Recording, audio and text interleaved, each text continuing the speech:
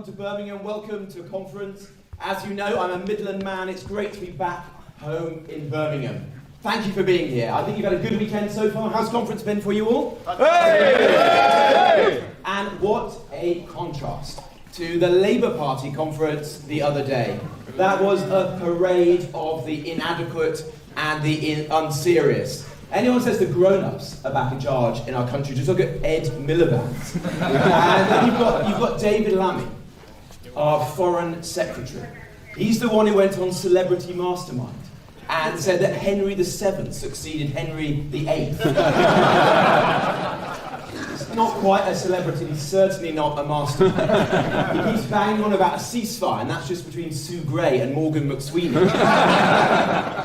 And then you've got Angela Rayner. Look, the first 3 months of this Labour government, it's so bad that she had to go on holiday to Ibiza. And it's so bad she actually had to pay for her own holiday this time.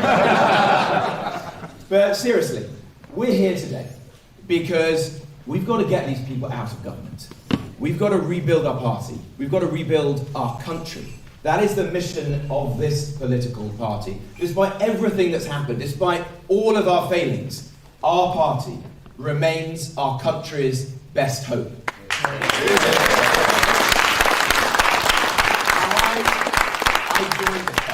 I joined this party aged 16 in 1997 in Wolverhampton.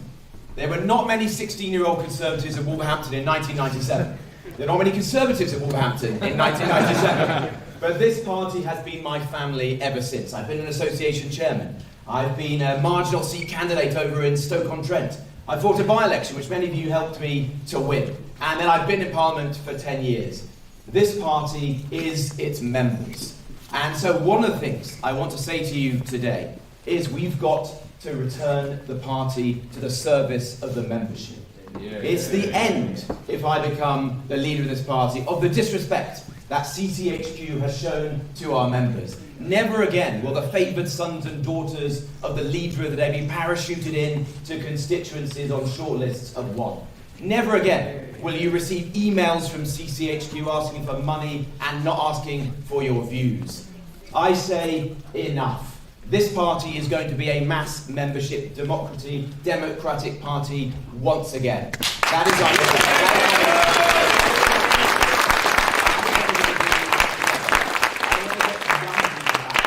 I want to get young people back into this party. I want to ensure that when we choose candidates, you, the members, are in the driving seat. I want to campaign properly, using the best techniques. Let's get back on social media. Let's reach over our left-leaning media and speak to the people of this country. Make them Conservatives. Teach them Conservative values. Persuade people to support our party once again. When the party said, at the beginning of this process, that you, the members, don't matter, that you should be cut out of choosing the next leader, I said no. When CCHQ said that this great task of choosing the next leader is so immaterial that the candidate should just do cursory 10-minute speeches, I said no. I want this to be a proper debate. Let's debate ideas. Let's make conference the crucible of conservatism. Make this a cauldron of ideas and energy and discussion. That is the Conservative Party that I joined at age 16 in 1997. It's the Conservative Party I believe in today. It's the Conservative Party I want to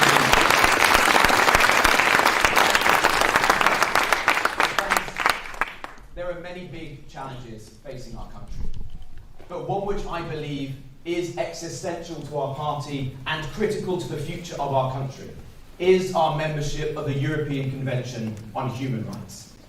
Look, I think that this issue is going to be one of the central concerns of our country and many others across Europe in the years ahead. Our continued membership of the European Convention on Human Rights is making it impossible for us to deport terrorists who are here walking our streets, to remove dangerous foreign criminals like rapists and murderers and paedophiles who we need to get out of our country to protect the public. It is making it impossible to secure our borders, which is the first duty of the British state. And it is making it impossible for us to finish the job we began with Brexit, which is to restore sovereignty to our people and our parliament.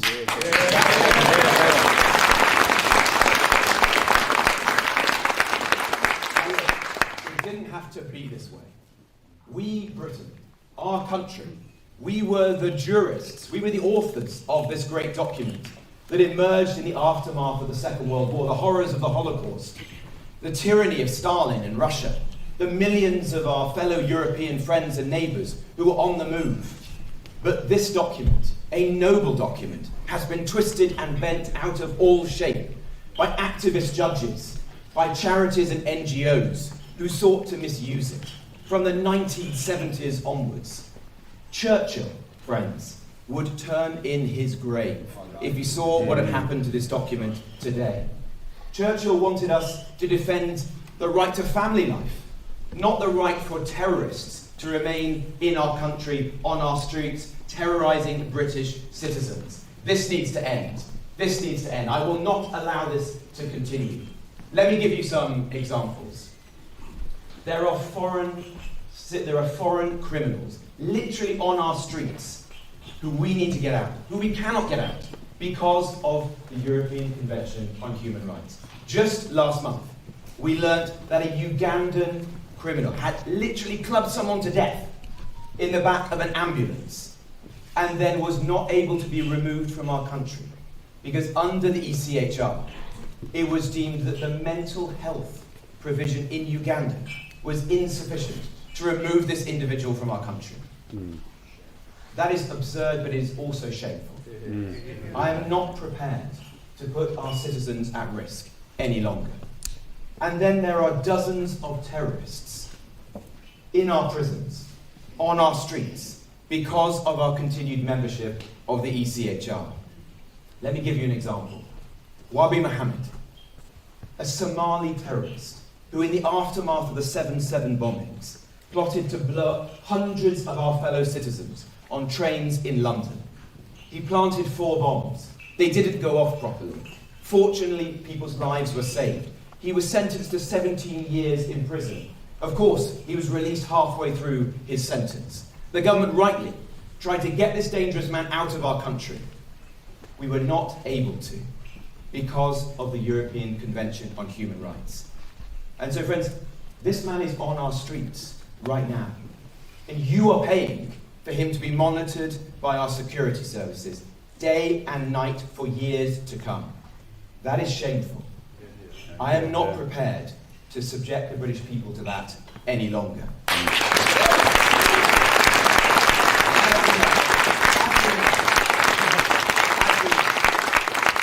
you know, it has proven to be impossible to secure our borders whilst we remain within the European Convention on Human Rights. It was one of the principal reasons that the Supreme Court gave for blocking our Rwanda policy. When I wanted to strengthen the policy, the court blocked it and Starmer has scrapped it. And it was because of the European Convention on Human Rights. We live in an age of mass migration. There are millions of people on the move looking to come to our great country. We have to tackle this issue. We will never tackle it whilst we remain within the European Convention on Human Rights. It creates an arsenal of laws by which illegal migrants can frustrate their removal, a merry-go-round of legal cases costing you millions, costing you billions in hotels, and preventing us from doing what the public want, which is to secure our borders. We've got to bring this farce to an end once and for all.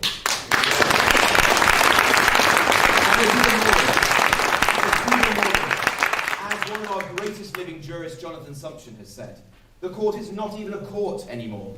It is making laws now. Laws that you and I never voted for, laws that you and I don't want. It is saying that our special forces, when they're risking their lives for our safety, in the budget and hikes up tax in a way that destroys growth. And I think one of the biggest lies we've had since Labour came to office is this nonsense about having the worst economic inheritance since the Second World War. I note that not a single independent economist has been prepared to come forward and back up Rachel Reeves in that claim. And the reason is very straightforward. I mean, inflation 2%, jobs, a succession of Conservative governments that created 800 jobs for every single day that they were in office. And on growth, it wasn't just the fastest growth in the G7 when Labour took over, but the International Monetary Fund said that over the next 6 years, we are projected to grow faster than France, Germany, Italy or Japan. So that is a legacy, frankly, that I would have died to have when I became Chancellor. I think the economy has got very solid foundations. My worry is that Labour believes its own propaganda and starts taking a whole series of decisions, particularly on things like capital gains tax, which have a massive impact in deterring the investment in the economy that we really need. What about, they've got a specific claim about the budget, as you're aware, and I know you've combated Rachel Reeves quite a bit about this, so explain why it's not the case, in your view, that we have a £22 billion black hole in the budget that Labour now has to fill at the budget. Well, you don't have to take my word for it. I mean, just read this week's Economist, where there's an article saying that she could actually have not a black hole of 22 billion, but a surplus of 39 billion to play with in the budget. The Financial Times did a Freedom of Information request to the Treasury to ask where this fictitious 22 billion number came back. And the reply they got back from the Treasury was, we can't give you the workings because we're not sure they're accurate. Even the Labour Party don't believe it, otherwise they wouldn't be having this massive row over the winter fuel allowance. But I mean, the real concern I have is that since July the 5th, when Labour came to office, they have talked about difficult decisions, but actually they have not taken those decisions. Instead, they've spent all their airtime attacking their predecessors. Now, we lost that election. We accept that. We have a lot of learning to do. We've got a long journey to go on. But governing is about doing difficult things, making the arguments for those things. And about that, we have had nothing. And when it comes to the big decisions we need to secure our economic growth for the future, I think people are beginning to wonder whether Labour actually has a plan at all, because we have had absolutely nothing in the 12 weeks that they've been in office. So I've been pretty dubious about the £22 billion claim, but what I've been more interested in and more impressed by is both the OBR and the Institute for Fiscal Studies talking about the medium-term position in tax and spending and saying, if we go on as a country as we are, we simply won't be able to fund our commitments in the medium term. So at some point, political parties are going to have to confront either that we're making too big state commitments or that we're not financing them enough. And that obviously causes a problem for a political party that wants both higher spending or at least that wants better public services and at the same time wants lower taxes. So first of all, is this, before sort of asking you how you might solve this, is this analysis something that you accept? I do, and I think everyone knows in their heart of hearts that if you're looking 10, 20, 30 years ahead with an ageing population and all the pressures on the NHS and the care system, and then you look at what Putin is doing in Ukraine and the desperate need to put more money into defence and get our European friends to put money into defence as well, then there's a lot of pressure, longer-term pressure on public finances. Now, what the OBR said in their analysis, which I thought was the crucial thing, everyone talked about this, 300 trillion gap that there was going to be, but what they also said was if we increase our productivity growth by just 1% a year ahead of current levels, then the entire gap disappears. And that was why in the budget I said, well, look, what's the obvious thing for the government to do? Start with the 20% of the economy that we directly control, the public sector. And that was why we announced our public sector productivity programme, starting with the NHS and that big investment of £3.4 billion that we gave to the NHS to improve its IT systems. Now, public sector productivity generally, that is a really good example of the kind of difficult decision that a good government is really going to have to get to grips with. But what do we get from this Labour government? £9.4 billion public sector pay rise, double inflation, triple inflation, in the case of the junior doctors, 9 times inflation, without asking for a single improvement in productivity in return. So if you do the maths, just pumping 9 billion more into public sector pay is going to reduce public sector productivity at a time when it is already 6% lower than it was pre-pandemic. So that is not taking a difficult decision, that is ducking a difficult decision on the issue productivity that most economists say is the most important one for the economy if we're going to raise living standards. But, you know, one would have to look back at the history of government attempts to increase the trend rate of growth and say it's not a very impressive record. And Conservatives are very sceptical about, you know, government's ability to simply magic that up. If you'd been re-elected as Chancellor of the Exchequer, do you have confidence that you would have been able to actually achieve that? And what would you have done? I do, actually, because, you know, if you look at the NHS, for example, if we just take the public sector for a moment, and then I'll look at the private sector and the overall growth. In the NHS, between 2010 and 2019, during which I was Health Secretary for 6 of the 9 years, we got productivity growth to 1.5% a year.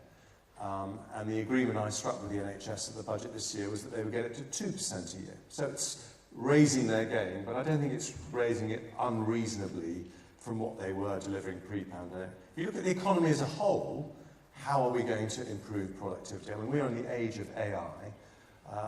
Thanks to the efforts of successive Conservative governments, the UK now has the 3rd largest tech sector in the world after the United States and China.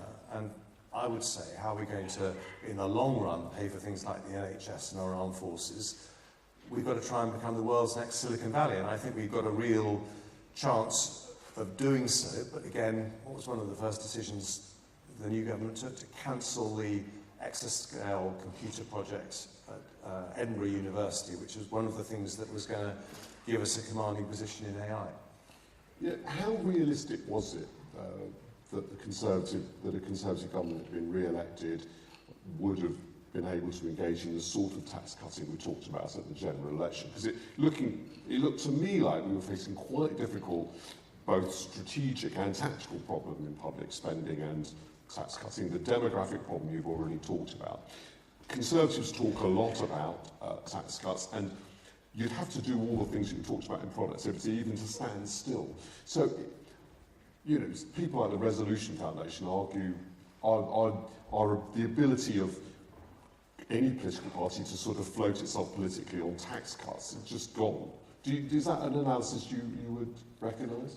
Look, I think it is going to be, of course, a challenge to bring down the tax burden. We'd started on that journey, and, you know, I don't pretend that it doesn't require difficult decisions, but it's a very important strategic decision. If we want to be a dynamic economy, and Conservatives look around the world, and we say that the countries that are growing the fastest in North America and Asia tend to be ones with lower tax burdens. In the case of the UK, the difficult thing that we need to reform, which would both fund that, is also very good for the economy and indeed for society, is to tackle the problems that we have in our welfare state. And in particular, the fact that every year since the pandemic, we've been signing off 80,000 people a year who we say are not just too ill to work, but they're too ill even to consider looking for work. So they are automatically signed off. And only 1% of that cohort get back into the world of work every month. So it comes down very, very slowly. So my worry about the last 12 weeks is that Labour have got themselves so badly burnt with the mess they've got into over winter fuel allowance that welfare reform will now become untouchable for them because they just won't want to have... I mean, you know, if they're worried about a battle with the Labour Party on, you know, benefits paid to pensioners, including wealthier pensioners, you can imagine how challenging it will be to tackle the bill for working age disabled people, which is due to increase by £25 billion a year, £25 billion a year over the next 5 years. It's a huge, huge increase. But, you know, the argument we Conservatives make is that if you do have mental health issues, one of the worst possible things is to be signed off having to look for work, because that means your isolation is likely to increase and your mental health problems are likely to get worse. So that is a very, very crucial area, both for public finances and also if we want to reduce the dependence on immigration in the economy, that really needs to be tackled. And I think as Conservatives in opposition, we've got to be making the case strongly that those are the kind of difficult decisions the government should be taking.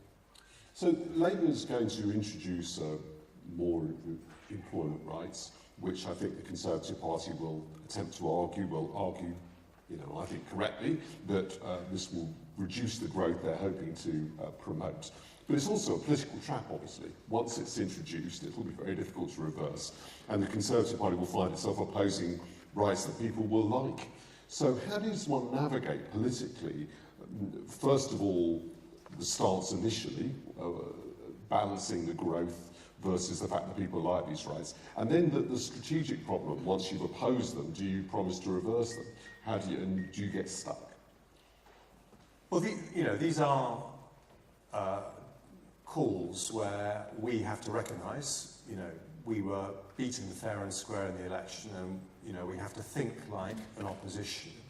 And all I would say is that, when you think like an opposition, the reason that the electorate change their mind about you and decide that having thrown you out, actually they want to trust you again, is if they can see that you are advocating proper solutions and not always the easy solutions. So I think it's very important as we embark on this new chapter that we don't always jump on the easiest bandwagons, because the electorate are watching carefully. So I think on all these issues, if there's a principal case to make that the changes Labour are making are going to damage employment, mean fewer jobs, mean unemployment goes up, then of course we should make that case.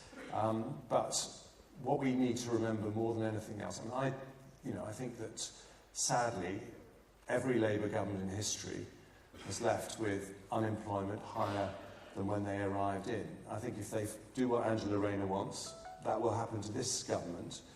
We need to be a party that has a solution to these problems and does so in a credible way. Let me ask you a couple of questions that relate to your, to your success as a candidate at the election, but also to the party's broader lack of success in the general election. First of all, your own. You held off the Liberal Democrats, and now there's this debate in the party.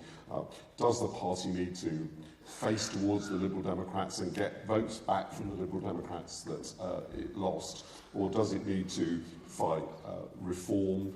Some people say, obviously, we need to do both. Mathematically, you can see that that's the case, but it's very difficult to do that. So what does it do in this dilemma? Well, I think first thing to say is that a number of the people who were part of my campaign in Godalming and Ash are in the audience. And can I just take the liberty of asking everyone to give them a big round of applause, because they did an amazing job.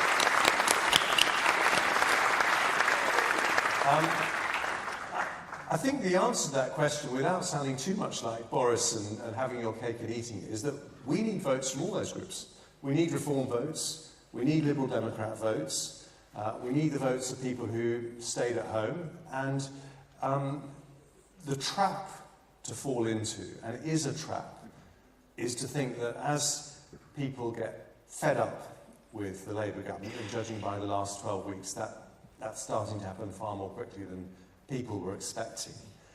But as they get fed up, to assume that they will automatically come back to us. I mean, we were trounced at the election. We got ourselves into a position where, and this is a very uncomfortable thing for Conservatives, but we got ourselves into a position where people looked at the problems the country faced and the problems in the NHS and the cost of living crisis and all these things, challenges with immigration, and they began to think that we were part of the problem, not part of the solution. That is very uncomfortable. Now, I know, and you know, everyone in this hall knows, that we've faced the most enormous global challenges over the last 14 years. We took the tough and difficult decisions to get the country back on track, but It doesn't work just to tell that to the electorate. We tried that at the election. We now have to earn their trust and show that we have listened. And if we win that big argument, the argument that we are actually prepared to take the difficult decisions that will secure the extraordinary future of this country, that it's our potential to do so, then we will start to get voters back from left, right and centre.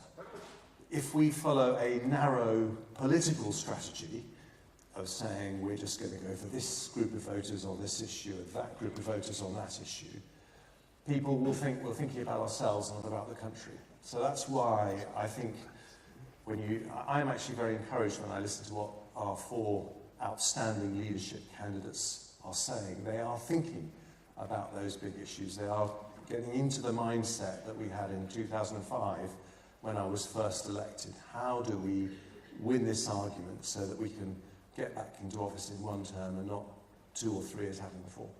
And just last thing, Theresa May argued this week in my paper in the Times that elections are won in the centre. There are some people who say, look, that is an old analysis. We're in a different world now after Brexit. Do you still think she's right? She is absolutely right that we will not win the next election if we say all we want is this group of voters on this part of the spectrum, and that will get us, over 40% in the polls. You need to win a broad argument with the country. This is what I would say, and maybe it's a slightly different way to the way that Theresa put it, but I think it's probably arguing the same thing. What is the biggest challenge we face as a party? Our biggest strategic challenge is the fact that the average age above which you are more likely to vote Conservative than Labour is now over 60. If we are the party of aspiration, we have to have a message for 30-somethings, 40-somethings starting out on their life who are prepared to work hard, who are Conservatives to their fingertips in their values, in the way they lead their lives, in their belief in all the things that all of us believe in. We have to have a message that appeals to them. So I would say, as we rebuild our trust with the British people, a litmus test of whether we are on track is whether we are starting to do things that rebuild confidence, trust and excitement amongst those generations, because they're not just the future of the country, they're the future of our party as well. Jeremy Hunt, thank you very much indeed.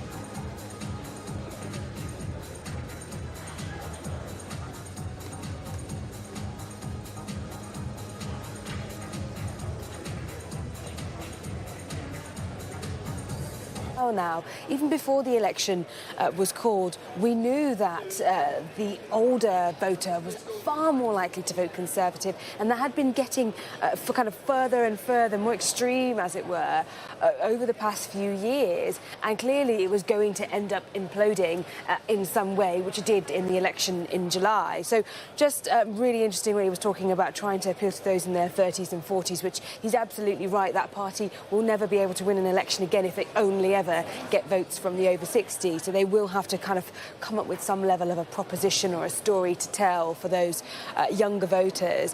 But some key points from that Q&A. I mean, first of all, just to talk about the fact that it was a Q&A rather than a speech. We normally get a speech from the Shadow Chancellor, don't we? It's the kind of... And it gives me great pleasure to welcome you to the first of our member debates. And as has been widely trailed, this is the first time this has been brought back for many years. And I'd like to particularly pay tribute to our party chairman, Richard Fuller, for pursuing this. I remember when I first joined my first party conference in Bournemouth in 2000 as a fresh-faced 21-year-old. And I took part in a member debate on local government, queued up by the side of the stage, filled in the slip of paper, and came up on stage to say my piece. So I'm thrilled to be chairing this first of four this morning. With me, I have Paul Holmes MP, who is our Shadow Immigration Minister, and as you've heard, our topic this morning is on immigration and border security. So really, without further ado, we will go straight into introducing our speakers and asking them to come up and get ready to speak. So, we have four scheduled speakers, and I'd like to ask the first one of these to come up and be ready to speak at the lectern, and the other three just to queue up at the front of the stage. So we have Brandon Thorne from Wales, we have Danny Shaw from Stourbridge, we have Tony Smith from Croydon, and Dan Sillett from Bury St Edmunds. And I'd like to welcome Brandon to say his piece. Brandon, welcome. Thank you, thank you. Well, I've got a question at the end, but I just want to say my piece and then ask you. That's it. Thank you. Thank you. Today, the UK faces an immigration crisis like we've never seen before. In 2023, net migration skyrocketed to nearly 700,000, up from 180,000 in 2019. The strain on the public services, the housing and communities is unstable, and the British people are feeling the effects of this surge. Let's be clear, this crisis was not just created overnight, not solely the fault of the Conservative Party. The roots of the crisis go back to Labour's decision under Tony Blair to open our borders. This led a sharp rise in immigration without necessary infrastructure and planning. Blair's open-door policy laid the foundation for this chaotic immigration system we see today. Since Labour has done nothing to fix this issue, and they just continue to oppose practical measures to bring immigration under control. Let me stress, this is not about politics. It's certainly not just about hating immigration and immigrants. I believe the Conservative Party believes in fair and managed immigration, and we welcome those who come to the UK legally, respect our laws, and want to contribute to the success of this great nation. Immigration, when done right, enriches our society and strengthens our economy. The Office of Budget Responsibility calculates that they pay in the average learning immigrant who comes into Britain aged 25 costs the country more than £151,000 by the time they could claim a state pension at 66. The OBR estimates that this country's cost rises by almost £500,000 if they live to 80, and more than £1 million if they live to 100. What we oppose is the chaos created by Labour's approach, which encourages uncontrolled immigration and strains on public services we see today, leaving taxpayers to cover the cost. Currently, thousands of asylum seekers are being housed in hotels at our great expense. Possible solutions is obviously stronger borders. We will crack down on illegal crossings, especially small boat arrivals in the English Channel, through tougher enforcement, tightening work and study visas. By reducing the number of low-skilled workers and tightening student visa rules, we can cut net migration. Our economy cannot afford to absorb such large numbers with such consequence. Faster deportations. One of the biggest problems is it's not been sped up enough. By speeding up the deportation of failed asylum seekers, we will clear the backlog and free up resources for those who truly need our help. This will save millions of pounds annually and reduce the burden on our local services. Economic stability. With the UK facing the cost of living crisis, it's vital that we prioritise British citizens. If you could wrap up, Brandon. Reducing uncontrolled immigration. By doing this, we can really put the great back into Britain. My question is, how are we going to... We've got 5 years to review. How are you going to help rebuild and make this country a great nation once again? Brandon, thank you very much.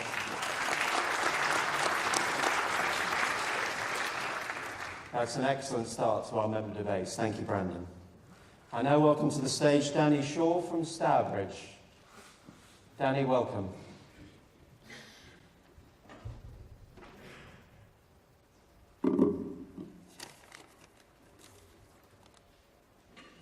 Good morning, conference. Public sector productivity has been a hot topic for politicians of all stripes recently, and it may seem like an unusual place to start in a debate about immigration.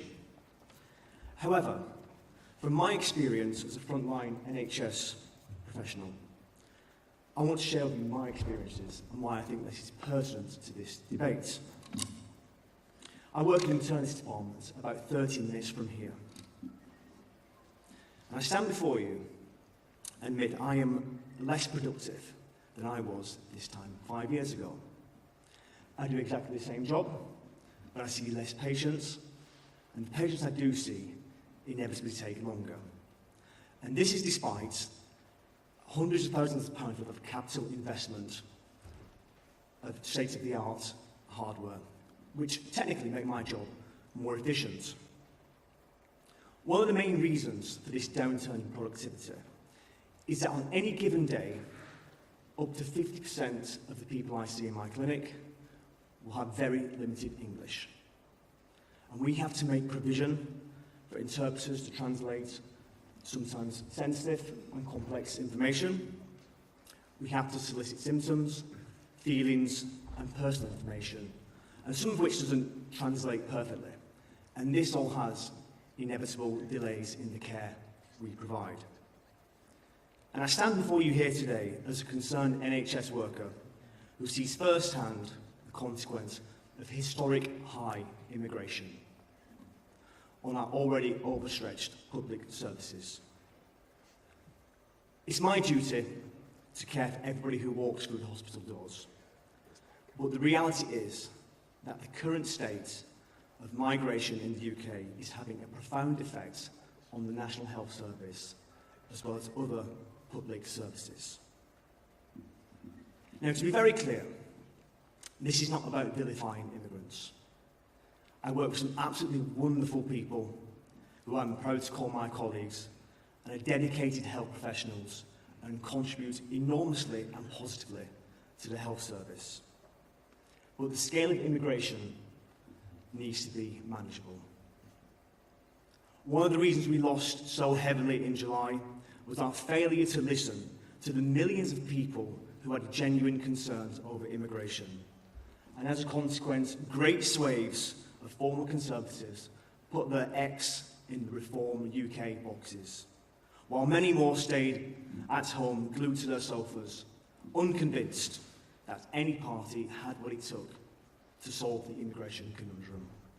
And it is only by convincing these people that we have any chance of returning to government at the next election. Thank you.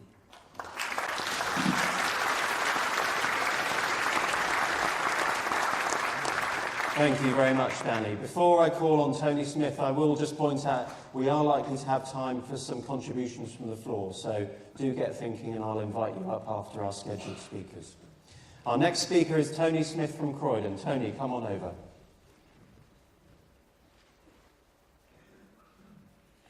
Yeah, good morning, conference. It's not only my first address to a political party conference, it's my first attendance as one.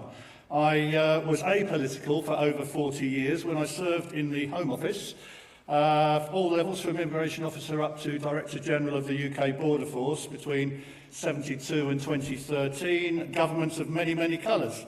I was Director of Ports of Entry in Canada when 9/11 happened. I was Director of Ports of Entry here in the UK when 7/7 happened. And I was Gold Commander for the UKBA London 2012 Olympic Security Programme. And since then, for the past decade, I've been an international border security consultant. So when I saw this opportunity crop up, I thought it's probably too good for me to miss my 2 minutes or 3 minutes and get on the stage and say a couple of things. So when I was an immigration officer back in the day, and I'm talking about the 70s and the 80s, if anybody came up to my desk without a passport, I refused them entry, sent them straight back on the first plane. Without a passport, letter to the airline, straight back first plane. I moved into immigration enforcement in London. We found a lot of illegal immigrants. Same thing, if they had no passport, couldn't verify their status here, I would arrest them, detain them, remove them. A letter to the captain of the aircraft, a letter to the country they were going back to would suffice, and off they went. Remember, this was all in the 70s, 20 years after the 1951 Conventions on Refugees and Human Rights were signed under the Immigration Act of 1970. So nowadays, ladies and gentlemen, what happens? What happens if someone turns up without a passport, or a dodgy one, at our borders, or they claim asylum, or they claim human rights, or they claim to be victims of human slavery? Don't blame the border force. We can't send them back. It's illegal. We have to let them into the country while due process takes place. That can take months and years for applications to be considered. And even at the end of all that, they may well have disappeared into the community, or their countries will refuse to take them back. The worst thing of all is we don't know who they are, ladies and gentlemen. It's a myth that these passports have been lost in some conflict somewhere or seized by a government that they come from. They've either been handed over to a human smuggler as collateral, or they've been deliberately destroyed so that we can't remove them. Because you don't know who someone is, you know where they're from, you can't remove them, right? Because nowadays we have to get passports and many countries won't. Worse still, ladies and gentlemen, many of them go on to commit heinous acts after entry which could have been prevented if they were detained, stopped and removed at the border. So without a returns agreement with France, and I've said publicly the Rwanda plan, whilst it was imperfect, it was a bold attempt to break the smuggling business model, only ever achieved once before by Australia. Yet our ability to deliver Rwanda was thwarted by a barrage of judicial intervention supported by the UNHCR and many open borders groups until such time as an election could be called and the whole thing was called off by the incoming government. So my message here is let's be bold. I'm not a right-wing thug or a fascist. I love my country. I've served it well for many years. I'm proud to have been honoured for my services to this country for border security. But for our national security and the safety of our children and our grandchildren, we must get back to the future. Undocumented migrants must know that they will be caught, detained and removed swiftly from the territory, just as I did back in the day. Thank you.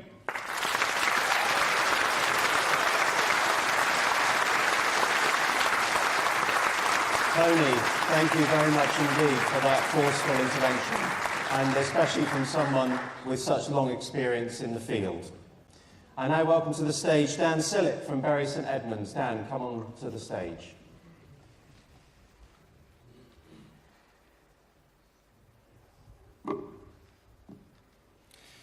Thank you very much, and good morning, conference. It's clear that I've got quite a strong act to follow, so I will do my best. But let's be clear from the very start. We are not opposed to immigration. There's a 1 in 5 chance that the doctor who treats you when you are sick is an immigrant. Again, there's a 1 in 5 chance that the carer who helps our vulnerable elderly relatives is an immigrant, including my own nan, who herself has recently gone into palliative care. So we are not opposed to immigration. It keeps our economy growing and our communities flourishing. But what we are opposed to is illegal immigration.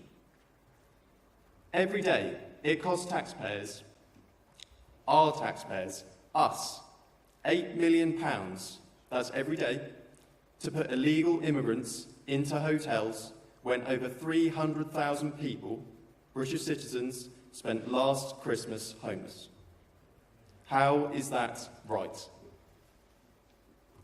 What's more, we know under Keir Starmer this problem will only get worse.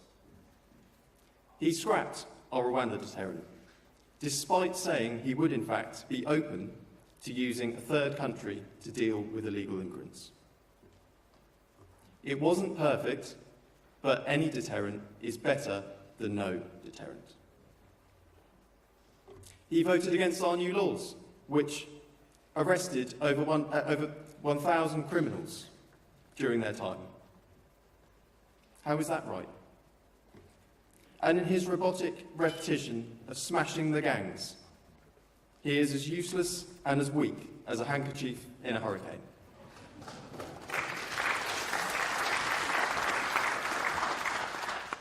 And we won't mention the return of the sausages or any of the other political gaffes which we have seen in just 12 weeks as Prime Minister. So my question is, what will our party do in opposition in this new era of reviewing and rebuilding to hold Keir Starmer's Labour government to account and secure our borders? Thank you.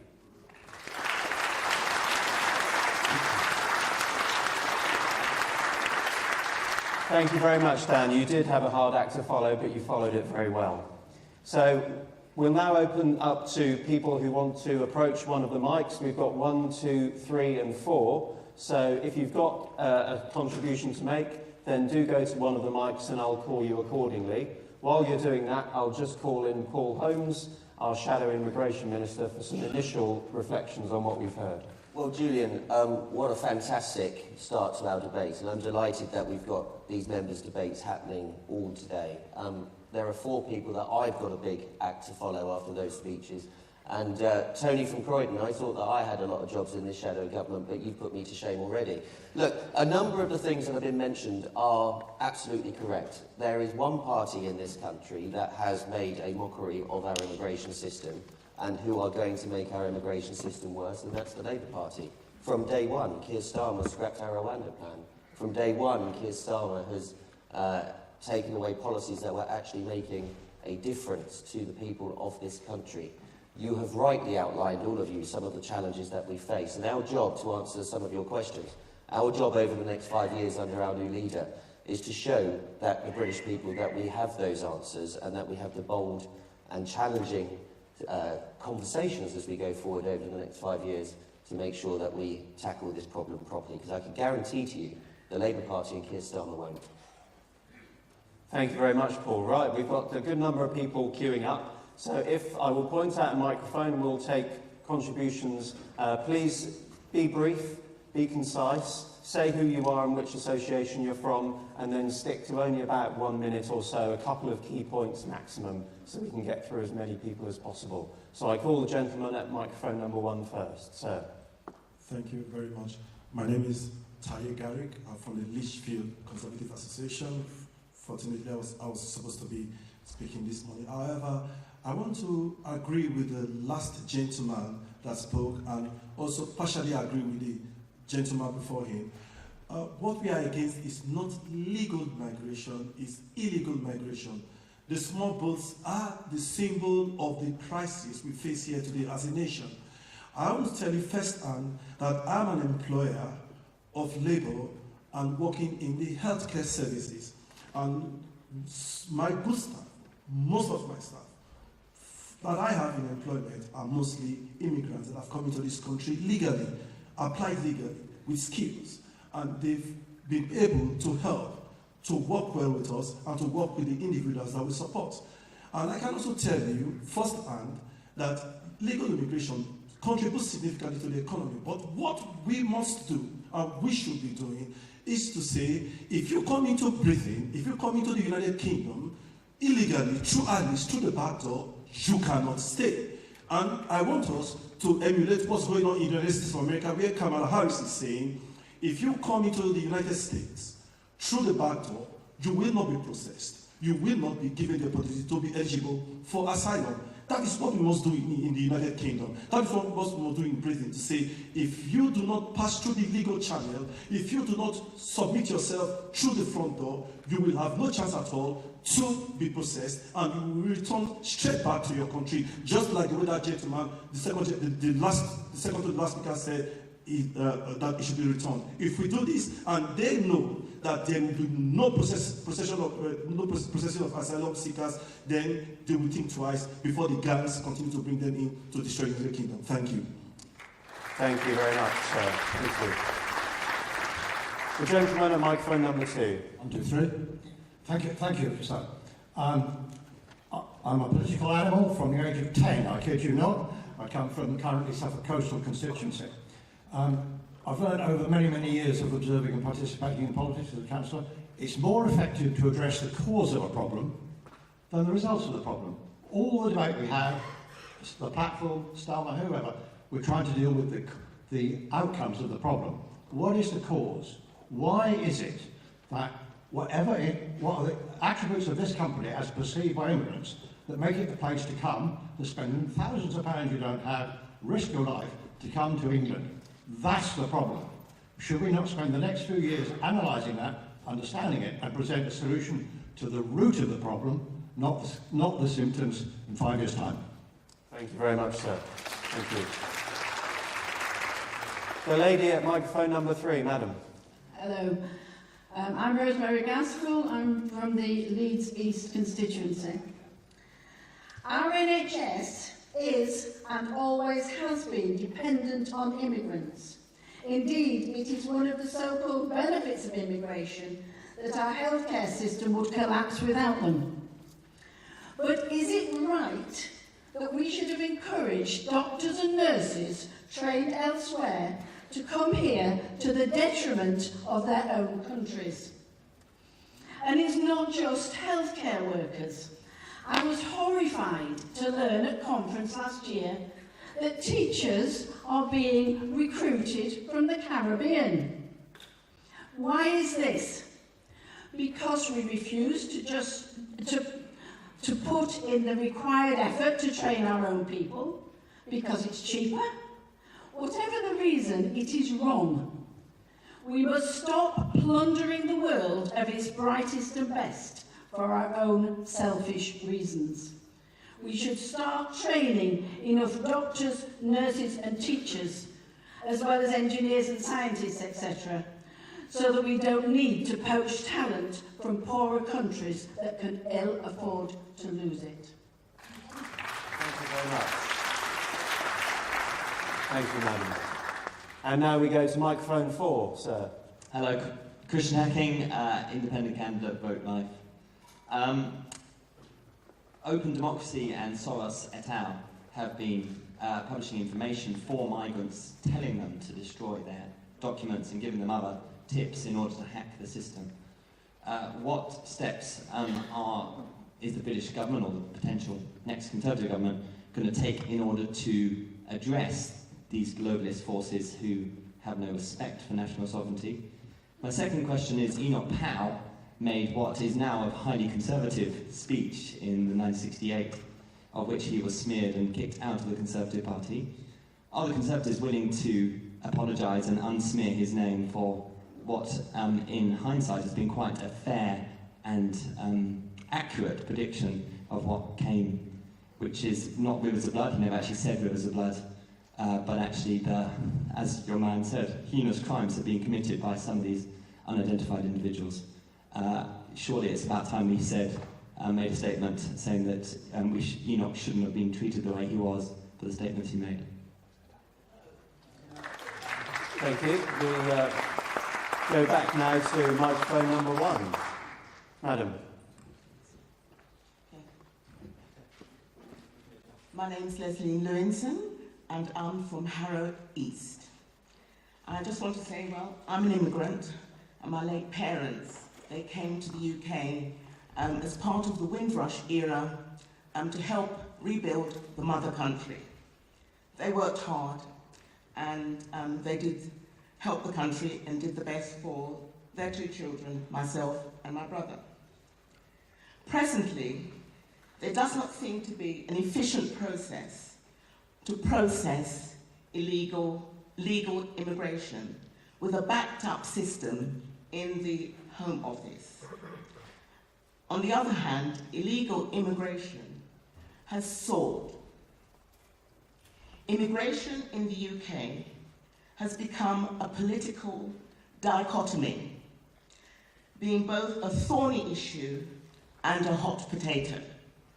Successive governments have not been able to handle this matter satisfactorily and responsibly, and it's just passed from one Home Secretary to the other. I just want to say that in Italy, the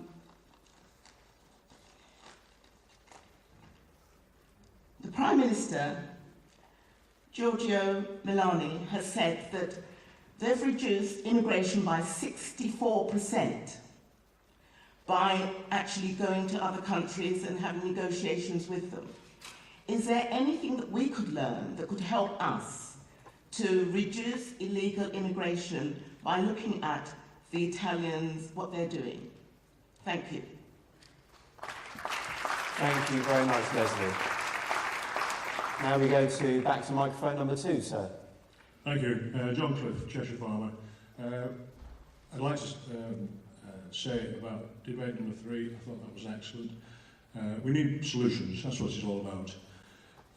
Why can't we process in the embassies abroad. We have embassies all over the world. We need offshore processing long before anyone gets here, and then adopt the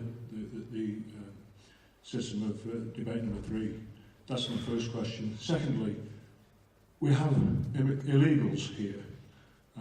Why can't they be tagged, kept track of while they're being processed, the short term, and put to work? I need some people picking potatoes this week. Please. Thank you.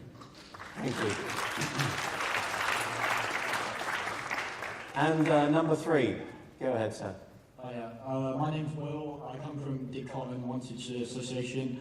I think it's important to remember how immigration, when done properly, enriches our society. We've had 2 speakers who both come from immigration families, and they show that they very much have value in our society and they bring so much. Which brings me to my point about how identity politics and sort of multiculturalism has built up barriers within our society where people don't speak to each other, they don't come together, they don't celebrate their cultures together, they kind of adopt a group mentality, and it's sort of fed by the socialist kind of project where your identity is everything. It's how you vote, it's who you are, it's how you move in life. And I think, is it time that the government took a new approach to multiculturalism to kind of come together and sort of try and break down these barriers and try and get people just speaking to each other about their differences in belief and culture, so we can kind of create a new society where we all kind of understand each other's needs and how we can kind of come together as friends and help each other out in life, whilst understanding that we're all different. And yeah, that's it. Thank you.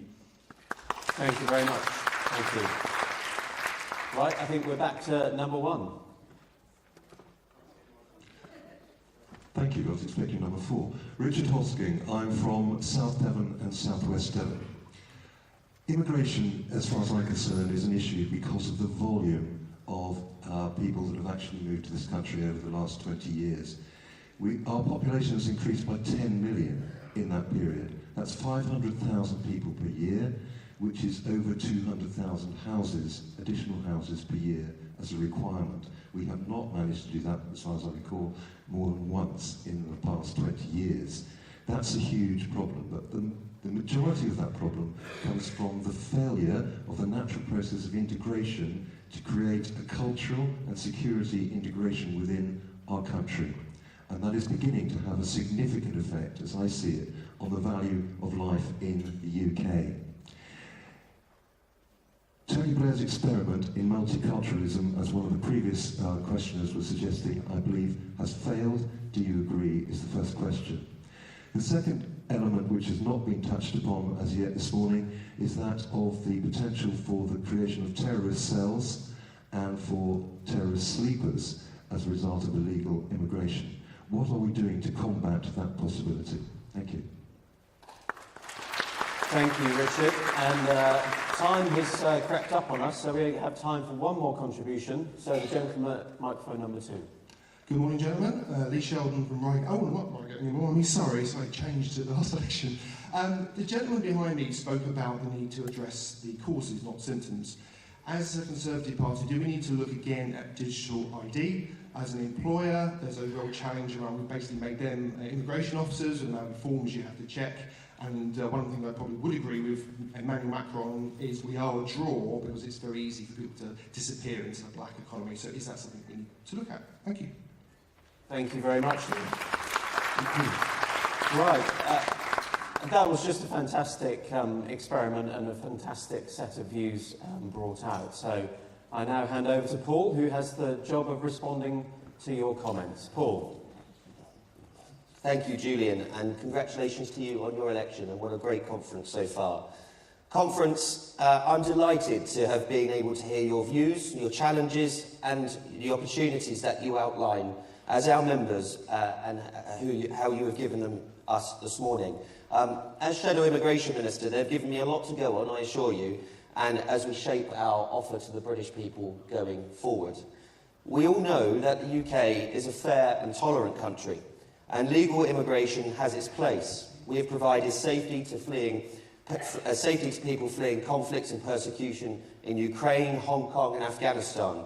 We have welcomed doctors and nurses from around the world into our NHS, and we gladly accepted those who offer their skills and experience to contribute to our economy and our communities.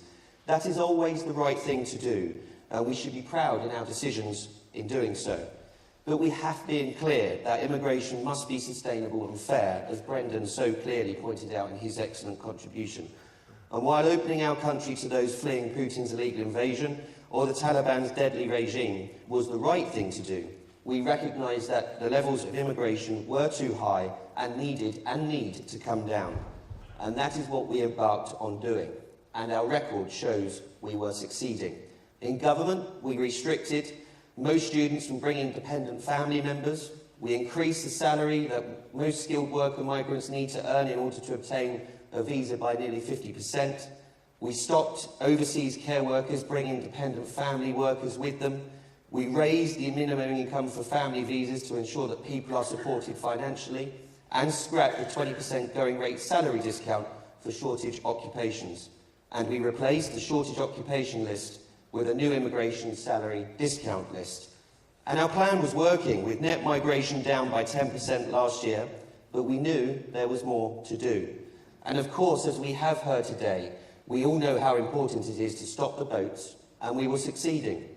That's why we changed the law, so that when people came here illegally, they were not able to claim asylum in the United Kingdom. We forged that treaty with Rwanda to enable us to relocate those who make the illegal journeys. And why we agreed the largest ever small boats deal with France, working internationally to stop the boats. And do you know what, conference? Our plan was working. Small boat crossings were down by over a third in 2023. Our agreement with Albania saw arrivals down by 94%, and flights were ready to take off. But as we all knew, and as we all warned, the election of Sir Keir Starmer and Labour has granted the wish of criminal gangs. And the steps they have taken since office show exactly why. Labour have never been the party of border security. They have no plan, and what's more, they don't even have, or haven't shown any interest in having a plan, hoping that the people who elected them will forget their willingness to abdicate their responsibilities on immigration. Remember, conference, on day one, Keir Starmer proudly scrapped our small boats deterrent, leaving us vulnerable to crossings throughout the summer. In just 12 weeks, Labour has welcomed 10,000 migrants across the Channel, and they've only just appointed the head of their Border Security Command after weeks of scrambling to find someone to do the job. Labour have shown they will make the UK a magnet for illegal migrants across Europe, making our country less safe and less secure. And let's not even go into the hundreds of thousands of extra migrants coming to Britain under Keir Starmer's EU-wide agreement plan. Conference, the UK, as we all know, is a tolerant and welcoming country. We must also be fair, however. We have heard many articulate and thoughtful speeches here today that recognise that principle, and I'm grateful for everybody who has shown their ideas with us all. As Conservatives, we will always stand up for strong borders and fair immigration systems. Delivering on that challenge has become harder in opposition, but even more important as we face a Prime Minister who has already shown himself unable to take the difficult decisions that will keep our country safe. Conference, I assure you, we will not stand by, we cannot stand by, and we will not balk at that challenge, and we will lead the way in showing how we can protect our borders, something that the British people want and deserve. In doing so, we will show the leadership, vision and responsibility that in less than 100 days, Labour has abandoned, that in just 100 days, Labour has torn up and forgotten that they work for the British people. We have a duty, conference, to stand up for what is right, and if we fulfil that duty, Britain will look at us again to deliver for them. Thank you very much.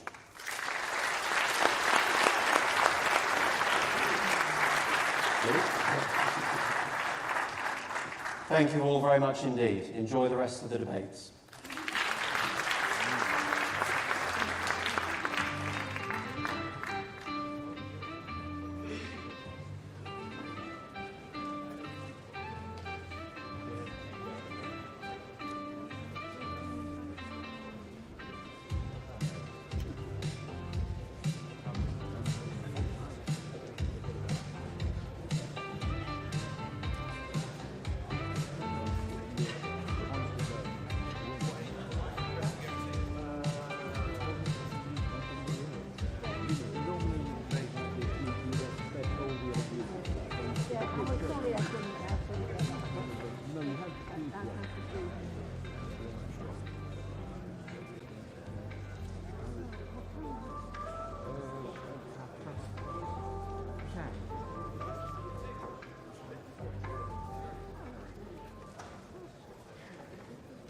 For our next member debate on protecting free speech, please welcome Fleur Butler and Jacob Rees-Mogg.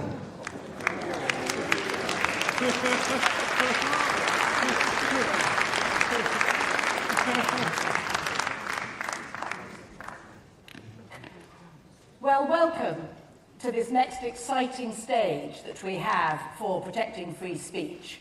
I will be asking the name people to come up first and then throwing it open, but I will request you all please keep it short so we can hear as many of you as possible to make it more valuable for all you members here in the room.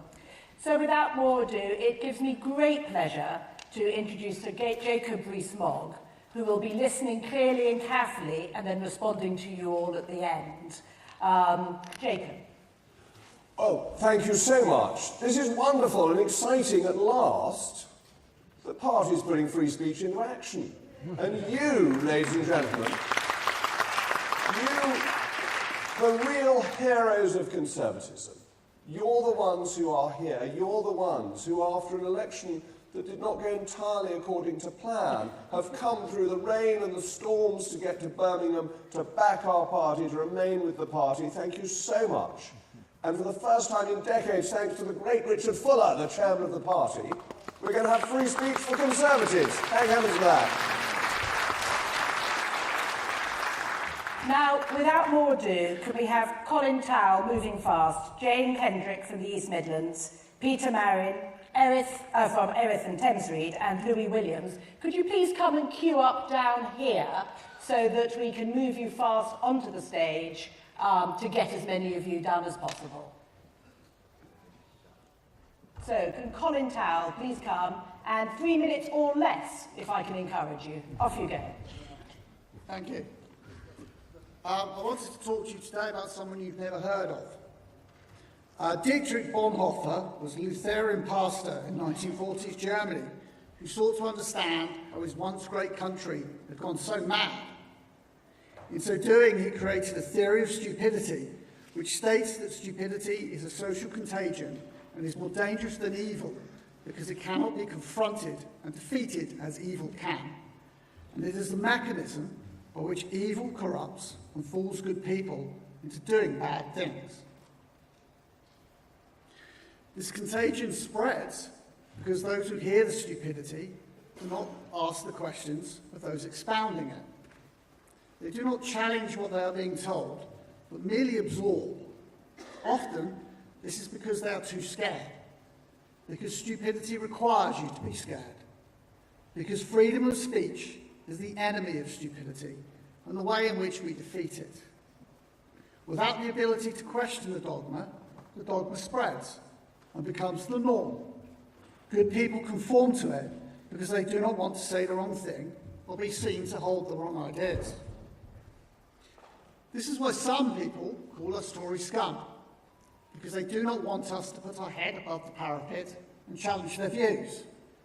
This is why you might be called far right or racist for voting for Brexit or expressing concern over immigration, or transphobic for believing physical sex is real and immutable. This is why terms such as Islamophobia were created.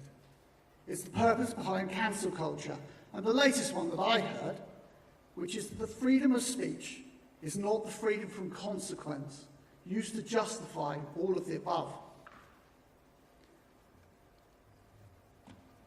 I find this one particularly insidious, not least because it is based in truth.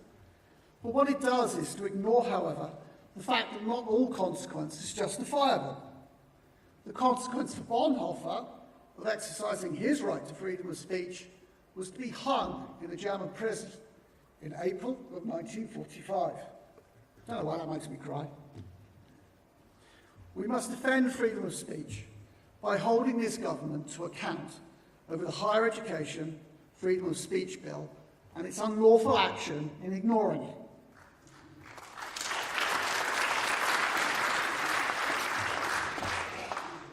We must defend it by having our national broadcaster justify labelling this group or that far right. I mean, what is far right about going to London to celebrate St. George's Day and wearing an England flag? If you'd like to wind up, please. You've got five seconds. 5 seconds, okay. We must defend, I have a whole list here, but I'll just crack on. We must defend freedom of speech to hold back the tide of stupidity, because Bonhoeffer witnessed, those who can make us believe a lie can make us commit atrocities.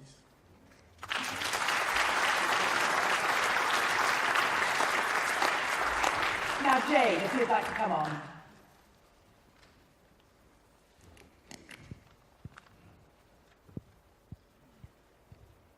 Thank you. I'm just going to start by giving you 3 random facts about myself. I used to be a biology teacher. I've been banned from the Facebook page of my former union. And I'm a big fan of the comedy show Father Ted. So what links these 3 things? Because I was a biology teacher, I know what a woman is. I know that women have 2 X chromosomes. In some quarters, it might be regarded as the wrong thing to say. On my union Facebook page, they advertised Drag Queen Bingo as a social event for newly qualified teachers. In the end, it was cancelled because not enough people were interested. That says a lot, doesn't it? But when it was cancelled, I wrote a comment, good, this is demeaning to women. For that comment, I was banned from that Facebook page for a month. Now, I'm a retired teacher, so it didn't make a lot of difference to me. Imagine if I'd still been working. Those people who banned me from that Facebook page could have gone to my employer and said all sorts of things about me. My career could have been over. And this has happened to many people. For making a legitimate statement about biology, about biological fact, their careers have been ruined.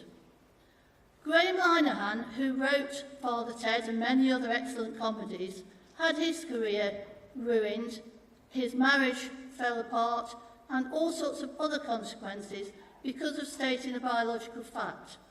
There are probably many people who love drag queens, think they're marvellous. They're entitled to that opinion. I don't mind if they have that opinion.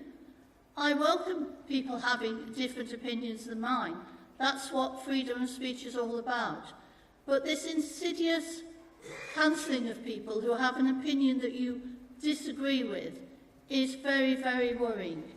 And although, I might have started in a little flippant way, talking about comedies and drag queen bingo and things like that, it goes to the very heart of having opinions and being able to express them. Thank you.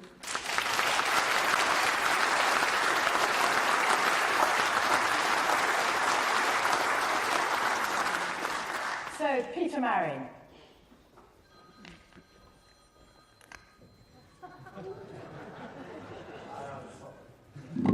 Shall I take that?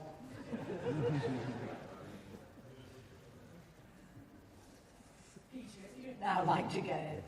Excellent. I'm going to keep it brief.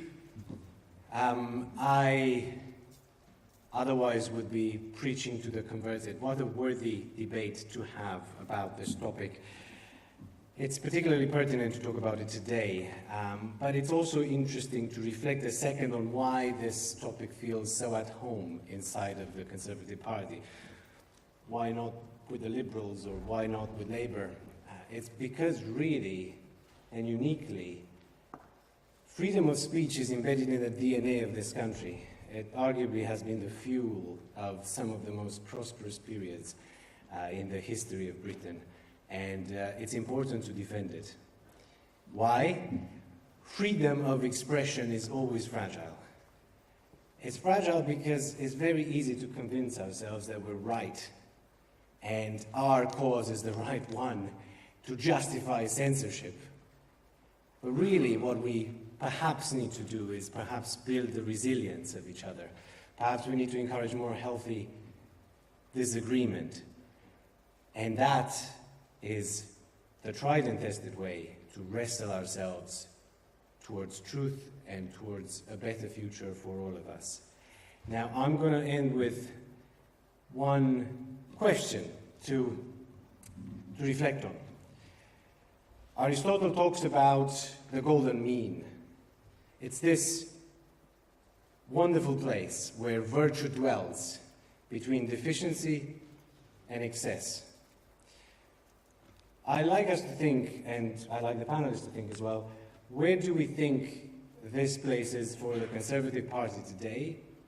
And also critically think, how does this differ from the other parties' ideal position?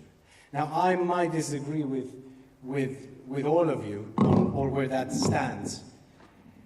I might disagree with you on where we position ourselves on the spectrum, but I think all of us agree that we're willing to do what it takes to defend our right to disagree.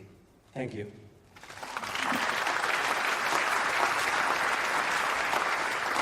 And now can we have Louis Williams? Thank you very much. And thank you, conference, for giving me these few minutes. Now, I'm going to take you away from the UK for a moment. I'm Louis. I have a company in Colombia and Spain, and I have a lot of Venezuelan staff. Free speech is not just some hypothetical. I was talking to one of my Venezuelan colleagues just the other day, and she talked her fear of sending a WhatsApp message to her friends. Why? Because Cuban, Nicaraguan, Russian, and Venezuelan Secret Service agents are entering into homes, inspecting people's phones on checkpoints to see what they have said, whether they disagree with the thought police of a government. Now, imagine that fear for one moment. Imagine the isolation. Now, you may think, look, it's a tin pot dictatorship in another country. It's away from home. But conference, the road to hell is paved with good intentions. In the online safety bill that we passed, we left a little crack, granting Ofcom the need for an accredited form of inspecting for child abuse, potential hateful and illegal material. What does this mean? We have given a potential weapon to break encryption. If this was to come to pass, and we were to see a development of governments that we do not like today, a government with not Starmer's chaotic leftism, not Liberal Democrat confusion, not even moments of Tory, we don't exactly know what we're doing at times. If we have the threat of a government who starts to push the regulation of what can be said, where can that potentially end? We heard from a colleague talking about a Facebook group where she left a comment, the fear of losing her job. I don't know if you know, but the UK government does not record or break down what part of public order offences and hate crime is hate speech. Over the last 10 years, the number of hate speech recorded offences has tripled. Have a moment to let that sink in. Half of those are for public order, 51% to be precise. Now, many of those may be incredibly indesirable. But should they be banned from being stated? Should we be banning basic speech? Free speech is not about what we all agree with in this house, what things we feel comfortable with. Free speech is about us defending the ability for people to do things we hate, say things we here hate. 2 minutes, I'm done. 5 seconds, I promise. Okay. Think when somebody insults the flag. Think when somebody shouts down an anthem. Think when somebody disparages the values you fundamentally hold. Defend their right to say it. Because once we let that canary die in the coal mine, our very freedoms are threatened. Free speech is absolute.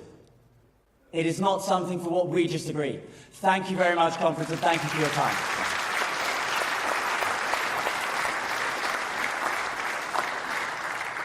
I'd now like to throw this open to the members to come forward. If you'd like to take your places at the blue tags where the microphones are, please, you will stand in a queue, and I will pick different members of you, so it's not necessarily first come, first serve. We have 1, 2, 3, 4. Jacob, while people are getting themselves organised, if you'd like to give us an idea of what your take so far is.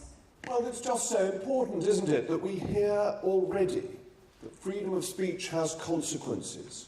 We hear what happens to biology teachers who tell the truth, that they get excluded not by the power of the state, but by a culture that doesn't like freedom of speech. We hear from Peter that freedom and prosperity go together and it's always fragile.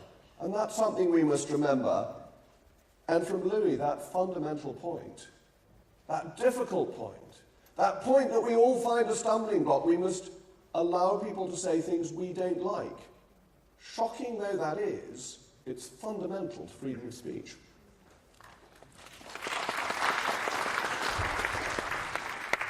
Now, I think we'll go to number 1. If you'd like to do your 3 minutes, I will ask you to be brief and I will stop you if you overrun. Thank you very much. My name is Howard Jenkins. I'm from Winchester. I'm a chartered surveyor. Voltaire said, I do not agree with a word that you say, but I'll fight to the death to defend your right to say it. I believe that's a world in which I wish to live. I'm very tired of people who are not allowed to say anything that they want to say. Clearly there is offence in a lot of what people say, and I think it's understood when people are being offensive and people should then be offended. But to have an opinion is our right, and I hope, conference, you agree with me. Thank you so much.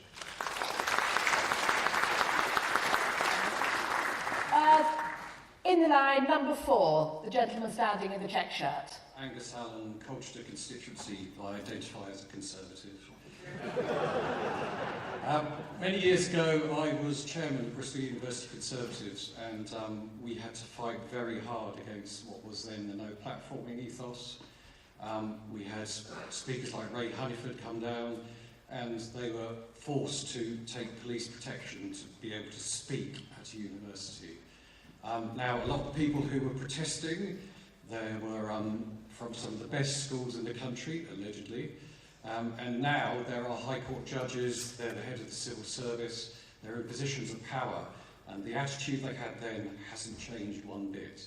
So it's very depressing that 35 years later, we're having to refight the same fight, that people, whatever their opinion is, should be allowed to say it without fear or favour. Thank you. We're now going to number 2, down here in the front. Okay, well, my name is David George Garavan. I'm from Milton Keynes Central, and when it's about freedom of speech, lots of people say, obviously, when it's about losing a job, but I think it's also beyond that. It's also like, who are you that you're saying this? Also depends sometimes even on your race, sometimes your gender, what you meant to say. Because if you're going to say something more sensitive and you're a certain race or gender, you're going to be much more penalized than someone which is the other way around. Let's say you're going to be a white person talking about race, and obviously, let's say we have some good points. Given you say some sensitive subject, you're much more likely to get cancelled than someone who, let's say, may be from a different race or color. And so applies to gender and so much more. And this is also something that is unacceptable and has to be changed. These double standards in freedom of speech. Thank you very much. And now number 3, who's been waiting in the corner. Say your name clearly. Thank you. Ray Burston from Hales Owen. A few miles from here, in the suburb of Birmingham, is an abortion clinic which gained a certain notoriety over the last few years because Birmingham City Council passed a public space protection order, or rather used a public space protection order, to outlaw, amongst other things, silent prayer. Now, whatever your opinions of the rights and wrongs of abortion, I'm sure all of us in this hall would agree that we've reached a pretty dangerous point when even what people are thinking or praying in their hearts is considered illegal. So my question to Jacob is, when Labour and Liberal Democrat councils were misusing this law to outlaw silent prayer or even silent protest, why did the government not say to them, no, you will not do this, this is not what public space protection orders are intended for? Thank you.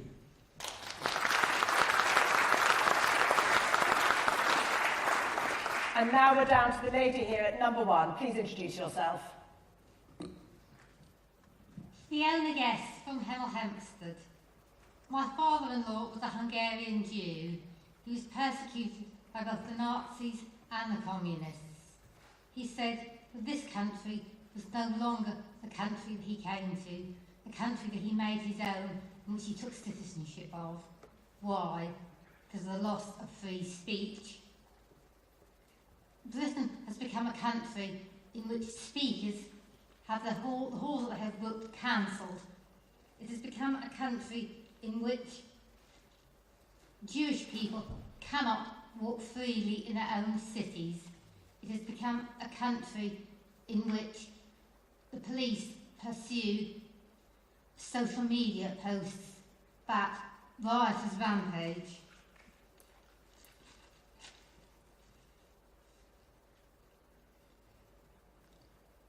All this is unnecessary as well as being wrong. Harassment was already illegal. So was inciting violence. So were threatening behaviour and behaviour likely to cause a breach of the peace. I urge the next Conservative government to ditch this concept of hate speech and enforce the existing laws.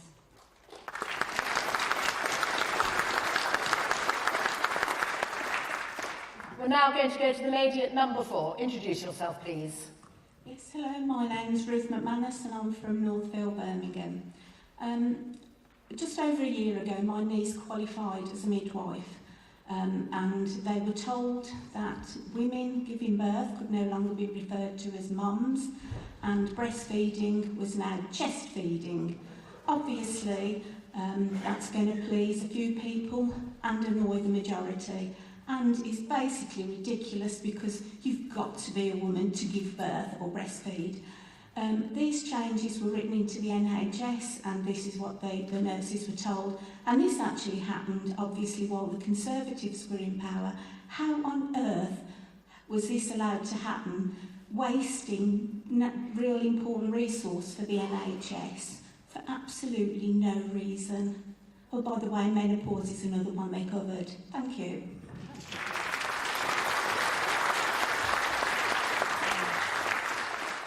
And now, down at the front, number 2, please. Thank you. Hello, I'm Zachary Gallagher from the Conservative Association of the City of Leicester.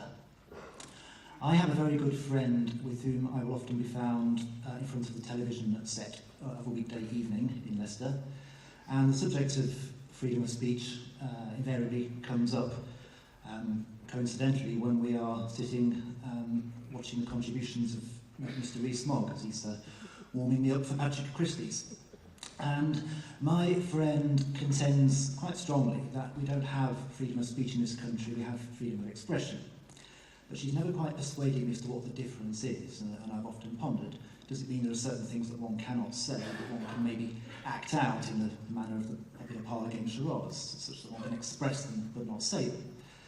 And often my imagination has wandered further. If we continue that debate up the M1 towards Scotland, and we cross the border into Scotland, are there certain things that we might say in that vehicle that become illegal in Scotland that would not have been illegal in England? Given the difference in law there. If I'd like to respectfully ask Mr. Rees-Mogg in his contribution to reflect and comment on the legal position as regards, do we have freedom of speech in the United Kingdom? Do we have freedom of expression? And are the two interpreted differently within different parts of the United Kingdom? Thank you.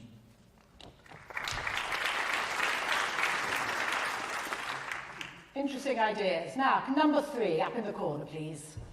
Hi, Skirn Harrow West. I want to raise the specific issue of religious freedom, something that's been the cornerstone of our democracy for certainly a good 200 years, something which has led to, or had led to, an incredibly tolerant country where people could hold a variety of different faiths with mutual respect and with very little difficulty. But now, that freedom to not only to believe, but to act on your beliefs, to, as one of the previous speakers said, even praying is now apparently illegal in certain places, but a freedom also to proclaim what you believe is now very much circumscribed. Time and again, Christian preachers are arrested for saying something unpopular. The same thing, I don't doubt, happens to preachers from other faiths as well. It is in the very nature of religious belief that not everybody's going to agree, and some people are going to be offended. But we must not concede the idea that there is a right not to be offended. There is a right to speak what one believes to be the truth, and others can accept it or not. But we seem to have sleepwalked, it seems to me, almost, into a position where it's really only the popular and the inoffensive which is allowed to be stated in public. Now, I don't know about you, but I would regard any religious faith which was utterly inoffensive as probably not worth very much. Faith, whether it's in Christ, whether it's faith in Islam or Hinduism, carries with it lots of ideas that others don't like. But we have to be free to express them if we are to remain, or to become again, a truly tolerant country where men and women of whatever belief, or indeed of no faith, and who want to proclaim atheism, are free to do so without fear, particularly without fear of being arrested. And I do ask that in the thinking about the programme for future Conservative government, which I trust will be sooner rather than later, that these matters are given full attention. And now can we have number one? Introduce yourself, please.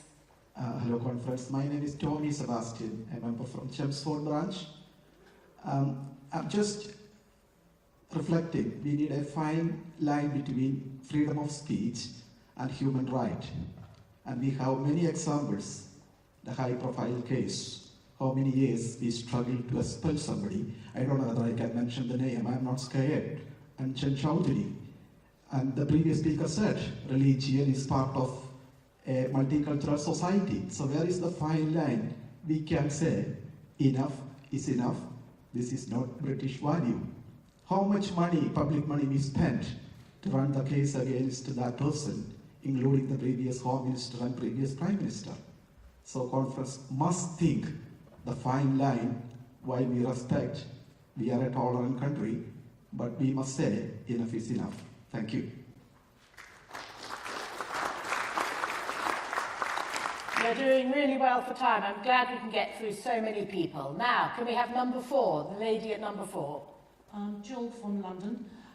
This is a question about the role of the police in allowing people to have free speech. I went to a political meeting, well, it was actually in a restaurant, and a very senior member of the Conservative Party was attempting to speak to people, 40, 50 people in a restaurant. However, we couldn't hear because the people outside, who were being presumably controlled by the police, were exercising their right to freedom of speech, and they wanted to let us know what their views were to freeing Palestine. Actually, the meeting was nothing to do with that whatsoever, but unfortunately, we couldn't hear the speaker. Thank you. Now, can we go down to number two here? Thank you. My name is Edward Howard. I'm from the Hartford and Stortford branch. The great American writer H.L. Mencken once said, "The trouble about fighting for human freedom is that you have to spend much of your life defending scoundrels." That's the more mild term, admittedly. For oppressive laws are always aimed at them originally, and oppression must be stopped in the beginning if it is to be stopped at all. And my attitude in regards to this with freedom of speech is that there have been several high-profile cases over the last year or so which show that protecting freedom of speech must start with even like very fringe actors we may not like, and I certainly don't. So when you have people, for instance, like say Sam Melia, for instance, who's currently in prison for sickering, admittedly not a very particularly good individual, it must be said, but at the same time, he should have his right to freedom of speech defended as well. Or someone like James Allchurch, a man currently in jail for 4 years as well for, admittedly, again, discussing things on the radio, but no, as far as I'm aware, something to violence which would warrant that sort of thing. And the final thing I wanted to bring up was, admittedly, an American case, but involves a Briton, the great Peter Brimelow and his wife Lydia, Vida being strangled by, his organisation rather, being strangled by American lawfare, which, if we're not careful about, could come over here at some point, especially under a Starmer government. That's why we wanted to say thank you very much. Now can we have number 3 in the top right-hand corner? Thank you. Jack Barr, I work in Honiton and Sidmouth. We lost that seat to the Lib Dems next time, but I know with the strong Conservative party platform in 5 years we can win it back, just like your own seat, I'm sure, Jacob. So, my family come from rural East Devon, and I know the importance of embedding yourself into the community. So when I came up to Birmingham for this conference, the first time I probably visited Birmingham, I said I needed to get into the community as well. So we went and watched the game with some friends at Birmingham City before the conference started. And on the bus journey over, I met a fascinating man. And he was talking to me about his life experience. He was asking me what I did, and I said I studied politics at uni and I wanted to go and change the country for the better. He said, fat chance of doing that. He said, all politicians are corrupt. Do you know, this is a prevailing view that so many people have in politics today. Because we have a political establishment that has controlled the media and changed the minds of people to believe that we're never going to tackle the issues that real people want. And that starts with free speech. Because not only can people not feel that the politicians listen to them anymore, they feel they can't even voice their discontent towards that. They feel that this consensus has broken out that tells you what to think, not how to think. And that is what we must stand for as Conservatives, and that is what we must change. That begins at university. I went to Exeter University. I set up my own free speech university debating society, and I know firsthand, because I was put through multiple investigations by the university, how difficult it is to stand for free speech.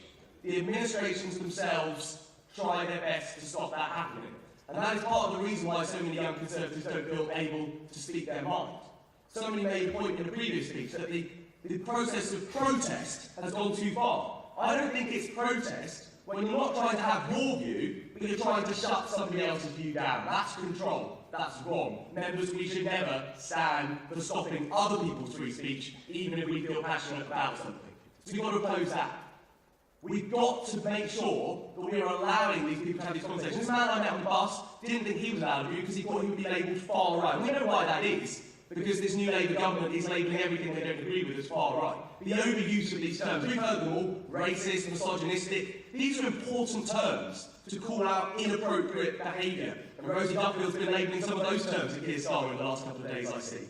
But we all know that when these terms are overused, they are just used by the political left to silence voices they don't agree. So I say to members, if you know you're right, if you know you're standing for something you believe in, don't feel ashamed if you get labelled with things. I've been labelled everything under the sun. Embrace the fact that you're challenging that consensus, you're taking the fight forward, and you can be part of a free speech Conservative vision to change the world for good. Thank you.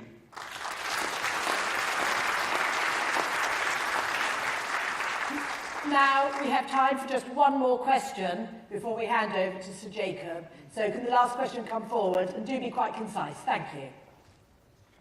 Hello, conference. My name is Leo, and I'm from North East Somerset, so that's Jacob's former constituency. Right.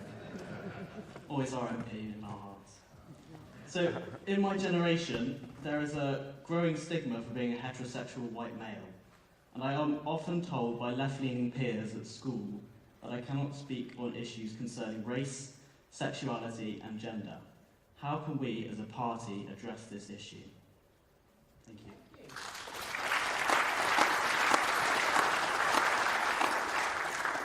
I'd like now to ask Jacob to have a roundup on all your ideas and to put some in himself. Please, Jacob.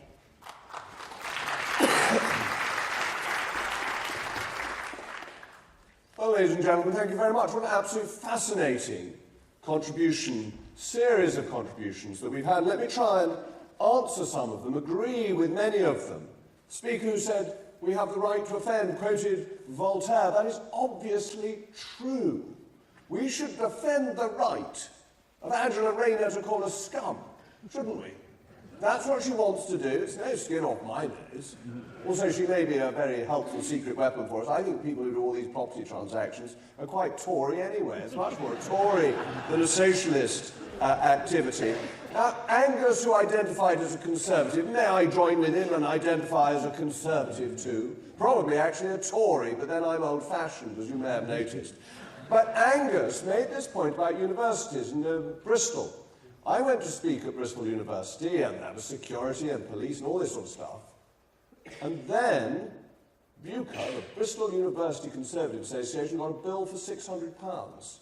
That is not freedom of speech. Freedom of speech has to be free of cost as well as being free in what you say. That the state must bear that cost, not poor, hard-done-by conservative students or lefty students. But I also spoke at Cardiff and had a huge array of Palestinian people protesting against me.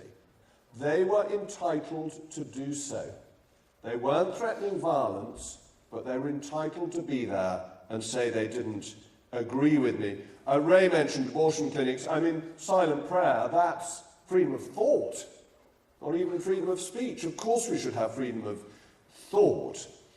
Fiona mentioned law and order, and we want the police to enforce things properly. Ruth made a fundamental point about language. We've bought in to the language of equality. Now, I hope our distinguished chairman is a chairman, not a chair. The chair was what I was sitting on. Do you want my very brief lecture? My very brief lecture on the word man. If you go back to the Anglo-Saxon, there were were-men and woe-men. The man bit means people. And where is the last remaining vestige of the word were? Werewolf.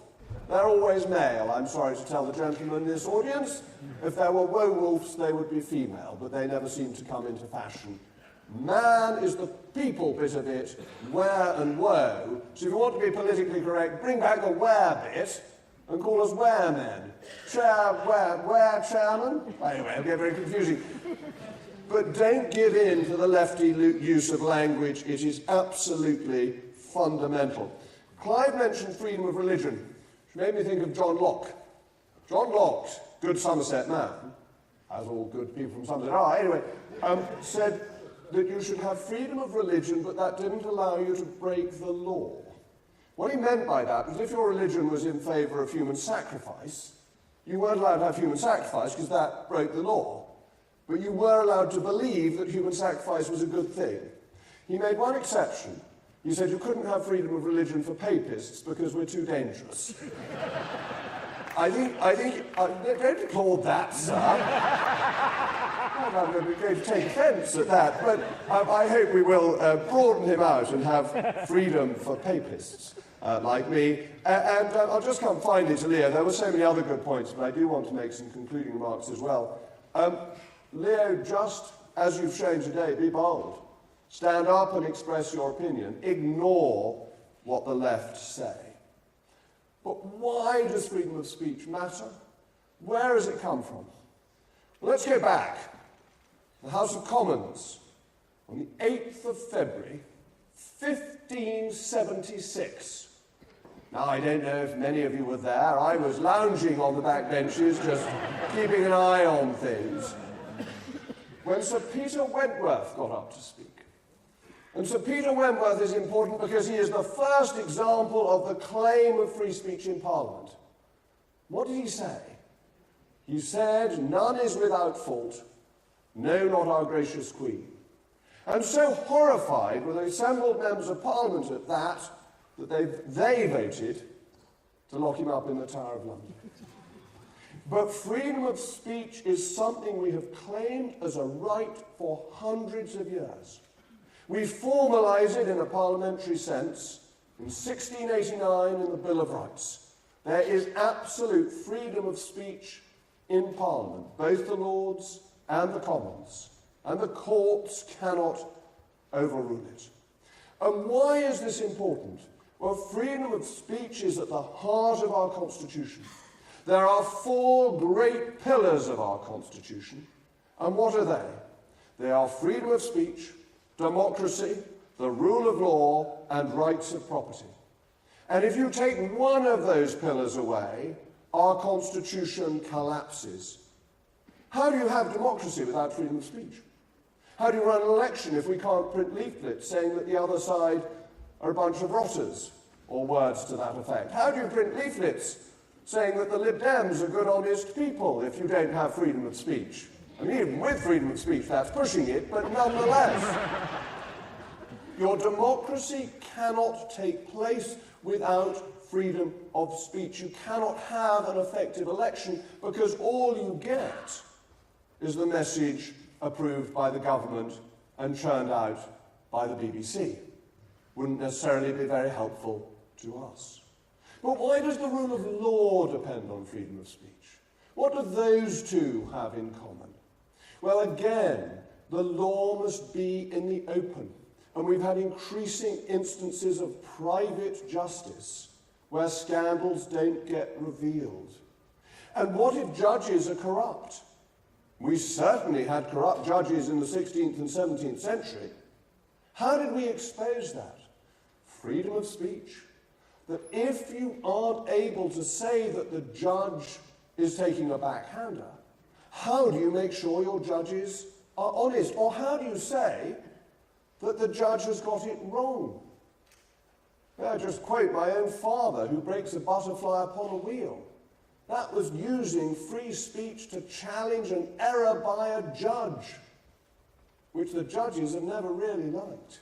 And indeed, historically, we had laws against it that made it very hard to criticize judges. So freedom of speech protects the rule of law. What about rights of property? Well, with rights of property, what happens when a socialist government comes along and decides to use a compulsory purchase order, or dare I say a Tory government, because we weren't much better, to take your freeholding, your little bit of land, the house you've lived in and that your family has lived in for generations? You need to be able to say this is being done because they've got some interest in it. Or this is being done and they haven't followed the law properly. Your rights of property depend upon your freedom of speech. And freedom of speech is under attack, to the peril of our Constitution. Who has read recently about Mr. Fayed, the former late owner of Harrods? Why did you not read a word about him whilst he was still alive in this context? Because we have libel laws and increasing privacy laws that make it harder to reveal things. And yes, the online safety bill has made it possible for Ofcom to have regulations that will curtail our freedom of speech. What happened when the Sun, that great newspaper that in the 80s and 90s exposed scandal after scandal, revealed the news about Hugh Edwards? The left came out and said it was shameful and he'd done nothing wrong, and they were ruining a good man. Freedom of speech is under attack. And what about that great spider at the centre of the funding of the Labour Party, my Lord Ali? What's the one thing he's spoken about in the House of Lords? Curtailing freedom of speech and controlling the press. What did that dreadful Leveson report try to do? I was one of 13 MPs who voted against it. 530 in favour. When the House of Commons is united, it is almost invariably wrong. Freedom of speech, oh, just look back over the history. Freedom of speech is under attack. You, ladies and gentlemen, you are the troops who are here to defend it. We are the Conservatives who will defend it. We will defend Angela calling us scum, but we will defend our Constitution. Because without freedom of speech, the other pillars collapse. There is no democracy, no rule of law, no rights of property. And the Labour Party hates freedom of speech because socialism is always exposed by truth. Fortunately, great is truth, and it will prevail.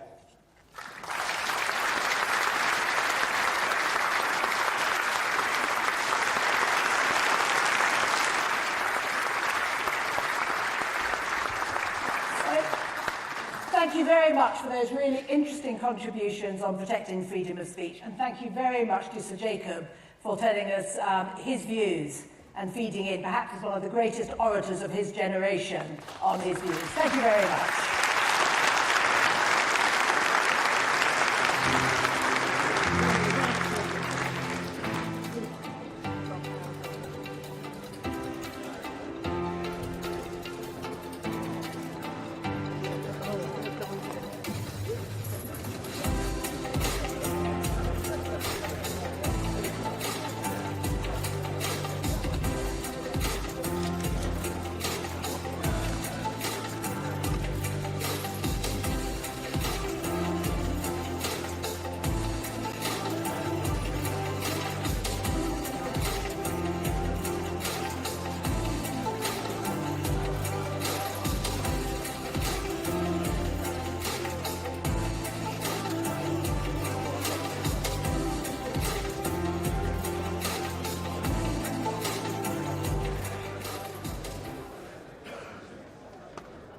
For our next member debate on building homes and protecting green spaces, please welcome John Belsey and David Siddons.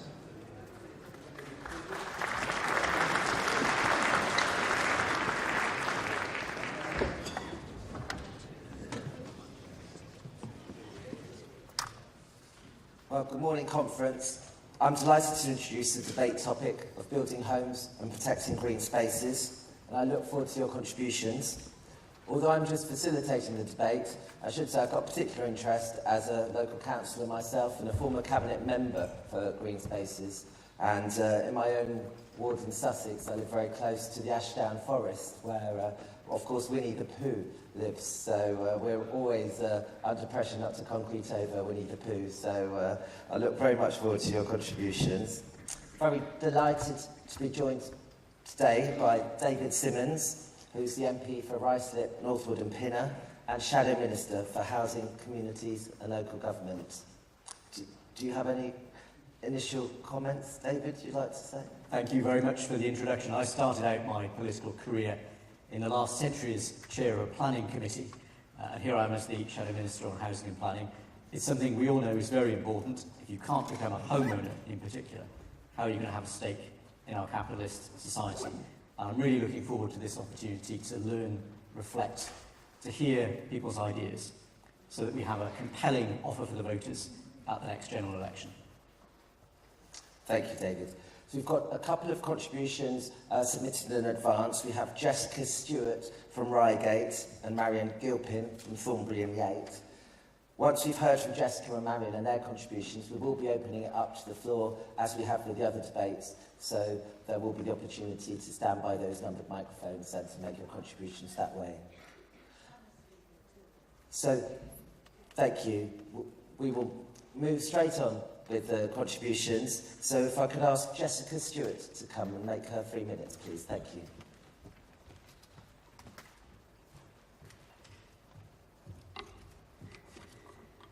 Good morning, Mr. Chairman, ladies and gentlemen.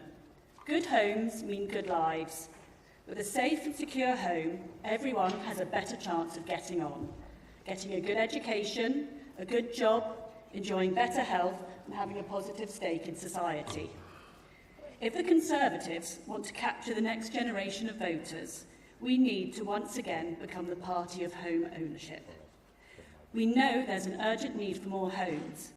So why does the house building industry have such a bad image problem? And why are developers always cast as villains within our society? My view, based on 26 years in the planning industry and 12 years of running my own company, is that people are fearful of change and a very complicated system. Property ownership is vital for our democracy and economy. We want to give young people hope that they will one day own their own home. It will be hard and they will have to strive every day, but it is an achievable goal. To do this, the Conservatives will need everyone at every level of the party to work together. Firstly, by consulting the people, through a countrywide consultation about development, and only then will we start to move the NIMBY dial.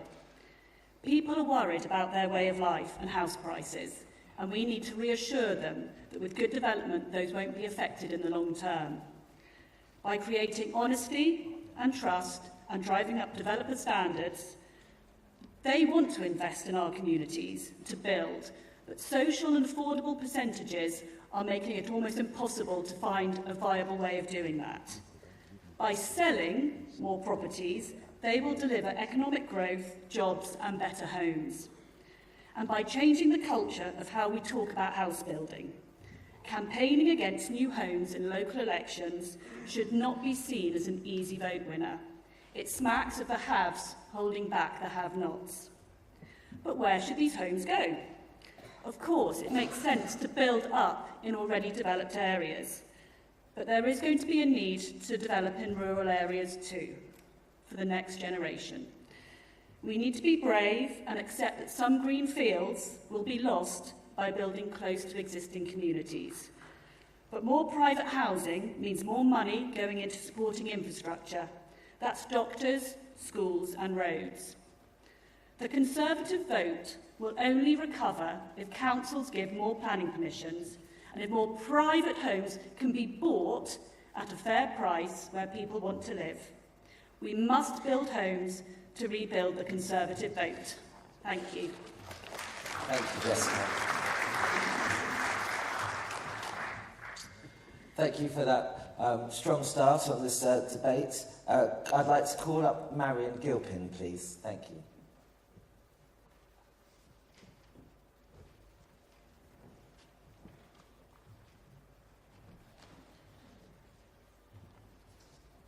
Good morning, conference. My name is Marion, and I am from Yate, which is in the west of England. It's just a little bit north of Bristol. I'd just like to share with you this morning a few thoughts on the preservation of the green belt.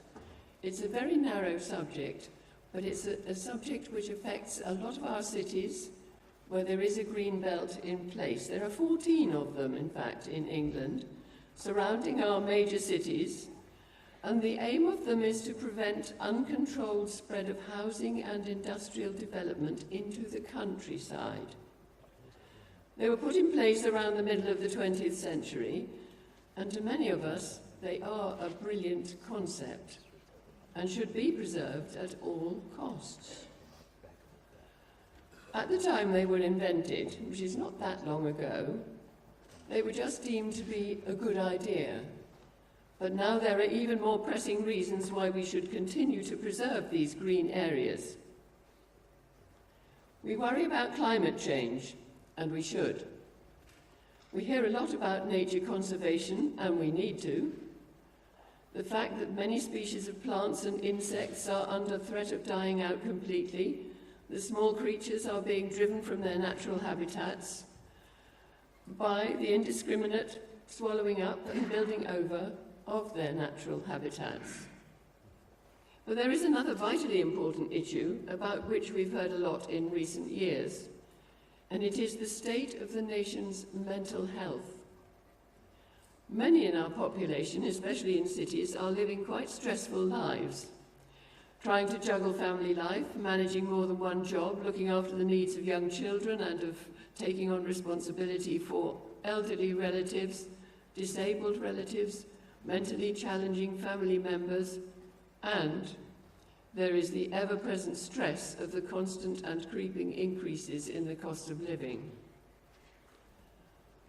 One of the greatest boosts to positive mental health is to get out and away from the city and the dirt and the dust and the traffic and the noise and take a walk in the countryside. The green belts around our cities provide an easily accessible area of countryside for just such recreation and are as vital as parks and public gardens inside our cities.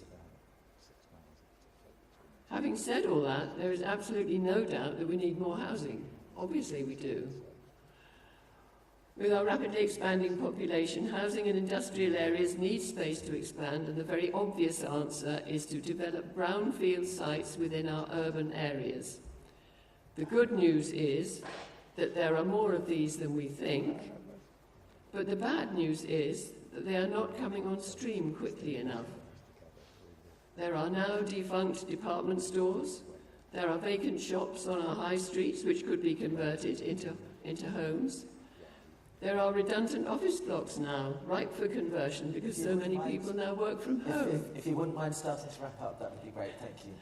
So my message to you, conference, today is that we should preserve the green belts at all costs and look to make housing more easily accessible within existing city boundaries, and after that, look outside the green belt and maybe build new towns and villages. Thank you.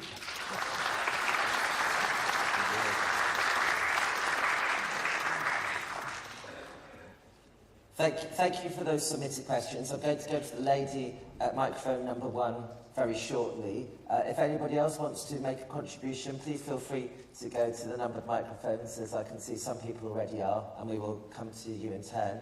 David, do you have any initial comments you wish to make before we go? Some really important areas of focus, but I really want to hear from those who have joined the conference today.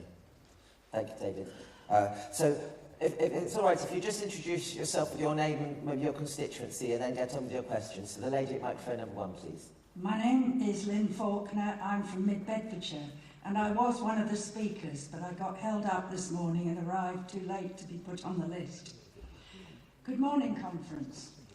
I am a lifelong Conservative and was a Bedfordshire and Hertfordshire councillor, but I did not attend conference for years as I was disillusioned with declining standards of conduct at Westminster. Many Conservative MPs did not observe the Nolan principles of public life. So we lost public trust and the July election. The UK has a growing population, rising to 78 million by 2050, when we will have Europe's largest population, as Germany's population is falling due to a low birth rate. Our government did not achieve its annual 300,000 house target due to outdated planning rules and NIMBYism. France and the UK both have a population of 67 million, but France now has 37 million homes, while the UK only has 30 million. People want to live in communities with schools, shops, buses.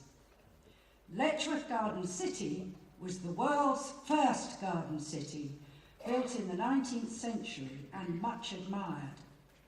Milton Keynes was carefully planned and developed over 20 years. Today, it is a thriving green city with 270,000 people. Bedfordshire is a rural county with thousands of new homes, mainly urban sprawl with no infrastructure. I live in Wixham's, a development of 10,000 houses started in 2000, which still lacks the GP surgery promised 22 years ago. The Luton NHS Commissioning Board has refused to finance our GP surgery, although, wait for it, it has an annual income of £1.3 billion. Labour plans to build 1.5 million houses and has told Bedfordshire to build thousands more houses on Green Belt. However, the government has set no housing target for London, where housing demand is huge. Houses must be built on brownfield sites in cities with community facilities. We need starter homes for young people and smaller homes for pensioners, not 5-bedroom luxury houses. Above all, we must preserve our green belt for future generations. Thank you. Thank you very much. Many of those points resonate with people in the room. Thank you for that contribution, Lynn. I'm very pleased to see a very familiar and very wise face at microphone number 2. So, Daphne, if you'd like to make your contribution, please. Yes, I am Daphne Bagshaw, and I am the chairman of Sussex Wheel, John's neck of the woods, so I've got to be careful. I do not believe this party should be looking to see which policies do we need to attract this group of people or that group of people. I think we should be pursuing the policies that we think are right and ethical, and we should put those policies before the public and hope they will vote for them. Now, in my part of the world, and I'm not just talking about Conservatives, the very beautiful place where I live, people are very good at saying one thing, and that one thing is no. They say no to more or less everything, to more or less any proposal that comes up for building. They make our councillors' life a misery. They've made our MPs' life very difficult. And yet, we do have to be prepared to share. And we have to be prepared to share not just the brown fields, but some of the beauty that people wish to experience for themselves. The beauty that, in fact, we have. And when we talk about protecting the green belt for future generations, we often mean for future generations of our own family. But we actually have to be prepared to see young people move into the areas where we live, enjoy that as we do, with small houses that they can afford. Our average supporter is now aged 64. Can you wonder at it? I'm still running a constituency and I'm 78, and you can wonder at that as well.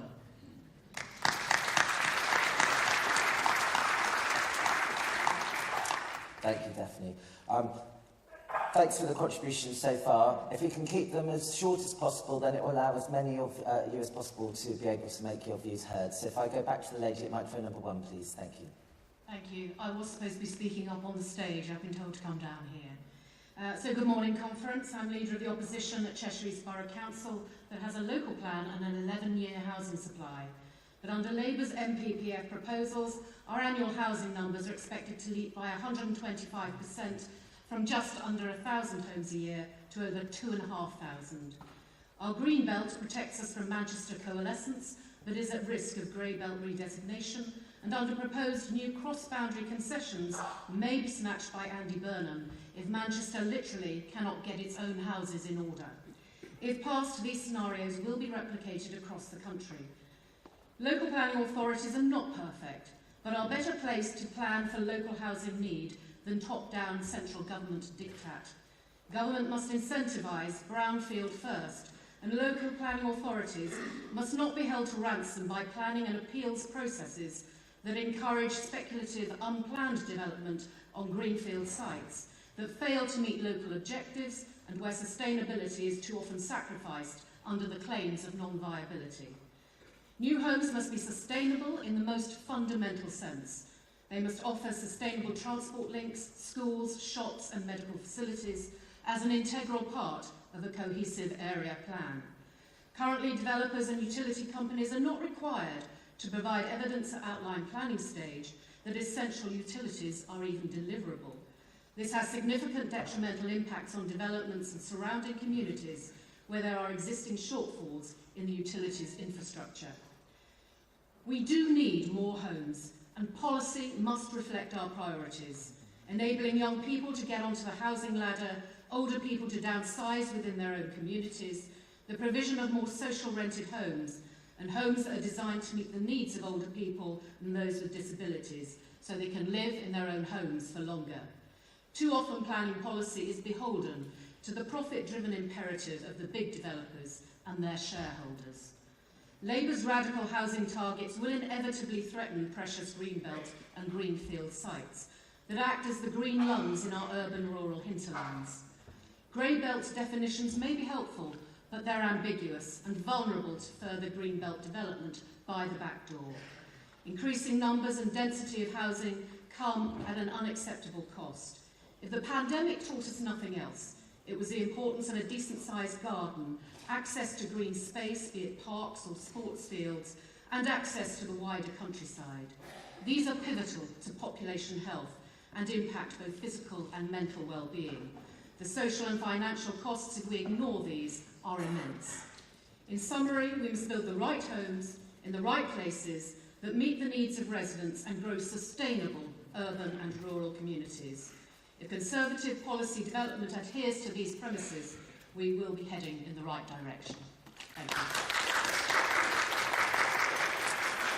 Thank you, and it's clear there's some common themes starting to emerge from the contributions. We've got a lot of speakers. If you could try and keep them to less than a minute, that would be really helpful. We haven't had any, I'll go to number 2 in a minute, but we haven't had any from number 4 yet, so if the person at microphone 4 would like to speak. Yes, thank you, Chair. Good morning, everybody. My name is Tony Freeman. I was also meant to be on the stage speaking, but I had a terribly difficult time getting in because of my restricted mobility, so apologies for being late.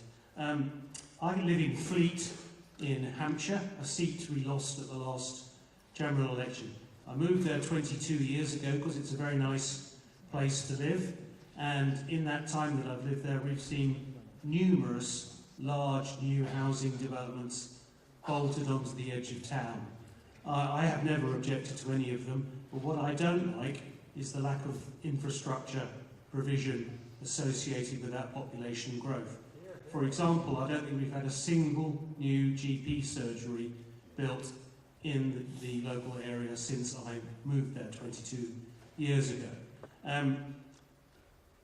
What I would like to talk about is new towns. We desperately need more housing. Good housing is good for growth, and I think our agenda should all be about growth. It hasn't been about growth in the past, and we should use the time of opposition, which, let's face it, may be up to 5 years, it may be even longer, to develop some new policies that are attractive to younger people and take a strategic approach to fundamental problems that we have in the economy. And one of those biggest problems is the lack of affordable new housing for younger people. So I don't think incremental bolt-on housing development, identikit little boxes with tiny gardens, inadequate parking, etc., is the solution.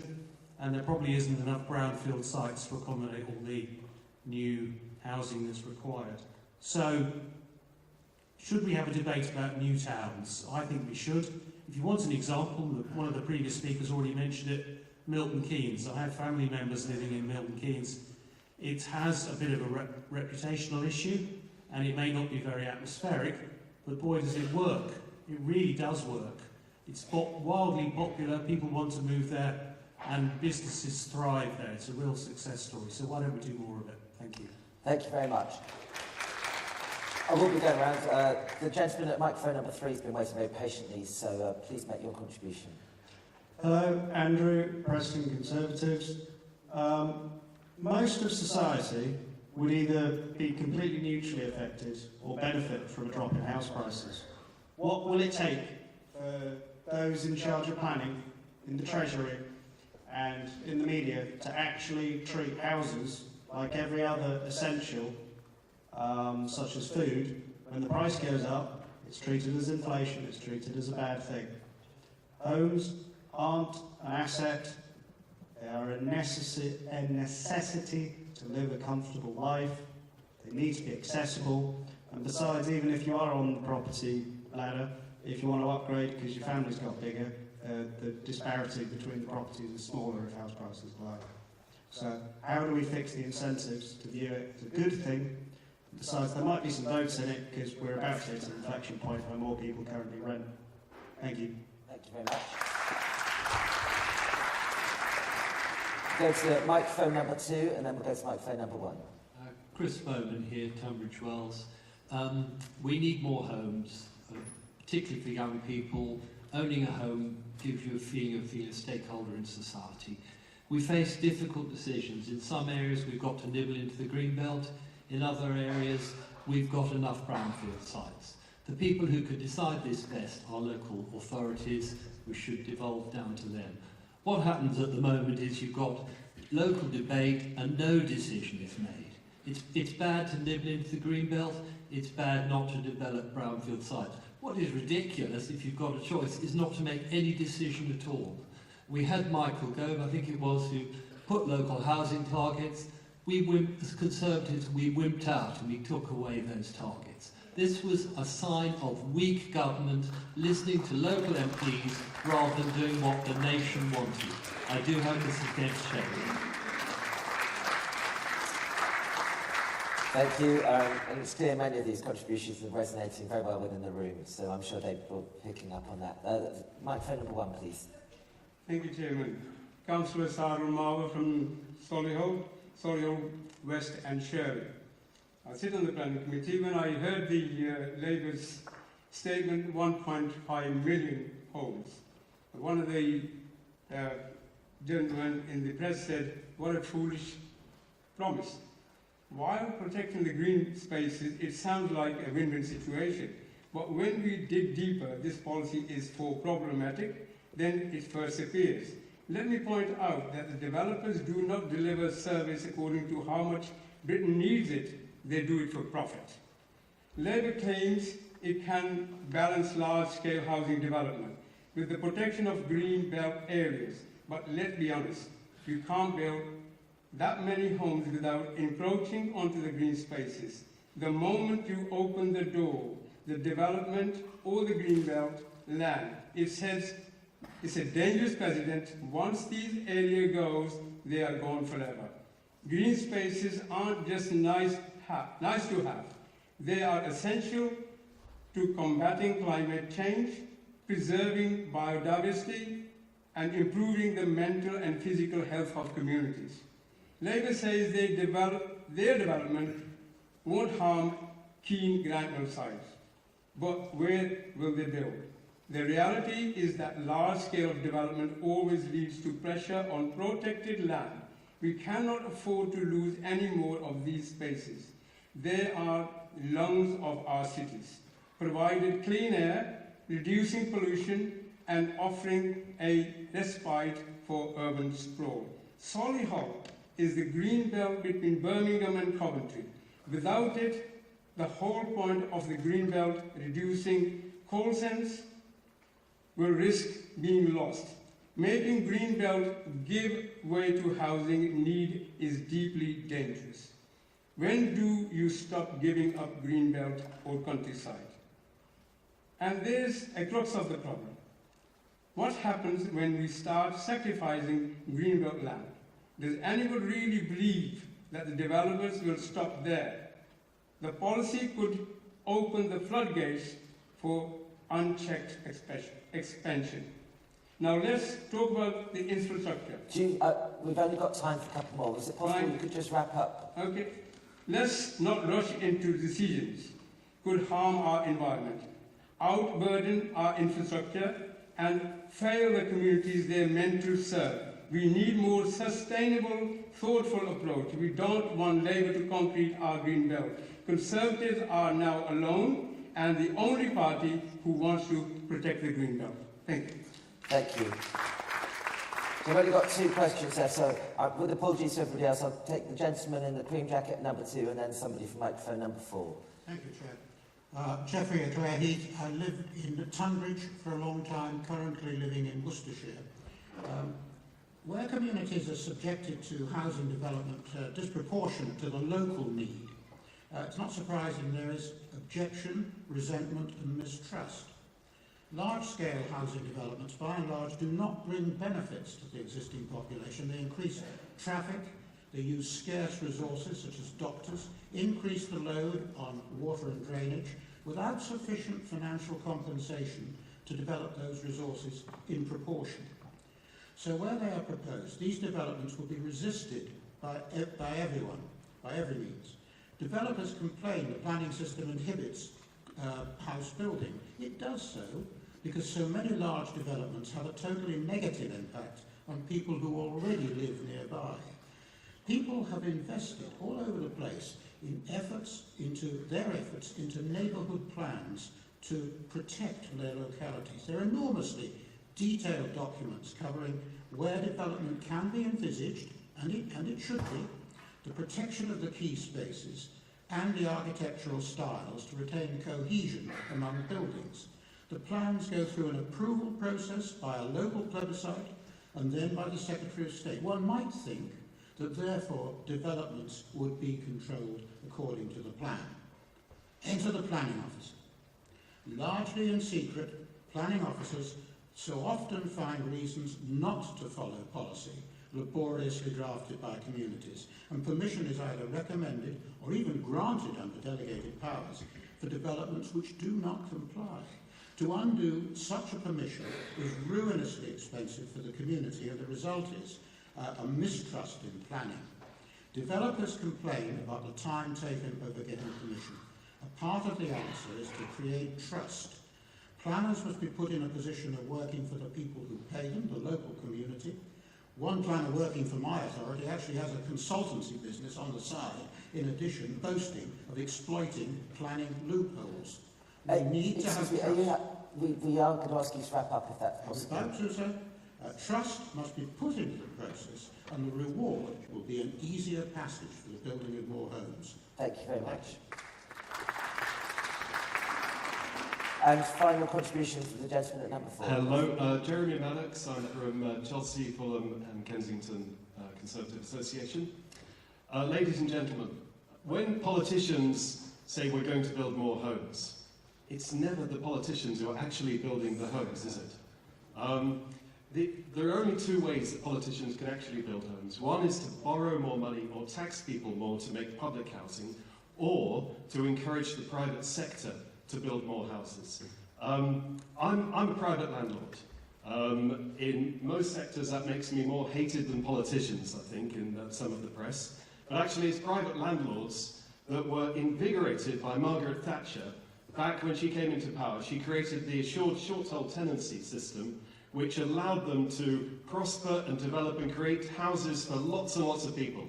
When I first started, and it's over 30 years ago, it was difficult to find people. We were clamouring, trying to get more and more people to come and view the properties, and you had to make sure that the properties were in perfect condition, because otherwise there was plenty of choice. They could go somewhere else. There was a lot of housing, and the housing market grew and expanded under those reforms. Right now, because of all of the tax changes, all of the regulatory changes, and everything else, builders do not want to build houses for landlords anymore. Landlords are leaving the market. Right now, getting people into a property, sometimes I have 15 people wanting to take a property because landlords have left the market. It is in crisis at the moment, and that is not because governments aren't interfering to make more regulations. It's because government is making regulations that the whole system has collapsed. What we need to do is get rid of the regulations, get rid of the regulations on building, get rid of all these ridiculous requirements on builders to produce unprofitable social housing, etc., etc., and make sure that builders can get on and do the job and build the houses that this country needs.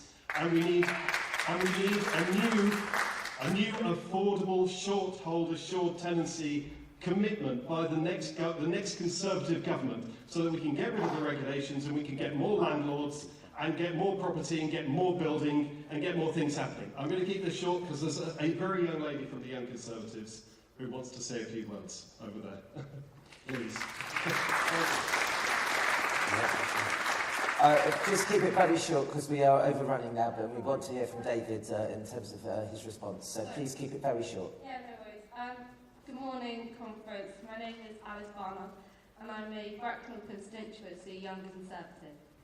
In my local area, there have been 3 new building developments.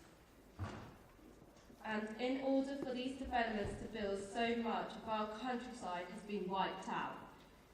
Whilst we need more housing, how can we protect our precious wildlife such as badgers, hedgehogs and birds without wrecking our beautiful countryside that we've got so little of, especially around my area?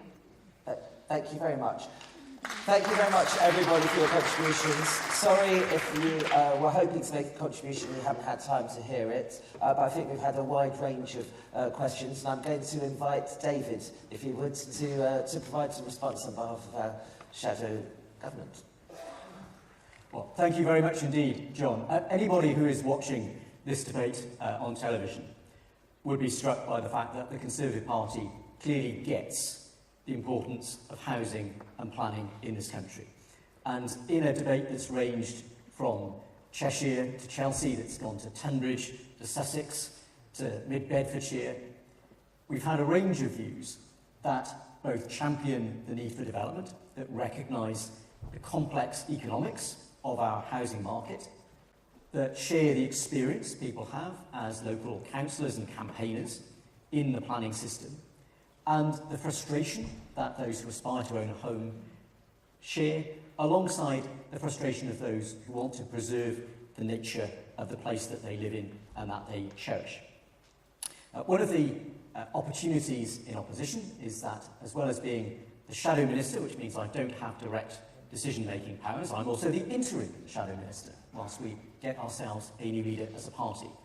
And each of those candidates has the opportunity to reflect on the place that housing and planning will have in building the electoral coalition that takes the Conservative Party to power.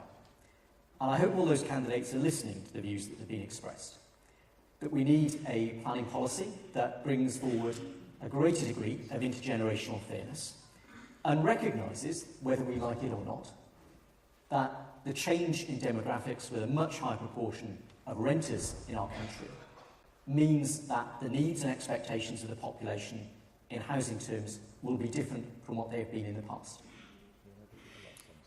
We need to recognise the huge regional disparity in our housing market.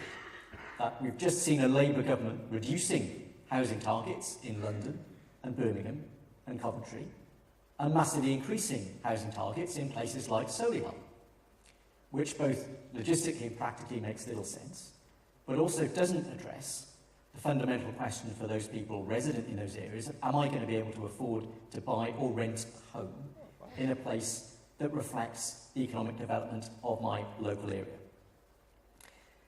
And we're having this debate at a time when there are around 1.4 million new homes with planning permission in England already. So we delivered 1 million homes in the duration of the last Parliament, and our local authorities, under huge pressure from central government, have issued planning permission for 1.4 million homes already.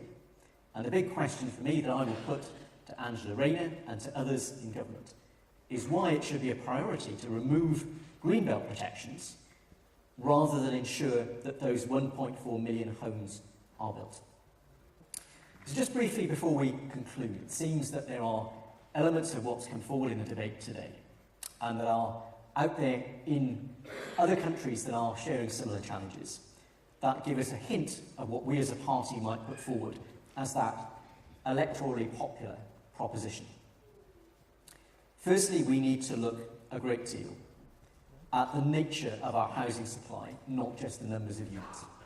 I know as a London Fringe Member of Parliament that there's always the temptation to build up lots and lots of studio apartments, each of which counts as a new unit of housing. But what communities are looking for is family homes, retirement homes to enable people who want to downsize but stay in their local community to find the kind of housing supply that they need.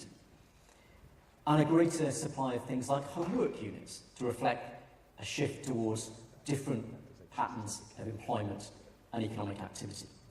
So not just units, not just how many we build, but also what we build, so that under-occupied units and inadequately developed units can be brought forward. The role of the planning inspector and the planning system. And we know there are many sites around the country where local authorities are hugely frustrated that a developer gets consent of some kind from a local authority, appeals to the planning inspector, then goes to the Secretary of State and starts the process again. So despite proactive decision-making by a council, homes do not actually get delivered. And new incentives to developers to ensure that those consents are built out quickly is going to be critical. And recognising that those of us who are now at Westminster, I'm one of those fortunate to have been re-elected, cannot say at Westminster that we need new homes and then campaign against every planning application in our constituency. We need to champion the right solution, the right kinds of homes for the communities that we represent. And just as Conservative councils have done a fantastic job of doing that, we have the opportunity to ensure we continue to take that message, that we are the party of the right types of homes in the right places for the needs of our country in the future. David. We've run out of time, so this concludes our debate. Thank you very much for your contributions, and we will be back for the last member debate very shortly on building our economy. Thank you.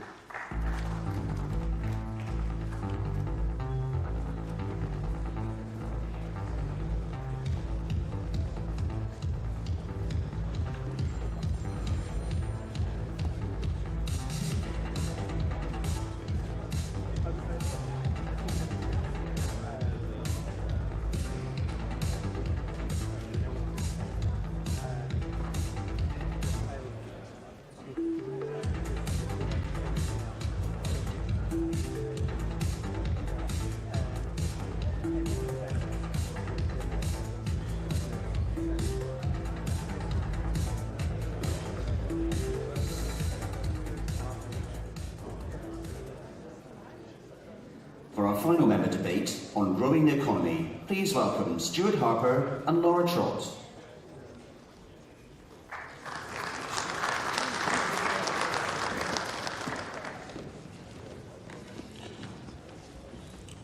Well, good morning, conference. It's my pleasure to introduce and chair the fourth of our member debates this morning. Now, we all know that building a strong economy is an essential Conservative principle. But unlike Keir Starmer's Labour government, we also know that the growth needs to be in all parts of the economy, not just in the niche sectors of luxury opticians or hospitality of North London football grounds. So I'm looking forward to hearing member contributions this morning on how we can build a strong economy. Each of our speakers from the stage will have 3 minutes, and I would ask them to keep to time. And then I hope we can have time to open to the floor. I'm also delighted to welcome Laura Trott, MP for Sevenoaks and Shadow Chief Secretary to the Treasury, who will be responding to the debate. So without further ado, I'd like to call on our first speaker, Melissa Hussain, to come to the stage, after which I'll call Matthew Cole, Steve Smith and Jonathan Hall. So Melissa, if you'd like to come forward.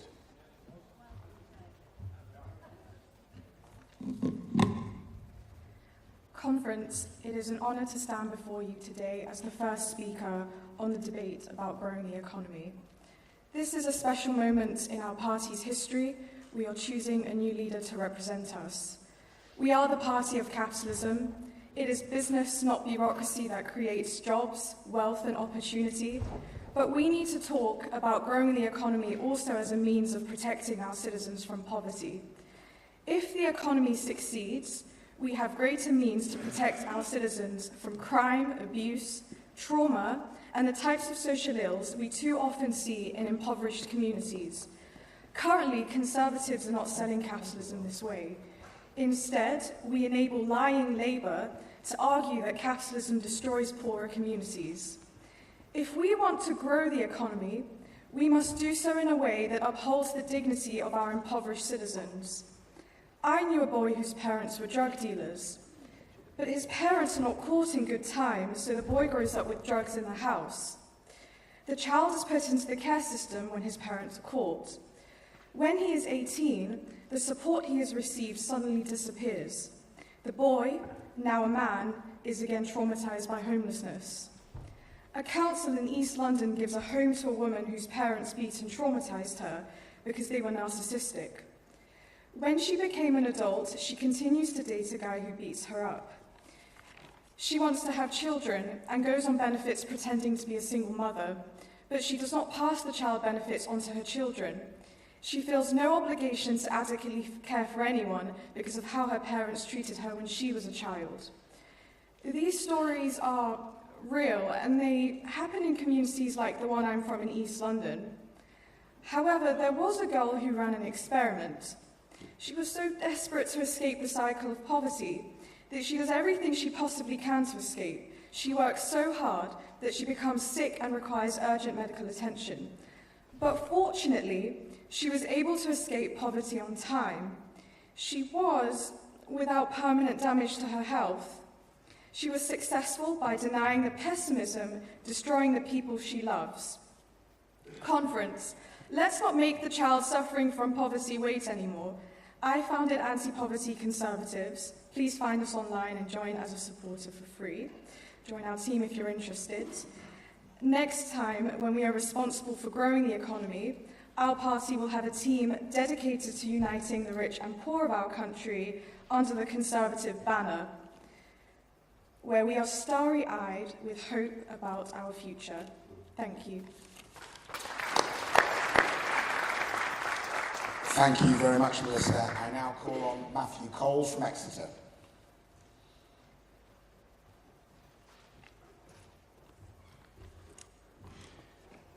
The professor of economics, Paul Krugman, once said that productivity isn't everything, but in the long run, it is almost everything. It is therefore a bit of a disaster that the UK productivity growth has been pretty much flat since 2008, and a long time before that has been a problem. It used to be called, in fact, in academic circles, the productivity puzzle. But after much research, there isn't much of a puzzle to be found. Essentially, in the United Kingdom, businesses invest far less than our G7 competitors. In fact, we're near the bottom of the OECD for business investment. Since investment spurs productivity growth, it's not really a surprise that we've been doing so badly. The question that really needs to be answered is why. So the answer, I would say, refers to a relatively obscure area of law, and perhaps that's why people don't really seem to identify the problem. The problem is actually to do with takeovers. You see, if you're a British company, you cannot block a takeover from occurring. This is making our companies almost uniquely exposed to hostile takeovers. Okay, so I can see what you're thinking. Why on earth would that affect business investment? Well, when takeovers usually occur, the board often gets fired and replaced. And since there's no legal way for a board to block a takeover, the only way to stop it from happening is to keep your shareholders very happy all of the time. Now, of course, this can be very good. We do want accountable boards and we want accountable companies. But taken to the extreme that we have in the United Kingdom, actually it can be very damaging. And allow me to give you an example, if I can, with the company, the delivery company Just Eat.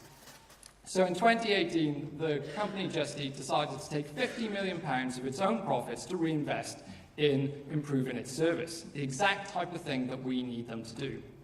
The response from the stock market is for the market capitalisation of the company to drop by £728 million, because they just took 50 million of their profits and decided to invest it.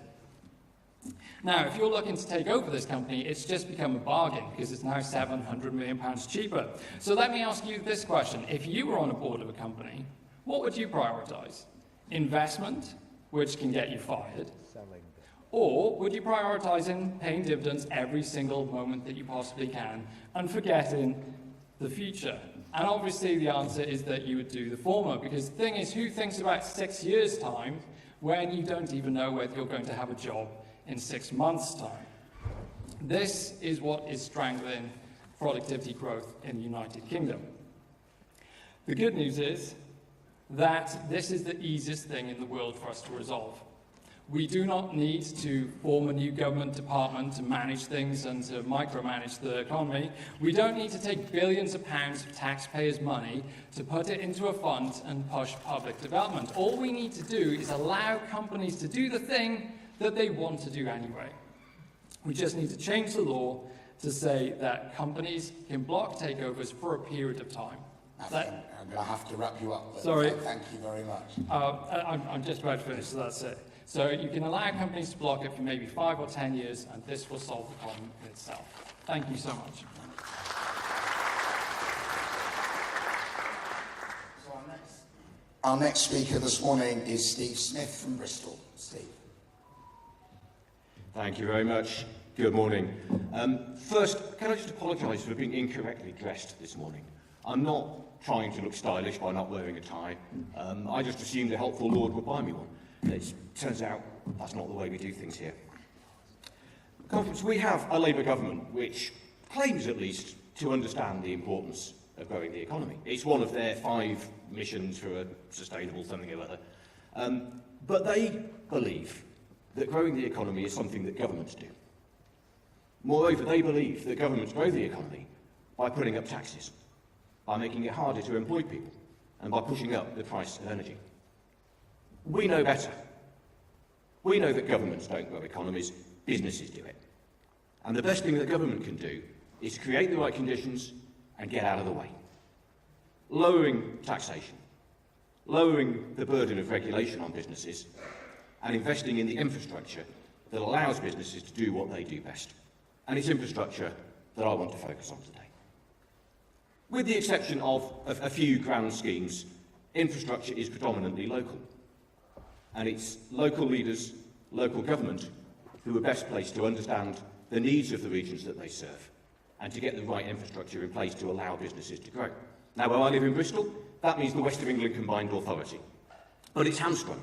It's hamstrung partly by having a useless Labour mayor, but we can deal with that next May at the ballot box. But it's also hamstrung by how it's funded. It has a huge budget, but most of the money it manages is controlled by Whitehall. A civil servant will come up with the idea that it would be lovely if we had more bus stops or cycle lanes or park benches or whatever the flavour of the month is. They create a pot of money to fund it, and the authority gets to bid for a share of that pot. And if they're lucky enough to get it, they're then accountable to Whitehall for exactly how they spend it, even to the point where sometimes they have to give it back if they haven't spent the right money on the right things. Now, the upshot of all of this is not only that would create a whole industry with the authority managing 5 or 6 of these pots at one time, and local and national Sir Humphreys spending hours writing reports to each other. But it means that the investment going into the West of England and all over the country isn't based on the priorities of the West of England and what our local businesses need to grow. It's based on the priorities of Whitehall. Now, we got this wrong when we were in government. Labour shows no signs of understanding it. So the next Conservative government needs to make a priority of taking that existing funding, I'm not asking for more money, take that existing funding and put it in the hands of local leaders who understand their areas and know where to invest it. Those local leaders should be accountable to the people who elected them and not accountable to Whitehall civil servants. If we can unleash local leadership for local investment, they will unleash business, and that will drive economic growth. Thank you.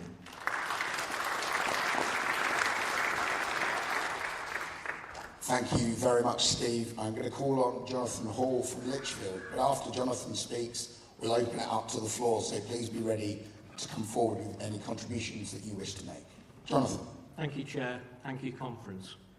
There are an estimated 4.25 million self-employed people in the UK today.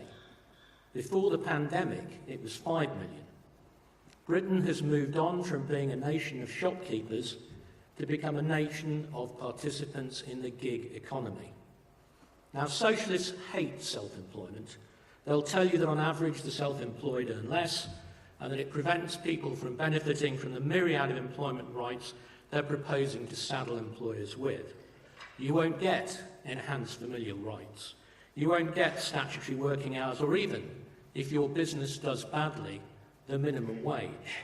But you will have the satisfaction of being your own boss, choosing your own hours, and yes, working from home and looking after your family if that's what you choose. If you are self-employed, you have taken back control. What Gen Z calls a side hustle suits the British character and is profoundly conservative, entrepreneurial activity.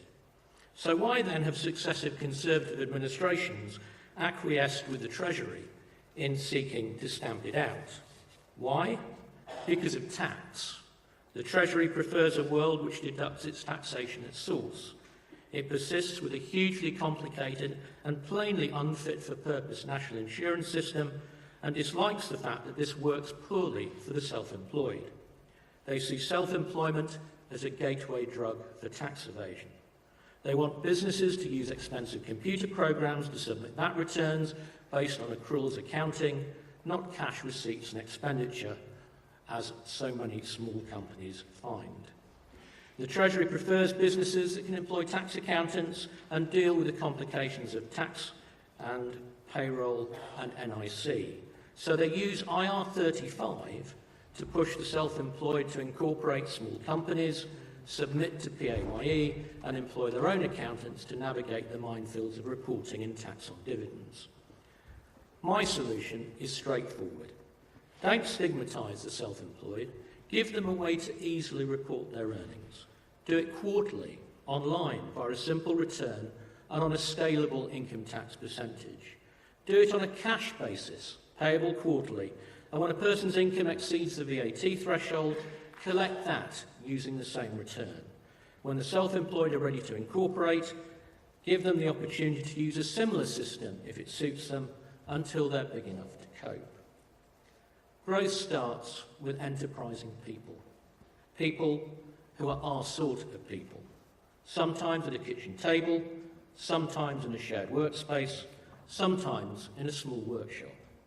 Encourage that enterprise. Don't shackle it and strangle it with unnecessary administration and red tape.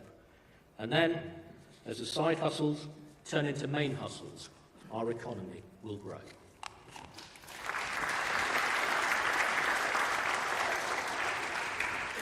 Thank you very much, Jonathan. I'm going to invite members to come to one of the 4 microphone points there, and I'll take them in order. But Laura, do you want to contribute or do you want to respond to any of those points made so far? Well, I think what we've heard so far is far more sense about the economy than we've seen for the entire first couple of months from the Labour government. If they put half as much thought into what they were going to do when they actually got into power, as we've seen this morning, the country would be in a much better state. Absolutely. Thank you very much. So I'm going to take somebody from microphone 1 and then microphone 2, 3 and 4, and then we'll keep rotating around. So. Thank you. My name is Mike Ballinger from Coventry. I was expecting to speak from the stage, so what I'm doing is perhaps slightly different. I shall talk briefly about the importance of the role of SMEs, a sector from which I recently retired. Each small and medium enterprise is a vital part of the economy, and it's vital that we grow the economy to create the wealth and resources that we need for the ever-growing public services that we need. The SME sector is so often neglected, and yet huge numbers of people work for SMEs. The sector helps grow the economy and can be even more successful if it is given the tools, and no, my dad was not a toolmaker. Firstly, we need better education and training for directors and managers. We need high-quality training, such as a short degree in business administration, an SCBA to put after your name. This will be delivered at universities and FE colleges. In just 1 year, a course will deliver month-long modules on subjects such as sales and marketing, health and safety, contract law, accounts, customer relations, HR and the like. This short degree will be taken after the normal traditional vocational and academic courses in much the same way as a teacher's PGCE is done. It would enable managers to get the practical skills and knowledge to be able to do their job well. Secondly, to grow our companies, we need skilled and able people for our technical and vocational workforces. It is time to put further education colleges and their staff on the same pay and financing as schools and universities. FE courses need to be made prestigious and challenging so they can deliver the workforce we need, and for the qualifications to be seen as just as vital as a university degree. And thirdly, others have picked up on this already, there's a wealth of talent out there that lies so often unused. I'm talking about all those people with mental and physical health challenges who find it so hard to access the workplace. SMEs don't have the training departments and large HR departments to handle these situations. And yet there's a willingness amongst SMEs to employ people with challenges, but we need help. Not to be referred to an incomprehensible website, but we need face-to-face help from mentors with cash grants, and importantly, with a level of understanding and empathy. With these tools and others, and of course the right tax environment, SMEs can help grow our economy. Thank you. Thank you very much. And speaker from number 2, please. Tim Trogan, Hexham, Northumberland, and a small business owner. Conference. Britain needs growth, but the right type of growth. Expansion of the economy by large businesses employing low-cost foreign labour is not sustainable if individually we're all getting poorer. The focus must be on per capita GDP. In 2010, there were 4.5 million private sector businesses in the UK. This peaked at 6 million prior to COVID before falling to 5.5 million in 2022. The last Department for Trade and Business figures show some recovery to 5.6 million before the election. But that is still over 1 million new businesses added to the economy since 2010, an increase of 24%, a proud record over successive Conservative governments. Not all businesses, however, carry the same weight in the statistics. Just 8,000 of the 5.6 million, or just 0.14%, are large businesses employing more than 250 people. These 8,000 businesses account for 56% of corporation tax and 40% of all private sector employment. Government growth policies have, however, all too often been focused on this minority. Individually, they're easier for the Treasury to deal with, and individually they generate more tax per business.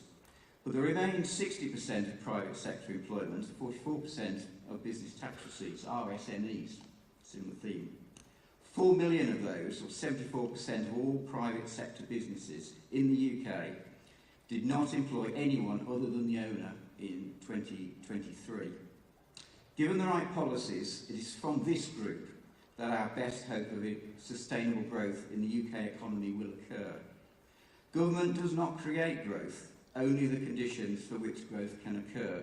Tax and regulation play a major role, but individuals have to take the risk with their own money, or taking on debt, or giving up a well-paid job. The reward for success is freedom, not only financial, but the power to make your own decisions, either as an individual business owner or as an employee. A very powerful message of enterprise for our younger generation of entrepreneurs. Today, the world's top 6 companies by market capitalisation were all startups during my working life, all American, all technology-based, and all started by 1 or 2 individuals taking the same initial risks. Sir, I'm going to have to wrap you up, I'm afraid. Sorry, I'm just saying that if we just get some of those 4 million up and running, that would fix the economy. Thank you very much.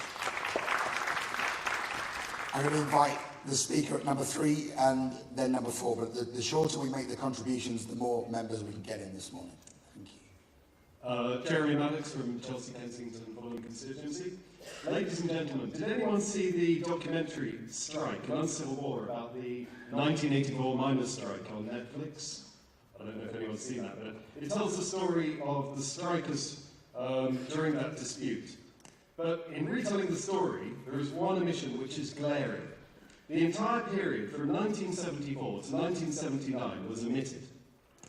The unions had a stranglehold of Britain, currency collapse, humiliating rescue by the IMF, winter of discontent, the dead left unburied, rubbish mountains in Leicester Square, Hull was dubbed the second Stalingrad. It was against this backdrop that Margaret Thatcher had to re-establish democracy and the rule of law. The National Union of Mine Workers saw itself as an alternative government and had to be defeated. Big Bang in the city, rent reform, currency restrictions, acts on day one, privatisations and competition. Lower taxes, unions forced to accept democracy and the rights of ordinary working people. Her legacy lasted many years, including into the Blair times. All of that is now being reversed. Unions make their demands and the government follows. Beer and sandwiches in number 10, or more likely a fancy dress party with free suits for all. There are 14 people vying for every rental property as landlords have been turned into pariahs. Builders can't build because they aren't allowed to make a profit. And profit has become evil. Britain is becoming a nation of needers and not givers. Wealth creators are invited to leave the country. And business is gradually being renationalised or monopolised. Which industries are the cause of so many scandals, strikes and problems? The post office, state monopoly. Railways, public-private monopolies. Water companies, monopolies. Healthcare, monopoly. And the BBC, so vastly overfunded that it is a virtual news monopoly. As Conservatives, we need a new vision. We need to build on the success of Margaret Thatcher and go further. Competition is anathema to socialists. It sets people free, it removes the need for state interference, it makes everyone better off. So let us embrace competition for the next Conservative government in all areas. Thank you. Thank you very much. We've got time for one more intervention, and then I'm going to ask Laura to wrap up. So, sir, number 4. Hi there. I'm Max Powell for Twickenham Conservative Association. I would like to advocate the development of a more robust industrial strategy. This could and needs to appeal to the voters, and I believe that manufacturing in the UK should be an important part of that strategy. Why manufacturing? It's obvious because it supports a wide range of jobs, and those jobs can be all over the country. Government needs to focus on the horizontal, the things that will provide a solid foundation for manufacturers and will support multiple sectors. That strategy should target some obvious goals that have already been talked about. For example, the cost of energy, the cost of a factory, the burden of regulation should all be aligned with the US. And that should be a fundamental intention of the strategy. This strategy should be a first-order strategy. So other policies, other strategies should flex to support that strategy. So this department, the department driving an industrial strategy, should be one of the most important in government. Things like decarbonisation should flex to enable that policy to massively increase the amount of manufacturing in this country and drive accelerated growth across the UK. Thank you very much, sir. I'm actually going to invite number 2. You can do it in a short 30 seconds or so to give Laura a chance to respond. Thank you. And Tunbridge Wells, where do we need investment? One of the most obvious areas is the water industry. We've not built a new reservoir for 40 years. We've got sewerage on our beaches and in our rivers. Who's been in charge of the country? Our party for the last 13 or 14 years. We've had Ofwat. There's 244 people in Ofwat. How many of them even own a spade, leave alone help dig a new reservoir? When you speak to people in Ofwat, they said they were told by the government to keep prices down. Why did we not appoint a Conservative to get the water industry under control and get investment going? Thank you. I'm now going to invite Laura to sum up from our debate this morning. Well, Conference, it's lovely to be here today, and thank you for joining us this morning for the economy session. We've had some fantastic contributions. Today, we are less than 3 months into a Labour government, and already many of our worst fears are being realised, as Jeremy so brilliantly reminded us up there, especially when it comes to the topic that we are discussing here today, the economy. Now, during the election campaign, many of you may have seen in a press conference that I warned that if Labour won the election, they would cynically claim that public finances they inherited were somehow far worse than they anticipated in order to justify tax rises. And Conference, that's exactly what they've done. The Chancellor is making ridiculous claims, one of which is that she inherited the worst economic circumstances since the Second World War. A cursory inspection of the numbers will tell you that this is simply not true. In 2010, when we took over from Labour, unemployment was at 8%. What was it at the election? 4%. The rate of unemployment halved. In 2010, the deficit was at 10% of GDP. What was it at the election? 4.4%.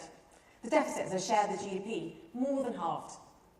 In 2010, inflation was at 3.4%. What was it at the election? 2%, which is not quite halving, but back at the Bank of England's target. And Labour inherited the fastest growing economy in the G7. Conference, we left the economy in a better place than we found it, and we must never stop reminding the Labour government of that. Of course, the job was far from finished, but a corner had been turned. And in contrast, since taking office, Labour have done nothing but talk the British economy down. And their political scaremongering is having a real-world impact, hitting business investment and consumer confidence. No responsible government should ever do that. This is not the government of service that was promised to us. It's a government of self-service, who will always put politics first. One rule for them, one for everyone else. They talk down the economy because they think it makes them look better. Never mind the impact that it's having on you, your families, your businesses and your jobs. Labour will put taxes up so that don't raise any money, purely to do some political point scoring. Labour will increase borrowing, even though they've promised that their plans were fully funded and they wouldn't fiddle the figures, because they won't make the tough choices needed on welfare and make the public sector more efficient. Melissa is right. It is businesses, not bureaucracy, that create jobs. Labour will disrupt children's education mid-year because they need to appease a wing of their party. Labour will tell us that the economy is in the doldrums, even when we're the fastest growing economy in the G7, so they can justify punitive actions at the budget. It's the same old Labour Party, party first, country a distant second. So what should we do? We had some brilliant contributions today. This Labour government should stop spinning economic gloom for political advantage, taxing education and punishing pensioners, and should instead give the economy the support it needs.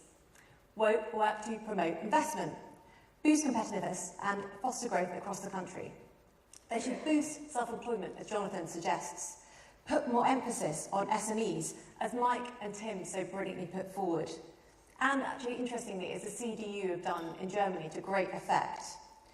The point Steve made about local government financing, I think, is very important. I think there's a big debate that we need to have about local government actually raising their own money and being incentivised to reinvest. It's a conservative way of doing things, rather than just handing out money from the top. And as Steve said, putting too many red tape and restrictions around it and not allowing local government to thrive. The industrial strategy point was very well made too. Labour also needs to take our plans to crack down on welfare and boost productivity, as Matthew set out so perfectly in his contribution, so they can keep taxes and borrowing down and yet still support public services on which we all rely. Labour need to stop giving inflation-busting pay rises to train drivers on 60k a year and start giving winter fuel payments back to pensioners on just 13k. Conference, we must fight the damage that they are trying to do to the economy. The economic wrong-headedness that tells us that we spent too much, but what they're going to do in government is spend more. It's nonsense. The conversation we have today has never been more important. The conversation we're having as a party over who our next leader is has never been more important. I think what we've shown today is that debate is alive and well.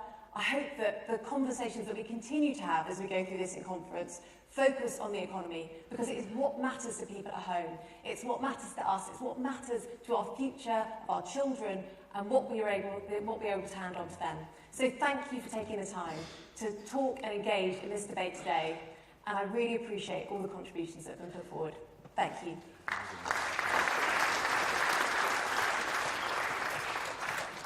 Thank you, Laura. Can I end today by thanking you for responding to the debate, thanking our party chairman, Richard Fuller, for being the advocate to bring back member debates. But mostly, thank you to all of our speakers and to all of you who've attended. I'm sure this won't be the last time we have member debates at conference, and thank you for being part of that comeback. Laura, thank you very much. Thank you. Lovely to see you all.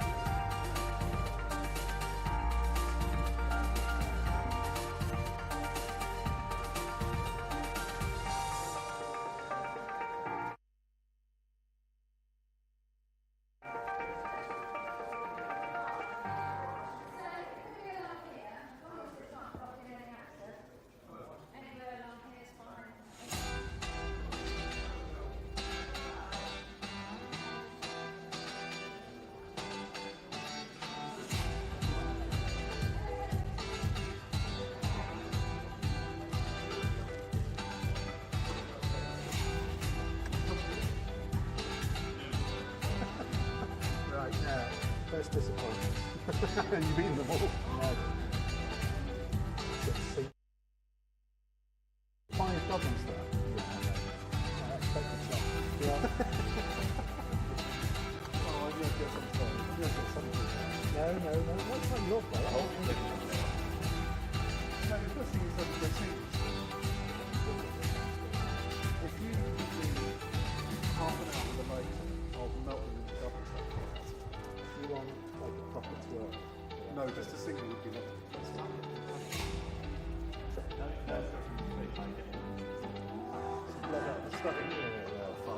Yeah. Good. No, thank you very much. That's all right. That's fine.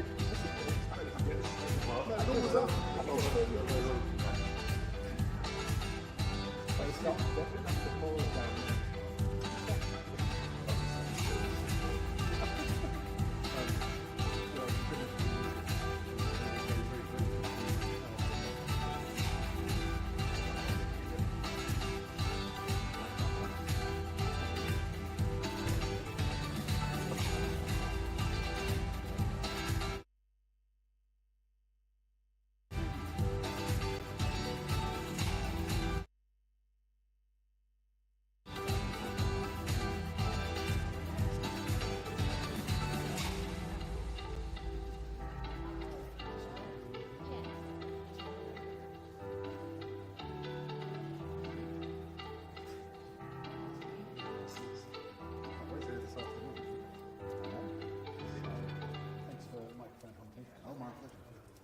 You were very good at guessing who would be next. Actually.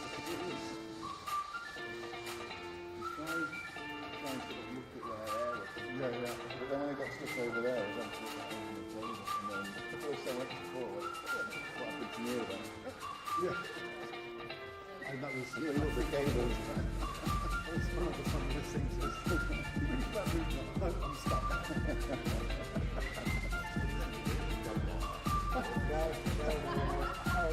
You just look and you've managed to get, I think you've got 2 separate cameras and you kind of managed to get one going on. How we managed to get those. I just had to look at the mirror and started to move it then. You know that?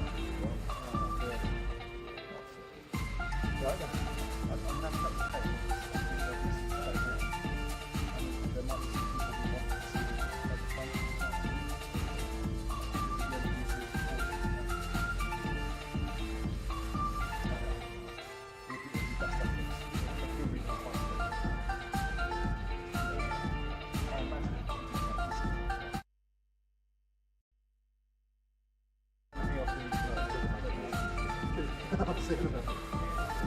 Right.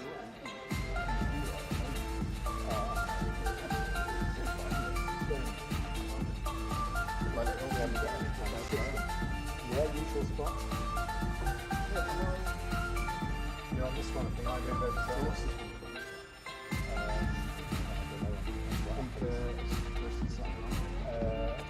Is that right? Probably will be.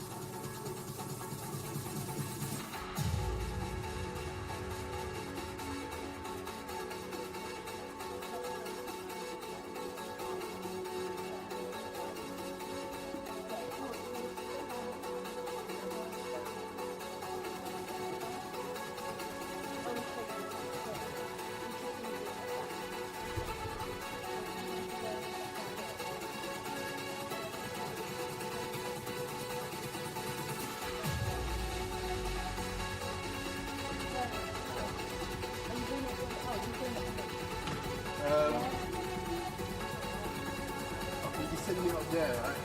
I want you to drop the keys and then, yeah, can I just go up there clean? Is that what you want? Is that alright? Just stop the door.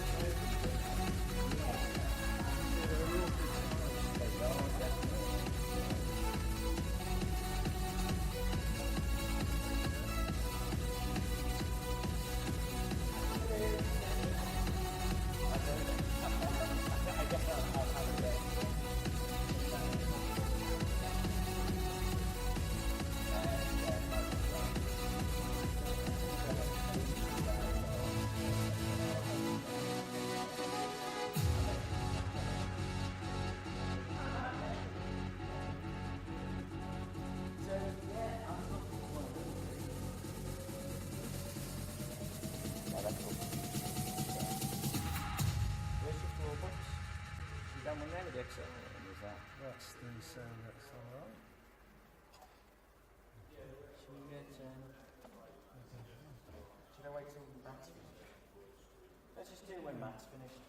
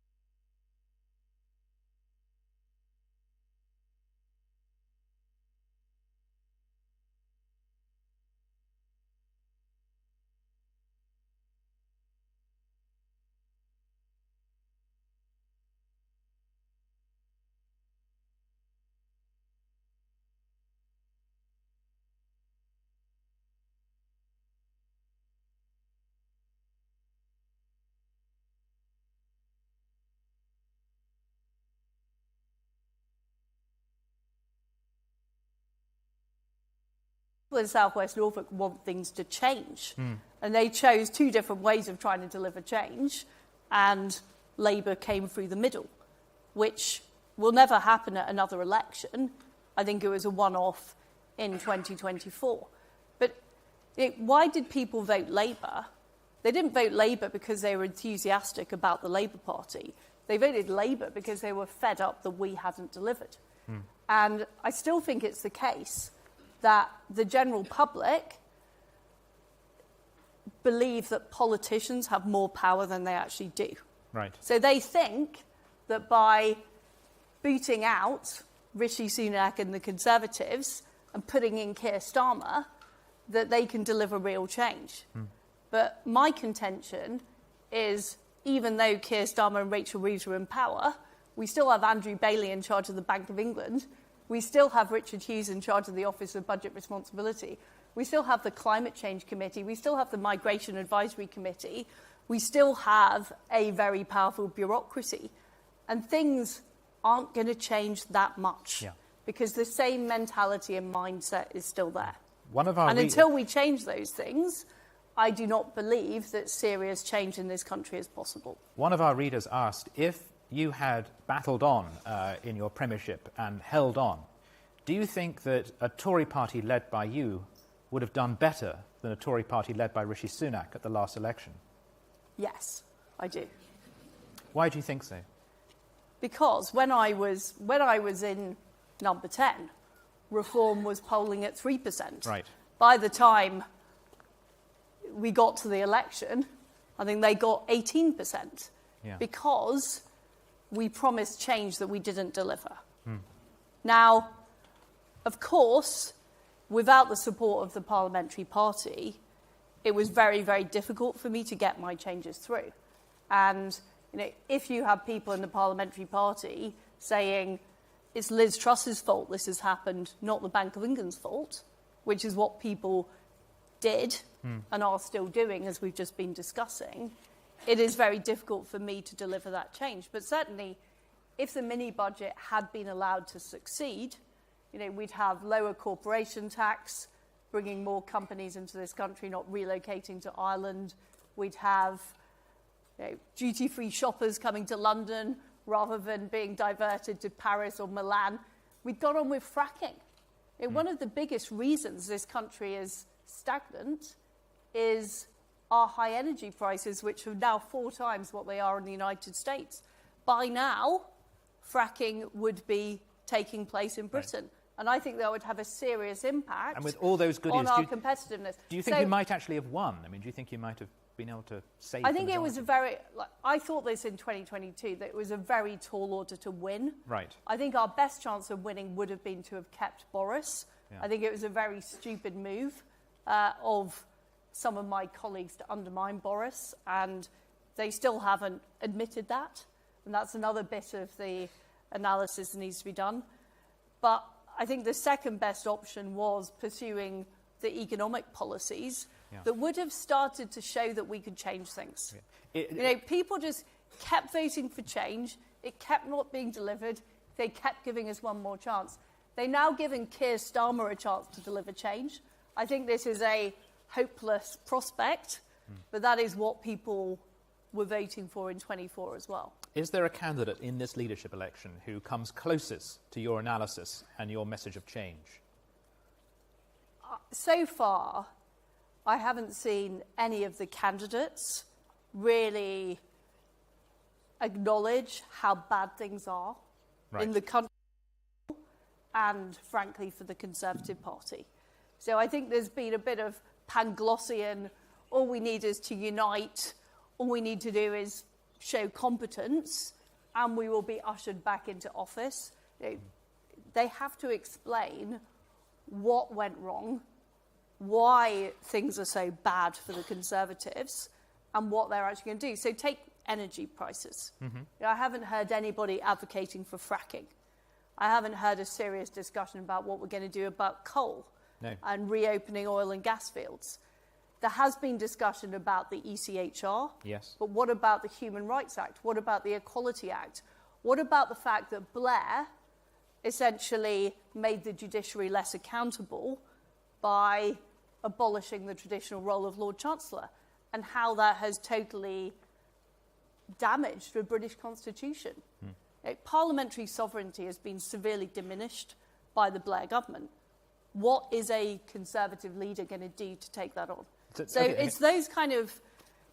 the country is in serious trouble. What is our solution and analysis as Conservatives to fix that? And can you see yourself endorsing at any point in this race, regardless of who it might be? Are you going to play a role in this race? I don't think I will, no. Okay. Some of the candidates have said some very interesting things in the last few days, and I just want to run a couple of them by you. Do you agree with Kemi Badenoch saying that it's axiomatic that not all cultures are equal?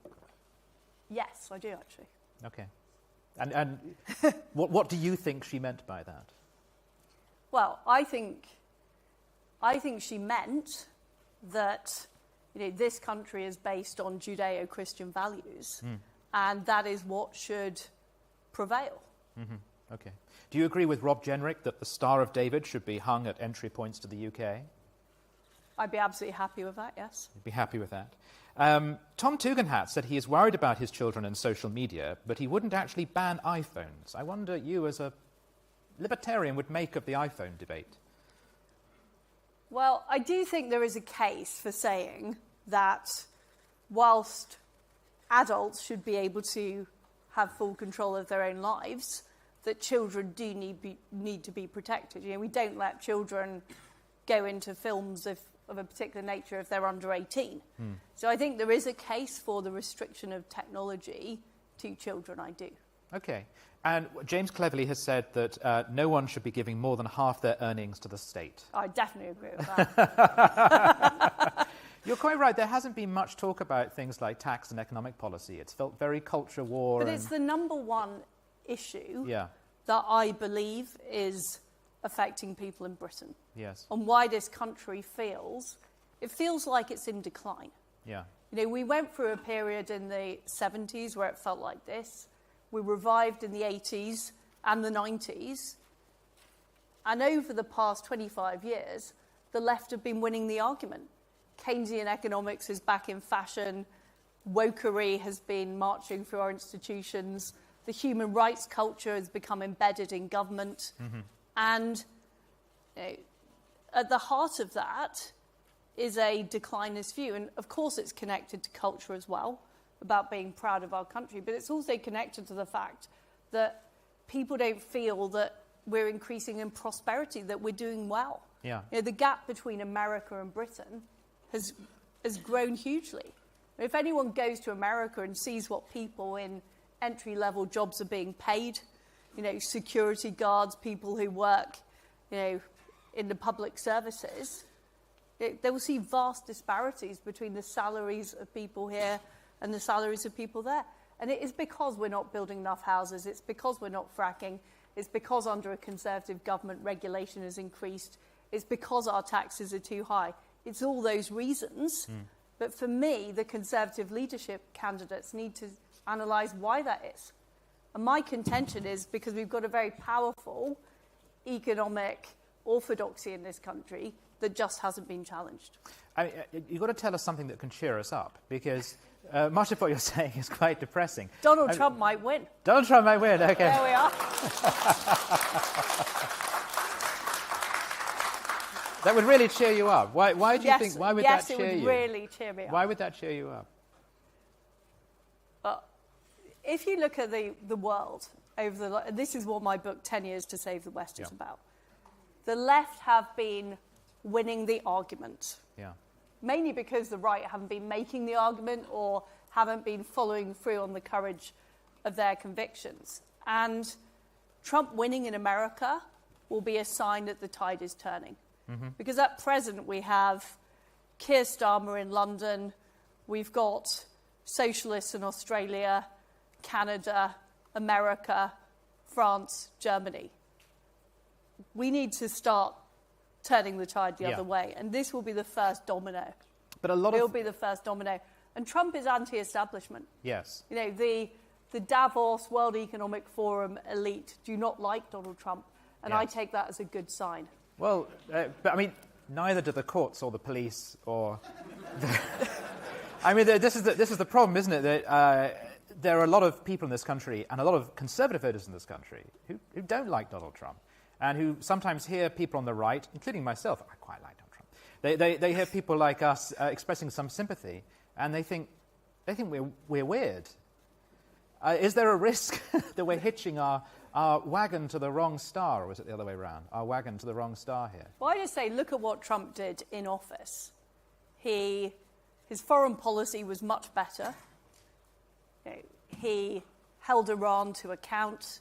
He took action on Ukraine and Russia in a way that Obama hadn't. Yes. He was much tougher on China. But domestically, he did all the things that unleashed the American economy. Supply-side reforms, regulatory reforms, tax cuts, fracking, building oil pipelines, and he made the American economy successful. Yeah, and that is what Biden has been riding off, despite some of his poorer economic policies. So he's also a protectionist, and you don't like that, do you? I would say he's a deal maker. The deal maker. Trump made deals with the likes of Japan.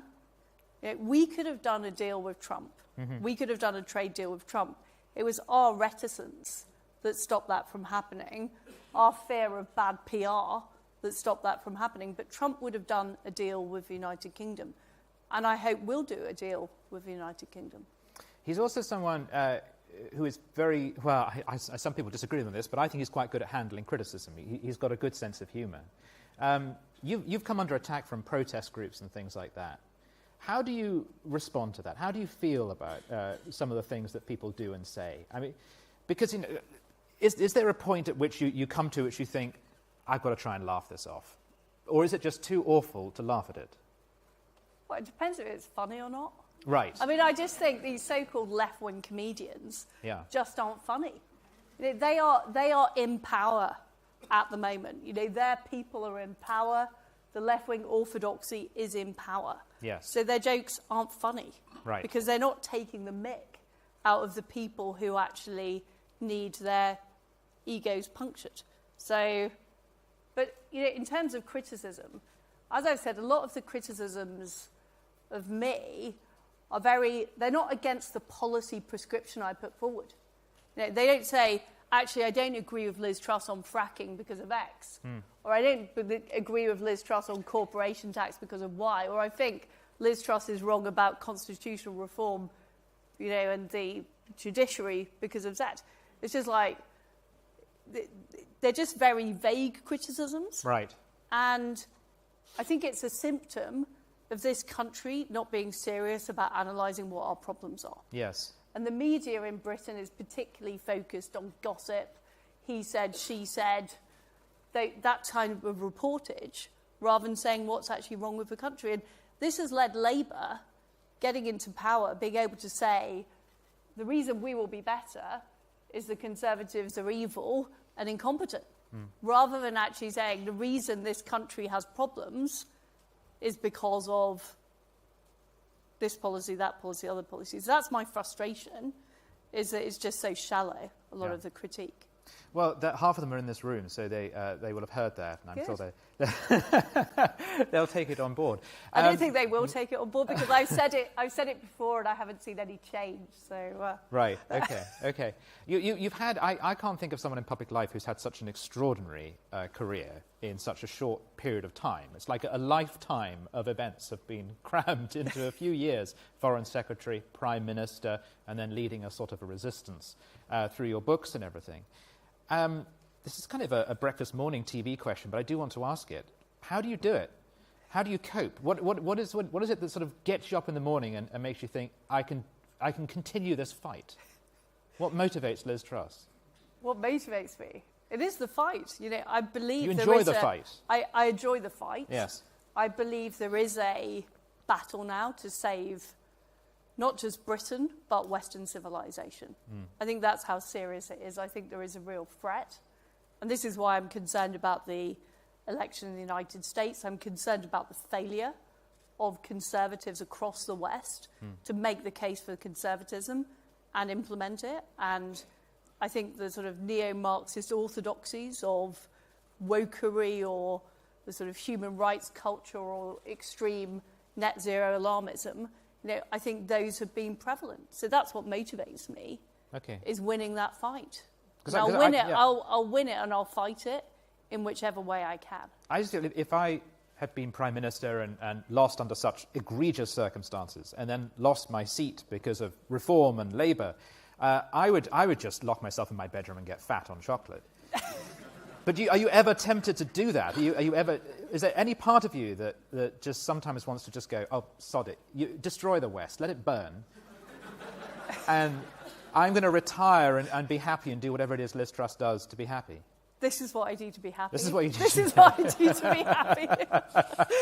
Okay, fine. Right.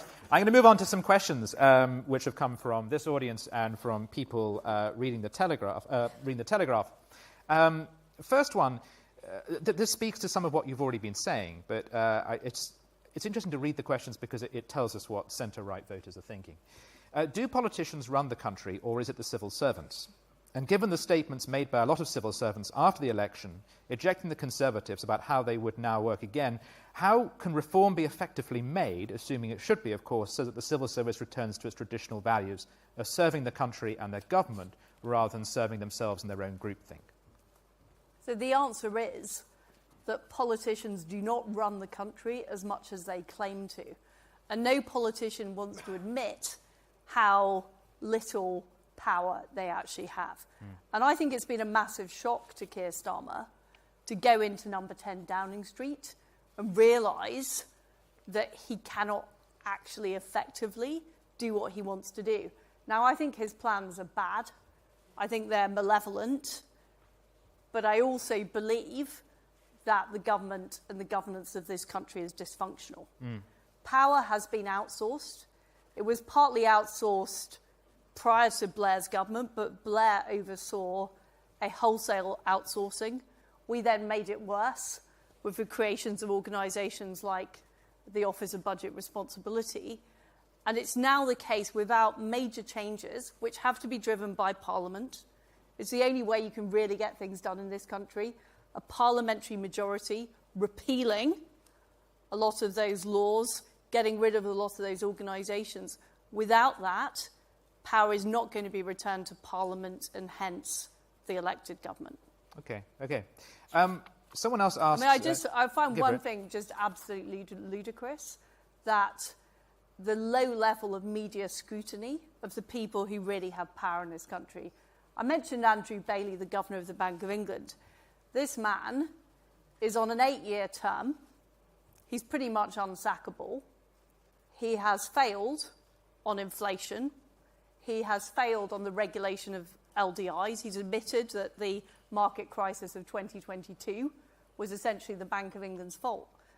He's paid more than the Prime Minister, and yet he gets a thousandth of the levels of scrutiny that the Prime Minister does. Why is that? What on earth is the British media doing with its time?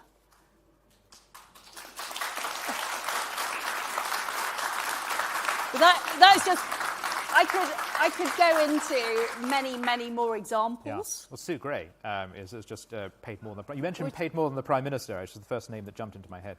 It used to be footballers, wasn't it? But now it's civil servants. So Kate asks, what do you think has gone wrong with society to make the nation so woke? I think there's been a long history of problems in Britain. I think you can date a lot of them back to the Attlee government, things like the Town and Country Planning Act, as to why this country it's become too welfareist. It's become... Personal responsibility has been diminished over time. So I think some of these things have quite a long legacy. But the real push on woke, and it's interesting, it's happened both sides of the Atlantic. I think it started in academia. It then filtered out into institutions like the civil service, like the BBC, and is now in the corporate sector. And I think the Equality Act in Britain was a major part of the country becoming more woke. The Gender Recognition Act, and then these these things have simply been used as a ratchet to make things worse. But there's been a cultural battle that Conservatives have failed to stand up to. In fact, many Conservatives have actually gone along with it because they thought it was electorally advantageous to be seen as progressive. And this is my point about the establishment. What we've seen is a shifting from the establishment being fuddy-duddy Conservatives to the establishment now being the Liberal left. Mm-hmm. And I don't think the Conservative Party has adjusted to that fact. Why do you think there are so few Conservatives in academia? Why don't we go into academia? Have you ever been to a university? I think there's one job worse than being an MP, it's probably being an academic. Right, so. but at some point in history, for some reason, Conservatives just ceased getting tenure and ceased trying to... I think that academia in the recent past, it has always been towards the left. I think what is now the case is just a complete intolerance for Conservatives and people on the right, such that they're hounded out of academia in a way that they wouldn't have been 30 years ago. 30 years ago, a Conservative would have been a curiosity. Now they're somebody who should be hounded out and not allowed to exist. Yeah. And I think the action that needs to be taken is what Trump is proposing in the US, is those institutions should be defunded if they are not allowing a broad range of beliefs.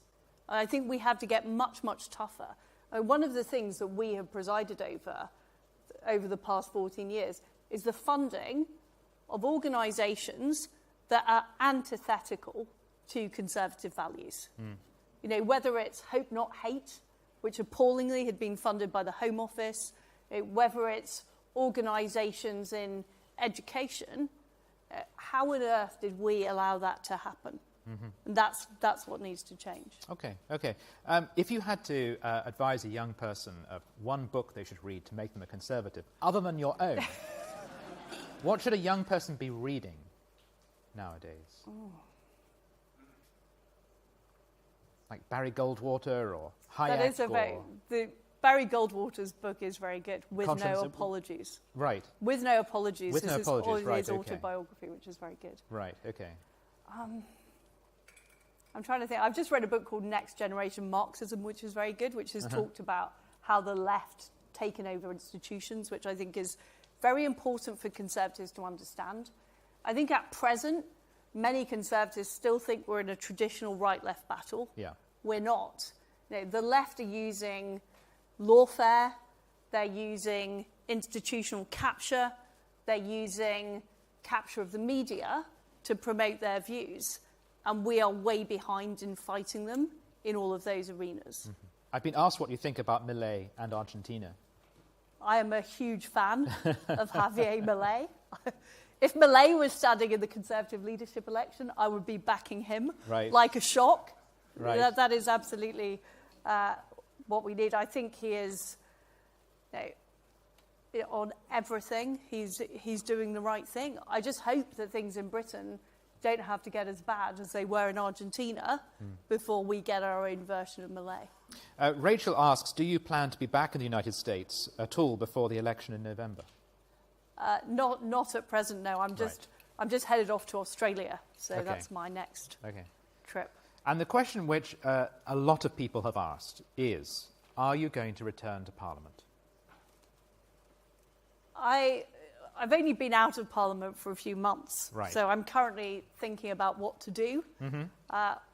What is certainly true is I'm not going to give up on this fight. Right. I think this is the fight of our lifetimes, is saving Western civilization, and that is what I'm focused on. Did you enjoy being a parliamentarian? Did you miss being on the green benches and debating? Or is there greater freedom outside of Parliament? Well, I enjoy being in the private sector. Right. As a fan of free enterprise, I like that aspect of my life now. I do enjoy politics. I do enjoy debate. I think Parliament has become a shadow of its former self because so much power has been taken away from Parliament, and there's far too much showboating and emoting in Parliament rather than serious debate about what our country needs. So that was frustrating me about Parliament, and it's one of the things that needs to change in the future. Right. I don't think you'd struggle to get back in. I don't think Liz would struggle to get nominated. Or am I? Do people want Liz back in Parliament? Come on. There you go. The audience had to be led quite a lot there, Tim. No, they didn't. No. They're just staggered by the intellectual sparks. That's what it is. They're rigored. What do your family think about you being out of Parliament and out of the limelight a bit? Are they relieved by that? I think my family never know what's going to happen next. Right. They've become used to the roller coaster that is living with me. Right. Okay. There was one thing I loved about your life in Number 10, which was the question of meal times. Can you tell us about how you used to eat in the evenings? That wasn't the book, wasn't it? That's not something you've told me privately, and I wasn't supposed to share. I honestly can't remember what I wrote or what I've told you about meal times. You tell me what it was. Deliveroo. Oh, yes. This is about the difficulty of getting Deliveroo into the building. Yes. So basically, in Number 10, I always assumed there was a chef. There was a sous chef that would feed you every night and look after your nutrition and your health. No. There isn't. No. And we had a huge problem with getting I think it was a Sainsbury's delivery to Number 10. Because Sainsbury's just didn't believe that we wanted a delivery to Number 10 Downing Street. And when it arrived, it was my husband Hugh who was dealing with it. When it arrived, they didn't tell us it was there because they didn't want to disturb the Prime Minister. Right. So we had a sort of empty kitchen and nothing to eat. And I think the Deliveroo ended up arriving at 70 Whitehall rather than Number 10. So just all those basic, all the basic things are quite difficult. Right. They're quite difficult. There's a sort of little canteen in the basement, is that correct? There is. Right. Yes. And there was no one to do makeup or hair or anything like that? No. Because these are... Keir Starmer will be finding all this stuff, but of course he's got someone to pay for it, hasn't he? Yeah, if only... I just regret not meeting Lord Ali. If you could give the delegates of this conference one bit of hope, one positive message for the future, what is it you want them to take away from this conference? So I believe that we will win this debate eventually. That's what I believe. I think the Labour government is already coming unstuck. I predict in the next 3 or 4 years, we will have some kind of crisis. It could be an energy crisis, it could be a financial crisis, but things are heading in the wrong direction. And what is the most important thing is that we are ready for that with the right ideas that are actually going to take this country forward. And that is what we all have to focus on. So I think the short term could be very, very difficult, but I do believe that the only way our country is going to be successful is through free enterprise, lower taxes, affordable energy, anti-wokery, a belief in our sovereignty and greatness as a country. These are the things that most people in Britain believe as well. We've just had a difficult time because we have not delivered on their expectations, but it doesn't mean that the ideas themselves aren't right. Okay. I want to thank you for coming here today, and I want to thank everyone in the audience for joining us and for asking such good questions, and thank you to everyone on the Telegraph live stream for watching. Don't forget that you can follow our live blog of all the events of the Conservative Party conference over the next few days, as we know there is much more excitement to come. Liz, thank you very much for being with us. Liz Truss. Thank you.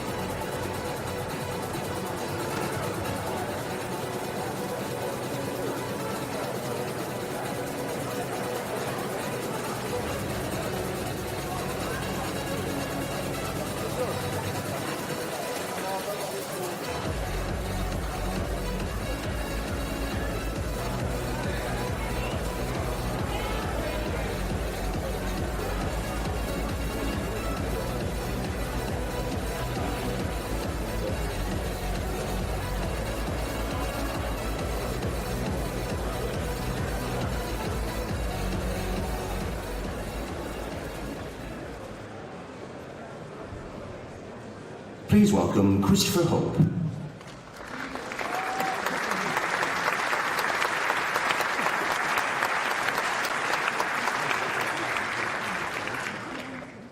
Hello everyone, great to be here. That's a long way from New York City, where I was asking the Donald questions for GB News on Thursday night, to Birmingham and the ICC. In the next 2 days I'll be grilling the 4 candidates to be leader of your party, the Conservative Party, and possibly, maybe, just maybe, the next Prime Minister by the end of the decade. But let's not get ahead of ourselves. I'm Christopher Hope, political editor of GB News. I've been a journalist all my life and spent most of my career at the Daily Telegraph, where I hosted Chopper's political podcast and was made the associate editor for politics by the end of my time there. So here's the plan. We've got 1 hour each with each candidate. For the first half an hour, I'll be quizzing them about their record, who they are, where they come from, their values, their backgrounds, their record in government. The second half is over to you. I'll be putting them questions submitted by you in advance to the party and dropped into the ballot boxes around the conference hall. I'll be making sure I ask them tough questions on your behalf, but not gotcha questions. That's not the idea. I want to get answers that inform the choices you've got to make when you finally get 2 candidates to choose from. Right, let's go. Our first candidate is Tom Tugendhat.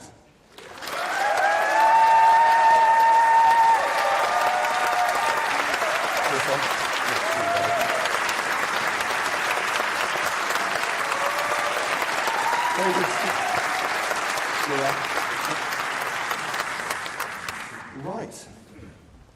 Good to see you. Hello, Tom. How's it going? How was the flight back? Late. Were you on the Prime Minister's flight? Yes, I was. Did you get a free suit? No, I didn't get a free suit. No, this is my own suit. Maybe next time. M&S Outlet, if you're asking. Lord Alley Airlines. How's it going? It's great fun. Look, this is if you're somebody who likes conservative ideas, if you like the Conservative family, if you're a Conservative to your core, this is fun. I know it's an odd thing to say, but I enjoy conference. I get to meet old friends and make new ones, and that's great. And why do you want to be Tory leader? What was the moment when you were looking in the mirror having a shave and thought, hang on, he could run the country? Well, look, for me, my entire life has been about public service. I mean, just as you've been somebody who's asked questions, I've been somebody who tries to answer them.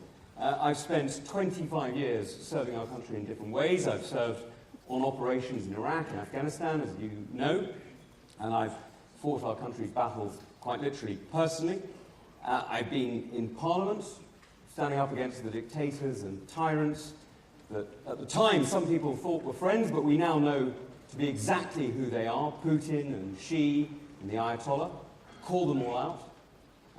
Got me sanctioned, as you know, for the privilege, but I think it's important. Well, I'm sanctioned by Russia, I'm sanctioned by China, I'm sanctioned by Iran, I'm working on North Korea, I'm working on Venezuela.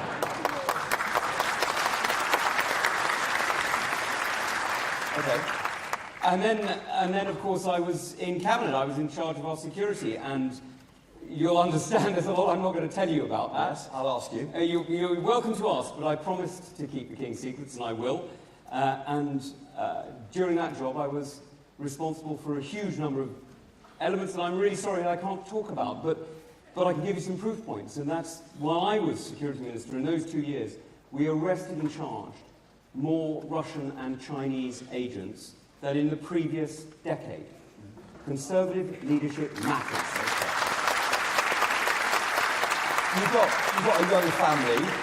Do they mind what you're up to, what Dad's up to? You keep trying to be the leader of the Tory party. You tried in 2022 to try and again. Well, they mind the fact that I'm not at home, and my boy loves sword fighting, and he minds the fact that I'm not currently having a sword fight with him, with his swords. And my daughter minds the fact that I'm not always at her ballet recital. I know this is something we share, yes. Is the fact that our daughters are both very, very keen ballerinas. Yours rather more professional than mine, actually. Don't tell her I said that, please. But my daughter is only 7, so I think she can. Okay. But you know, of course they mind. But I'm very proud of them, and they're extremely supportive of me. And my wife is unbelievably generous in letting me come away for days like this and taking on the responsibility. You mentioned your service. You know, obviously, congratulations on your service. 2003, 2013. in the British Army, Lieutenant Colonel, when you stopped doing that work. You served in Iraq and Afghanistan. What did you learn from that service about being a leader, about being maybe even Prime Minister? Well, look, I mean, many people learned a lot of things in Westminster, and their experience is, of course, important. I learned what I know about leadership in combat in Iraq and Afghanistan, and I learned it by working with one of the most impressive people I've ever had the privilege to serve, and that's General Lord Richards, who was, at the time, he was Chief of the Defence Staff, I was his military assistant. We had the responsibility, or he had the responsibility, I had the responsibility of supporting him, of making sure that our operations around the world were delivering in order to protect the British people. And, you know, that sense of service, that sense of duty, that sense of protecting Britain from all threats is something that is absolutely at the core of who I am, because you've got to decide who you are and whose side you're on, and I have always been on the side of the British people. I've never wavered in my absolute commitment to keeping our country safe and keeping our people safe. Okay. And just a quick question, were you a spy? I was a uniformed intelligence officer. Okay. The internet says things about you. The internet says many things. You backed Liz Truss in 2022 to be leader. You regret that? Look, I stood because I thought that I had the best answers to the challenge that we faced at the time. And I liked when I was knocked out, sadly, before you guys got a chance to vote, but there we go. I got the choice between two people, and one of them was talking about growth, and many of us were inspired by that message. We were disappointed by the failure to deliver. Okay. And you're loyal? There's rumours that you were trying to be leader last year. No. No, you weren't doing any fundraising or any work behind the scenes. You're loyal to the leader. And I have been absolutely clear that when I'm in a government, I serve that government. If you don't get this time, you'll be as loyal as you have been in the past in the future. Okay. What's your conservatism? I mean, are you centre-left in this party? Are you a wet, to use that Thatcherite term? This is one of those questions that really comes up using the language of the socialists that's used to divide us. They keep trying to describe us, they keep trying to describe your channel as right-wing, to try and disparage it, to try and knock it off, to try and pretend we shouldn't listen. But the truth is, we're not left or right, we're conservatives. And we all share...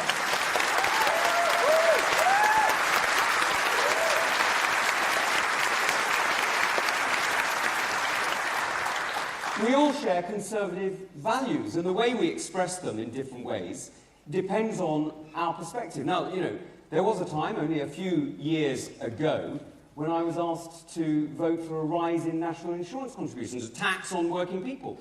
Now, that wasn't in the manifesto. I thought it was the wrong thing to do. I didn't support it. Does that make me left-wing or right-wing? There was a time, a few years before that, when I was asked, we were all asked, to vote for vaccine passports. I thought that was an attack on our liberty. I thought it was the wrong thing to do. I voted against it. Does that make me?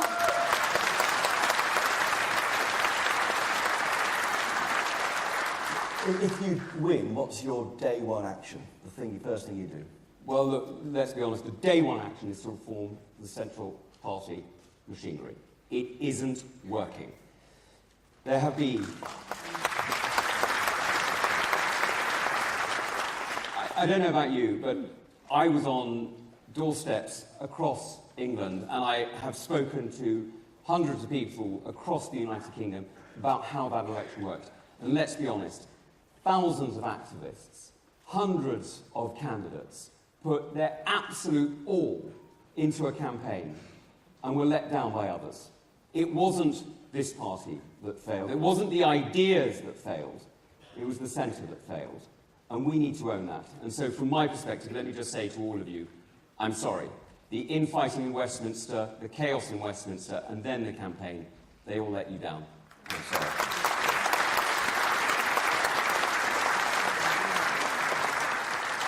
So how would we restore that trust that was broken at the election campaign? Well, the reality is that we need to restore it through our actions, not just our words. We can say many fine things, but unless we're willing to take on the difficult decisions that make a difference, it won't matter at all. So what we need to do is we need to own the change in our party so that the country sees that we've changed and the country can trust us again. Because you and I both know that the truth is conservative activists are the kind of people who do things. I'll bet you if I asked for a show of hands, I would find that almost everybody here has organised scout groups or Lions clubs or Rotarians or whatever it is. There's so many people who do so many important things in our community who are also conservatives. And conservatism is part of their expression of effort and work and devotion to our country. And what we need to do is demonstrate that those people who you see in one light as pillars of the community are in another light the people who are championing the liberty and opportunity that your children and your family need to enjoy. So we need to rebuild that trust. From the centre, guess what that means? Trust the members, trust the associations, and empower them. Because this is your party, not the centre's. And your relationship...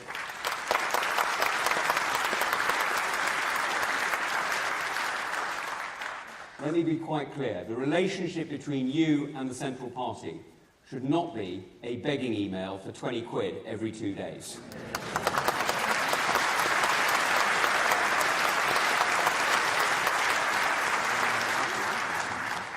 You held one job in government, you were Security Minister 2024, so you're the most inexperienced candidate. Is that a worry for these members? Look, I'm not going to hold against anybody their inexperience in combat or their inexperience in foreign affairs.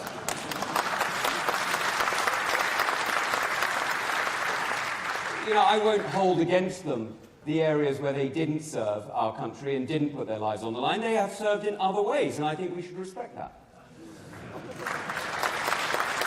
They're different things, aren't they? Serving your country on a battlefield is different to trying to get your own way in Whitehall. Chris, look, the truth is they're going to have to own the record that they've earned. We'll ask them about that. Okay. And they're going to have to stand on their record. Okay. I'll stand on mine. Mine is 2 years keeping this country safe, introducing the National Security Act, arresting and charging more Russian and Chinese agents than the previous decade, and reforming areas of our intelligence and security services that I'm afraid I'm never going to tell you about. Okay. On your record, though, you supported a manifesto that promised to cut net migration in 2015, 17, 19, 2024. What did you do to try and control migration? That was a massive promise issue which your party failed on. So the reforms that I was making before we were somewhat rudely interrupted by the election was to bring together the intelligence networks that we could share publicly with other countries. Now, that's slightly limited, but there are various areas that we could work together, and that I was working together with countries in around the world, and forgive me, I won't tell you where. Illegal migration. It's on illegal migration. The big number is net migration. The big number is net migration, and this is where we need to, Secretaries of State need to own their record. I got deeply frustrated with this pledge that you and I constantly heard, and I made because I meant it, of up to 100,000, and I've repeated, and then hear Secretaries of State going, I get that, but my department's an exception. My department's different. My department's not the same as the others. Oh, no, I get the cap, but not for me. Well, I'm afraid that's not how government works. You've got to actually mean it. And I'm afraid when Secretaries of State say, but trade will suffer, but health will suffer, but foreign relations will suffer, but I won't get the builders into housing, well, that's not the answer. The answer's got to be that you've got to have a really serious grip of the economy and think about how the British system works. You've got to train people. You've got to inspire apprenticeships. You've got to put the cap on the degrees, not on the apprenticeships. You've got to make sure what you're actually doing is you're helping people to fill those spaces. That's what we need to do. That's my commitment, and that's what I'll be delivering as leader of the Conservative Party. So you won't set a cap? Chris, I have set a cap. But I'm going to set a legal cap at 100,000, and the reason I'm going to set it is to make sure I focus the minds not just of businesses who are going to need to change the way that they hire and train, but also to focus the mind of government, because let's be absolutely clear. The government itself has been employing many, many, many people who should have been trained at home. Now, I don't want to say anything ill about nurses who come from abroad. They're fantastic people, they're wonderful people, and we're honoured and privileged to have them with us. But the truth is we should be training our own nurses. We should be making sure... It takes 6 years, it takes 7 years to train them.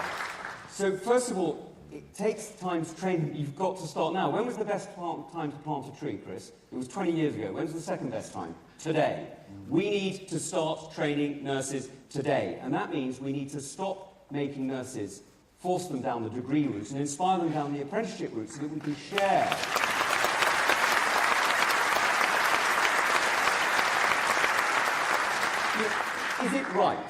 Is it right, Chris, that a nurse leaves a university with less experience, not her fault, but less experience hands-on in a hospital and a huge debt, when she could leave an apprenticeship with more hands-on experience and no debt? Isn't that the right answer?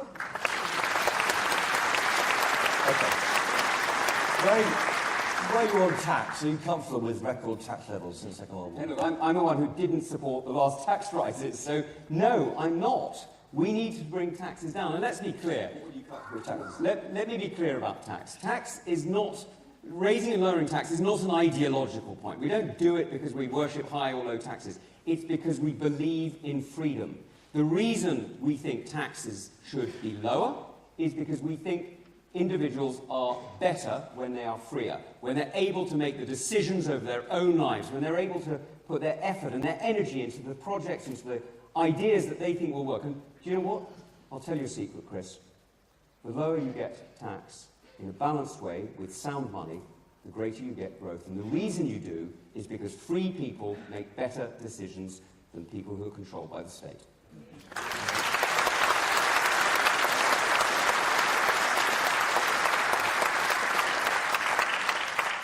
So looking forward, how will you beat Labour in 2028 or 2029? Do you hear what I just said about growth? Yeah. We need to get that going. But let's just listen to what Sir Keir Starmer said in Liverpool in the weeks gone by. He's actually specifically said that he believes in state control. He hasn't said it metaphorically, he hasn't even dressed it up, and to be fair to him, it's the one thing he's been absolutely honest about. He actually believes in state control. Now that is extraordinary, because we know where that leads. You know, I don't know about you, but I saw this movie before. Admittedly, I saw it in black and white, and it was on my parents' TV, and it was 1970, but I know where it leads. That's not the road to growth, that's the road to ruin. And that's where he's taking us. But many think markets have failed, don't they? They just feel let down by the housing market and by other markets, and that's what he would say. The state has a role in that. Well, the state has a role in lifting its foot off the throat of the market. That's how you empower freedom. That's how you get growth. That's how you get change. Because the truth is, what we've seen time and time and time again is that when Labour comes in, debt goes up, unemployment goes up, and we have to come in to clean it up.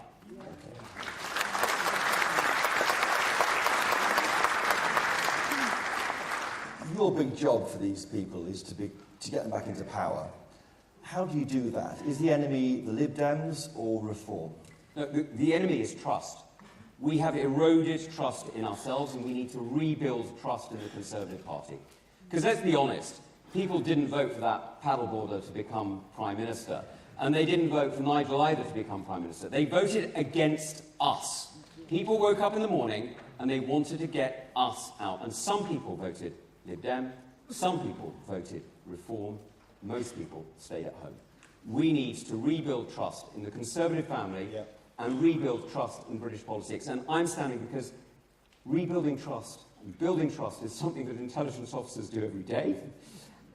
And offering leadership is what this country so desperately needs. Because the truth is, just look at the challenges we're facing.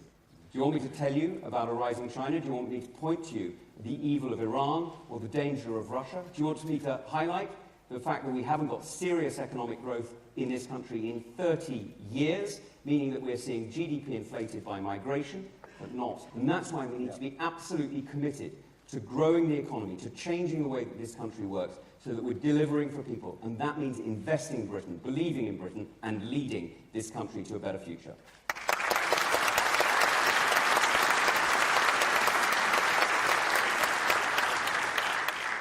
Well, why not do a deal with Nigel Farage? The Reform was second in 98 seats to Labour.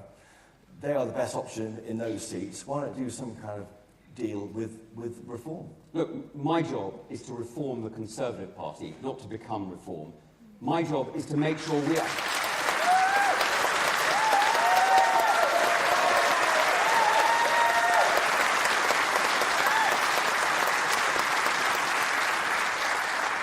My job is to champion our values, to champion the conservative voices around the United Kingdom. But too much of the last few years, we've been a Westminster club. Let's be honest. And when I've been on your podcast in the years gone by, the conversation is about Westminster and all about Westminster. But conservatism isn't just about Westminster. For me, conservatism is about unionism. It's about the whole country. It's about Scotland, Wales, England and Northern Ireland and all parts of the UK.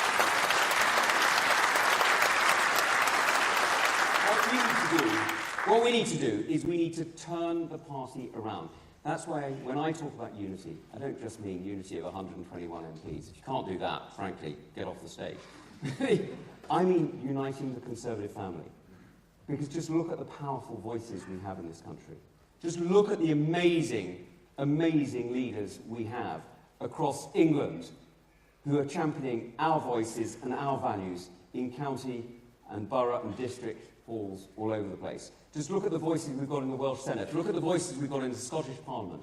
Look at the voices who, when we bring them together, could be that orchestra of conservative values, challenging this evil tide of socialism. Not with Farage as a member of the party, as your, Rishi Sunak said last year ago, it's a broad church. You didn't rule it out. We are a broad church, but one of the principles of the party has got to be that you actually want it to succeed. He's told us he wants to destroy it.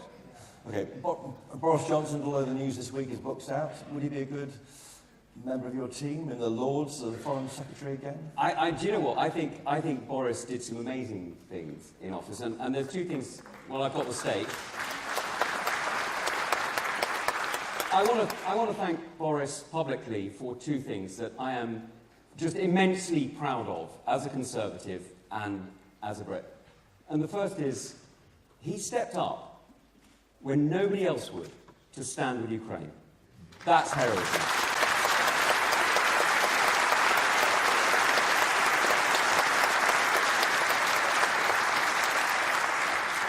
He didn't do it alone. Ben Wallace was absolutely with him, and the two of them,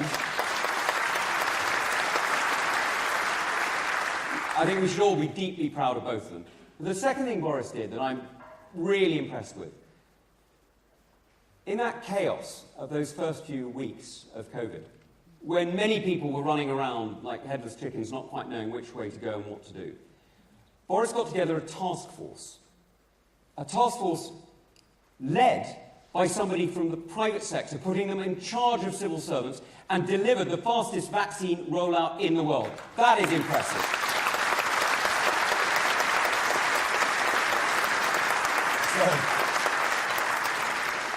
Would you allow him back in your government if you're your party, as a candidate in a by-election? I've got to be honest, I'm not going to choose candidates for associations. It's something I think is deeply wrong. What I'm going to do is make sure you can choose your own candidates early. And that includes Boris. If Boris wants to stand and you want to select him, over to you. Which Labour policy will you back?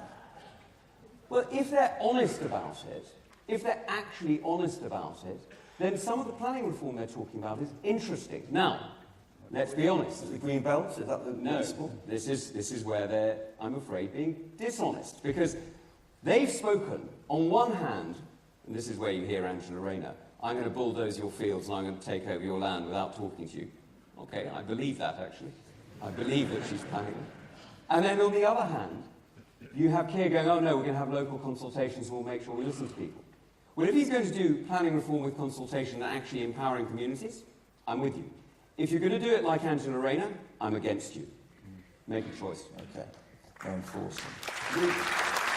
That goes to the next question is, how do you bring down the average age of the Tory voter?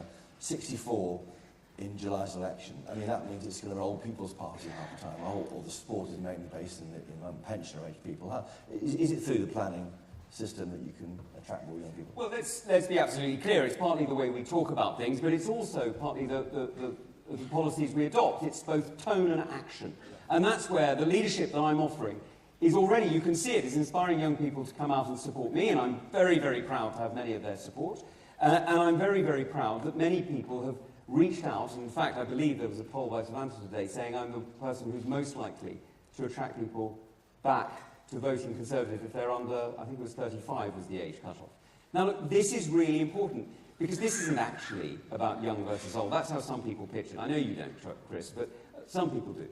This is about bringing our country together, because, let's be honest, unionism isn't just about geography. It's not just about tying Edinburgh to London or making sure that Glasgow can work with Carlisle. It's about tying generations together, bringing this country together so that the energy and drive of the young is tied with the experience and assets of the old, and we actually get growth in this country. That's what makes us a country, that's what makes us a family, and that's why Conservative policies are the natural policies of this country.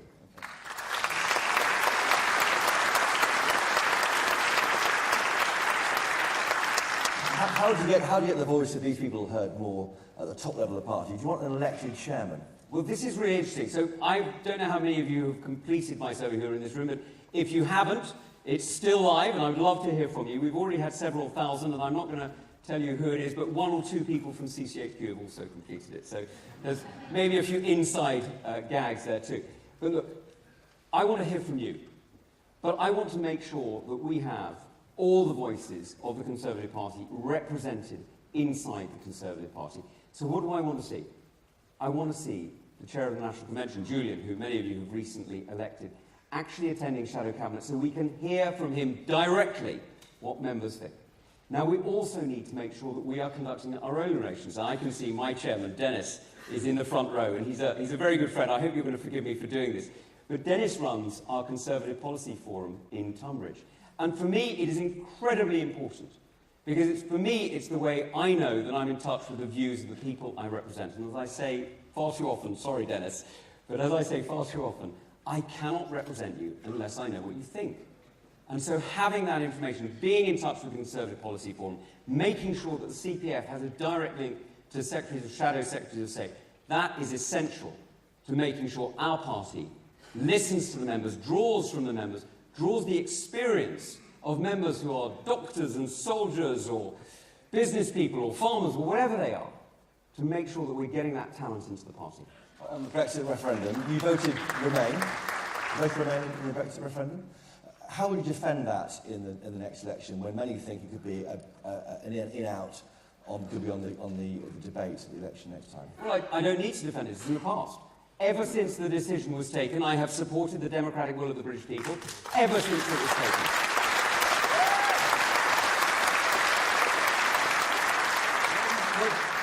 Well, let me be quite clear. The decision was in or out. We voted out. We're out. And that's why I rejected the single market. I rejected the customs union, because that wasn't the deal. The deal was clear.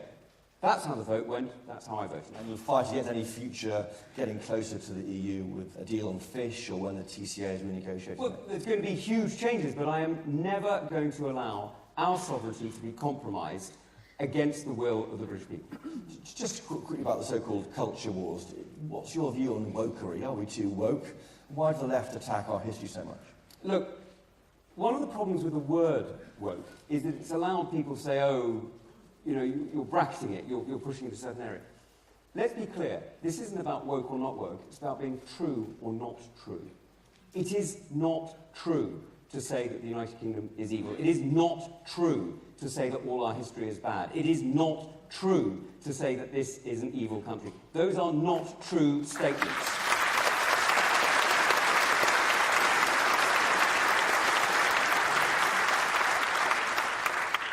I will always stand up for what is true. What is true is, I know, and I'm pretty sure you know, what a woman is. What is one? Do you need me to define it? If you want me to tell you that my daughter one day will grow up to be an adult human female like my wife, I very much hope that that is the only definition that we will need. But we need to be absolutely clear that when we stand for the truth, we also stand for tolerance. We also stand for liberty. We also stand for personal freedom. Because I am deeply proud of one other thing that a Conservative leader has done in recent years. I'm really proud of equal marriage. I'm really...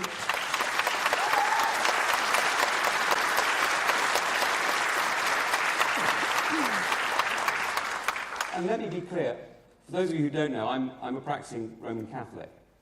My religion defines me, it demands things of me. It doesn't demand anything at all of you. You're free to do whatever you want.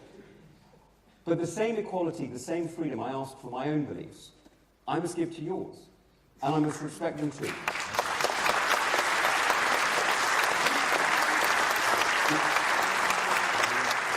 running out of time on my questions, so I'll do some quick ones. Yes or no? ECHR withdrawal, are you in favour? Opt out of the bits you can, reform the bits that aren't working, and if that doesn't work, be prepared to leave, yes. Will you restore the winter fuel payment? I would make sure that pensioners have dignity in old age. At the moment, I would never scrap it, but we need to make sure that in 4 years' time we're ready to treat pensioners with the dignity they deserve. What does that mean? Restore it and get money? I'm not going to be writing a budget for 4 years' time, I'm really sorry. You sound like all the rest of them now, Tom. Well, it's honest. If you want me to give you a glib answer and be dishonest with you, that's not what our members expect. Our members expect, quite rightly, the honesty of knowing that they can trust what I say. I'm going to offer you the leadership that is honest. And the honest leadership is I can't write a budget today for 4 years' time.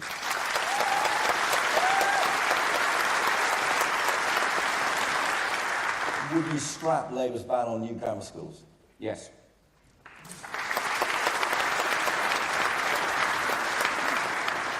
Would you abolish the top rate of income tax? Again, I'm not going to be writing budgets.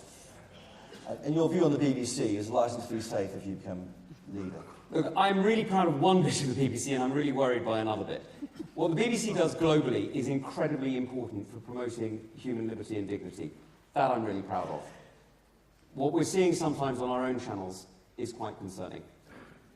And just finally, are you a Yimby, Nimby or banana?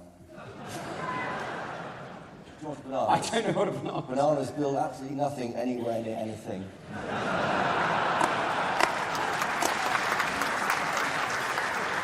Well, that sounds disgusting and yellow. It must be a Lib Dem.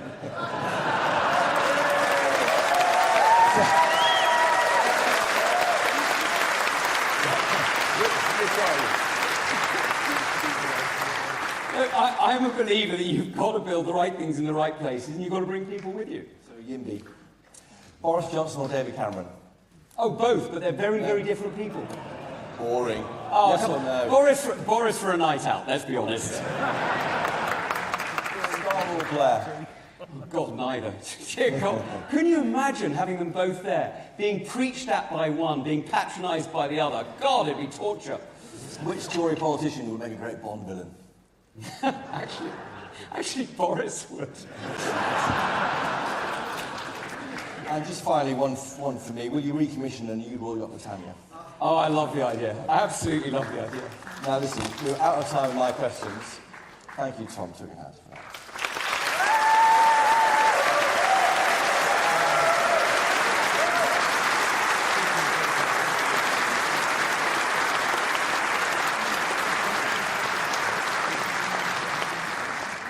So we've got 18 questions, 30 minutes, let's go. John from Bromsgrove, if you're here, John, do shout out.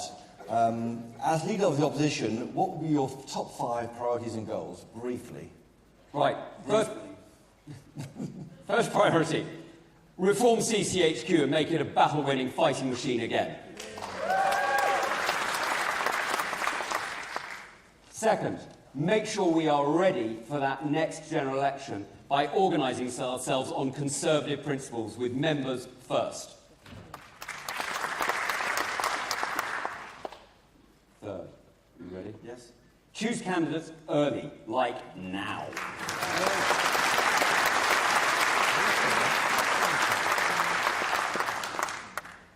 Four, we've got to, you know what's coming, don't you? Stop spamming members. And 5, our manifesto will be a conservative manifesto. It will be an honest manifesto that reorganises the economy to make sure it's delivering liberty and opportunity for all our people. That's what my focus will be.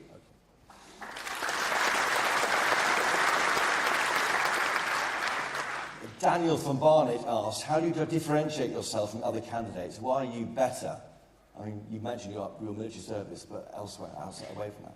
Look, I've got a long record of delivery, and frankly, I'm not a believer. There's 2 great mayors who've demonstrated this, Ben Hampton and Andy Street, have demonstrated it's not ideology, it's delivery that people want. And as Conservatives, we are practical politicians. We're the people who get up in the morning and do things. And the way we do it is by just getting on with it, by just delivering. I deliver. I've delivered the National Security Act. I've delivered more arrests of foreign spies in our country. I've delivered security to our country, and I've delivered it on operations overseas, and I've stood up to dictators at home.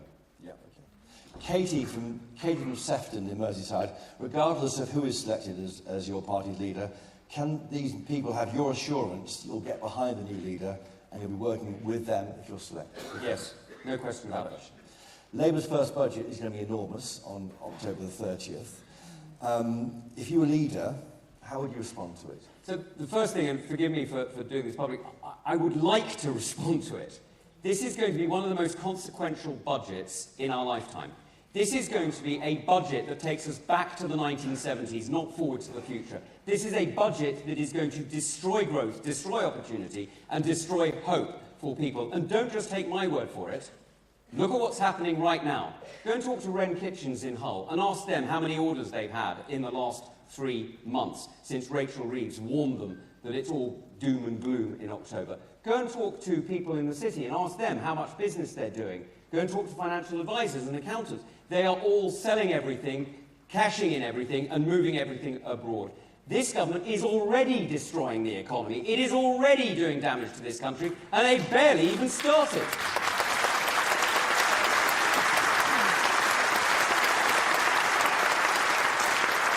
I mean, they blame you for this, don't they? They say there's a £20 billion black hole. They're taking measures with strong benefits for people to deal with the problems you created. Well, look, don't take my word for it. Rachel Reeves herself told us in June in the Financial Times, I know we all read it daily for its, particularly for the racing columns, she told us herself that there were no secrets, that there were no hidden columns, no hidden books, it's all public, it's all in the OBR. You know it's all there. So you can't claim there's a black hole. That's literally what she said. But now she sees more black holes than Mr. Spock. Okay, just to be quite clear, if you become the leader, or the final 2 next week, will you go and see the party chairman and demand to have this contest end before the October 30th budget? Look, I've already made my views plain in private. I made them public on Liam, I don't know whether Liam Halligan's here, but on Planet Normal about a week ago. And if you don't know where I stand, conference, please tell me now. VAT on private schools from Rhoda from Congleton. She asked, imposing VAT on private education is the most unconservative thing to do. Would you, if you leader the next government, abolish it? Yes.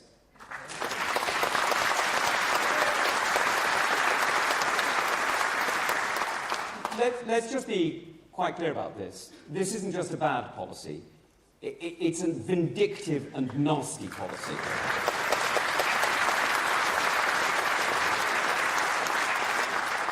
First of all, they're not waiting for the beginning of the school year to give parents and kids the chance to change if they need to. That's just plain mean. Secondly, they're not just making those who send their kids to private school pay, they're making everybody pay. Because whether you're going to have to pay the 20% extra, actually the business rate says more like 35, maybe even 40% extra, whether you're going to have to pay that, or whether you're just going to have larger class sizes, either way, Labour is making you pay. Now, here's the other thing. The truth is, this will make us a complete outlier. There is only one other country that charges any tax at all on education, and that's New Zealand, and they charge the same small rate of VAT on everything, including food. And if you think it's going to stop here, do we really think, do we honestly think that they're going to stop at education? Do we not think they're going to put VAT on medical care, on care homes?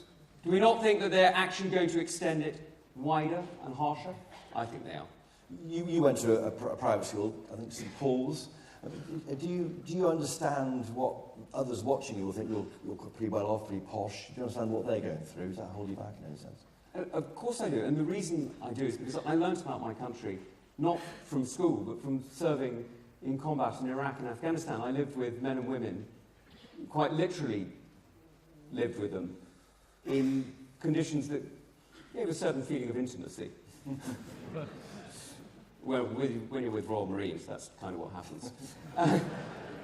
Sorry, that's an in-forces joke. The reality is, you learn about your country by listening.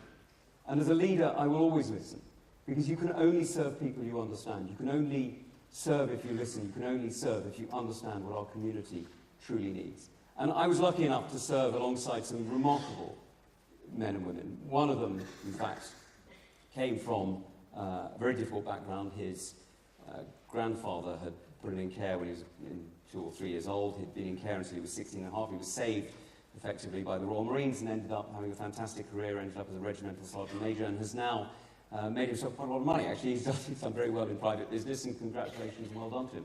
Another guy I came from also came from a slightly different broken home. I mean, he, his start in life wasn't always easy. Certainly it was difficult, particularly when his parents divorced, but his grandmother took a large interest in him, and she was the queen, so she was able to care for him in a very active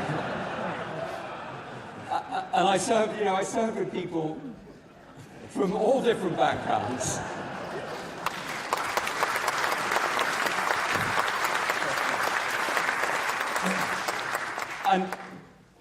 But what I learned from all of them was what their families are like, what their homes are like, what their communities are like. And that's what matters, isn't it? Because it's not about us, it's not about ideology. It's about our country, our people, our communities, our friends, and let's be honest, mostly our families. That's the building block of our life, that's the building block of our Conservative family, and that's the building block of our nation. And that's what I'm here to champion. And my leadership will start with our family, our Conservative family, and most of all with my family and my 2 kids.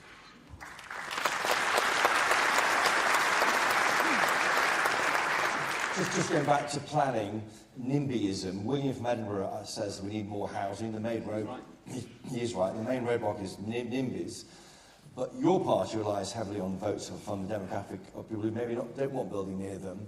How do you take them on? I mean, are you willing to take on NIMBYs in your own ranks, in your own party? So you see, I don't accept that, actually. I don't accept that at all.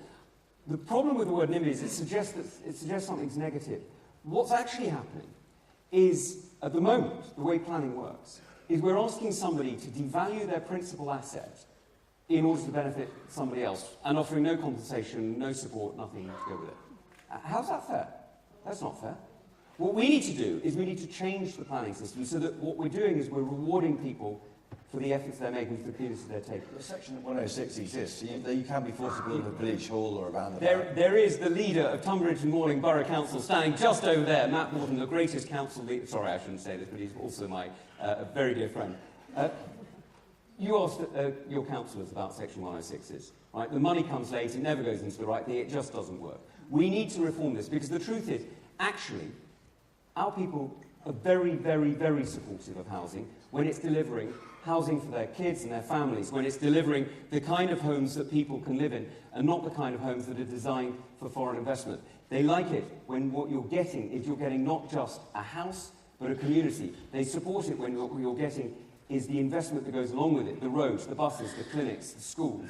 That's when people support housing. What they don't like is the piecemeal profiteering that you get too often. What we need to do is change planning, so that you get housing and you get the kind of houses that people need to start their lives. Now, I can tell you where this is done well. It's been done really well on King's Hill, where you see a density, sorry Helen, it used to be in my patch, it's now in yours, where you see a density of housing that is not only beautiful, but because it's dense housing, actually has goods and services within the local community and it can afford it. That is really good planning. That's what we need to see around the country.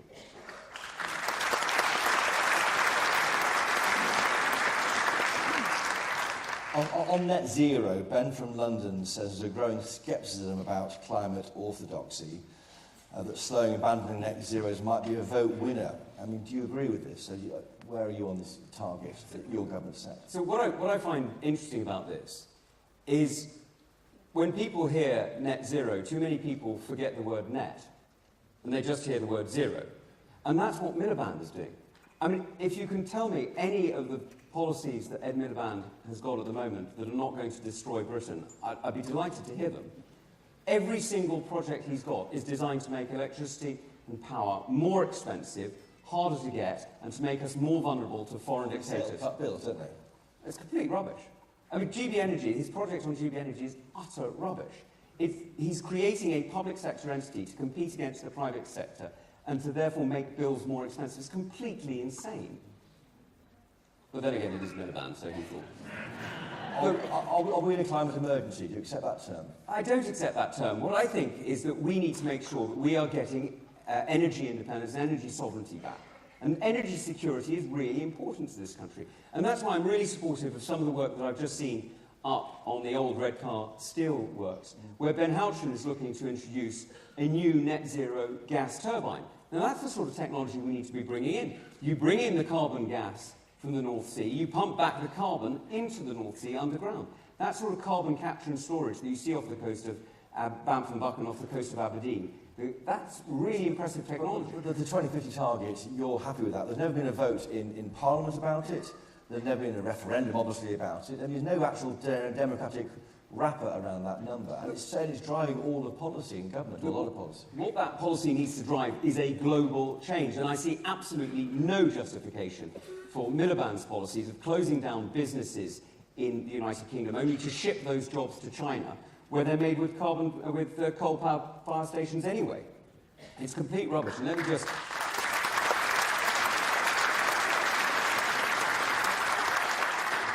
me just add one thing. I'm sure many of you have been following the news about Tata Steel. Well, today they stopped production. This isn't just an energy problem, and it's not just a jobs in Wales problem. This is a security problem. They were making virgin steel, and if you want to make tanks and warships, if you want to make the kind of weaponry that we need to keep ourselves safe, to protect our allies in Ukraine, and to make sure we are defended against hostile enemies, then we need to make virgin steel in our country. This is a sovereign capability. So you would keep it open if you were in charge now? Well, what we're now seeing is Labour have left us exposed to buying virgin steel off who? China. What would you do? Would you keep Port Talbot open? We need to make sure that we have that capability here. Now, there are different solutions. There are various different options that we need to look at. But when you look at the forge masters in Sheffield and the way that they have developed technology and the way they're making steel, you know that we need to keep that production at home.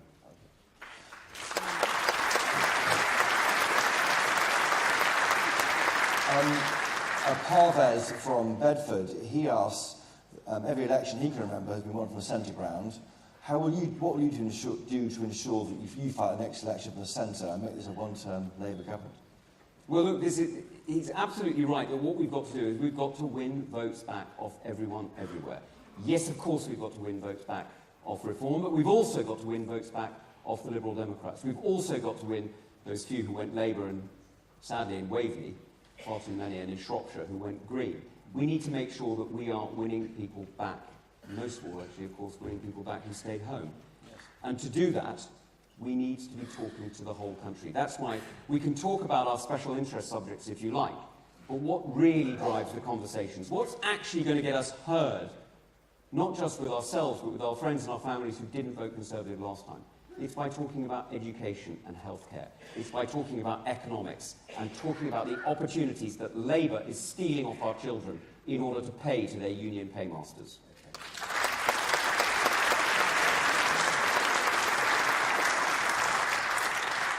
What will you do to empower local party associations and council groups? You mentioned putting the National Convention person in the shadow cabinet. What else?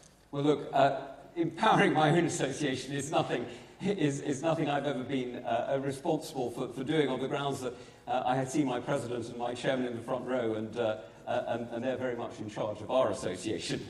And I know that associations around the country have very different relationships with each other. What we need to do is make a system that actually empowers our whole community, because this family, this Conservative family, is at its absolute best when we're drawing off the talents and skills and strengths of all our members. So the first thing I'll do is make sure that you can select your candidate as early as possible, and so you will not have candidates imposed under me.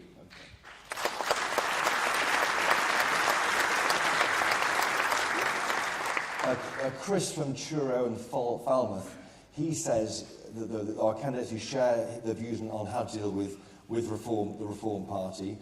Do you favour collaboration, or how would you bring back disaffected members from Reform? I suppose it's a different way of talking. Well, my view is we've got to be Conservatives again. The truth is, if we want to fight over 20% of the vote, we'll end up getting a share of 20% of the vote. That's not how we win. We win by getting 40% of the vote. We win by talking to the British people. We win by being conservative. And let me be quite clear what that means. That means championing freedom. That means championing business. That means being incredibly supportive of families who are making the effort. I want to see families recognised in the tax code. I want to see opportunity encouraged. I want to see growth back in this country. That's how we win the next election.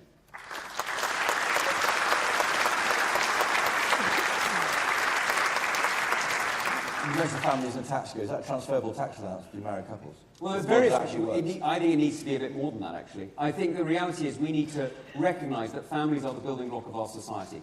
And as Conservatives, we should be deeply proud of that. Because our job is to support families, not to define them. Yeah. It's not our job to tell you who to love. It's not my business who you decide to make your life with. It's my job to make sure that that unit, that stable unit, is supported in our society, because that's the building block. System. In the tax system. Okay.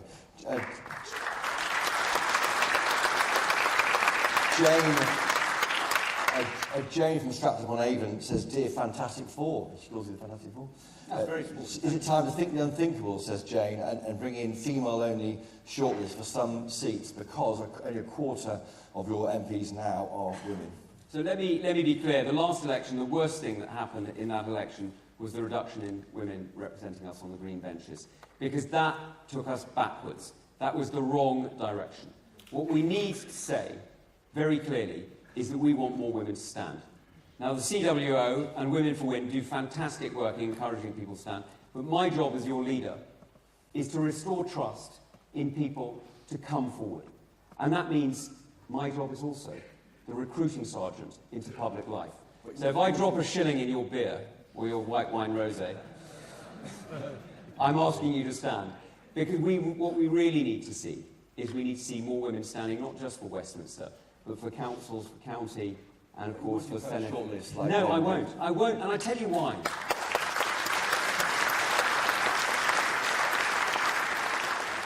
I tell you why I won't do shortlists. Because somebody like Kemi is a fantastic, important and respected colleague of mine, and I will not diminish or belittle her by making it look as though she got there under any other reason than under her own merits.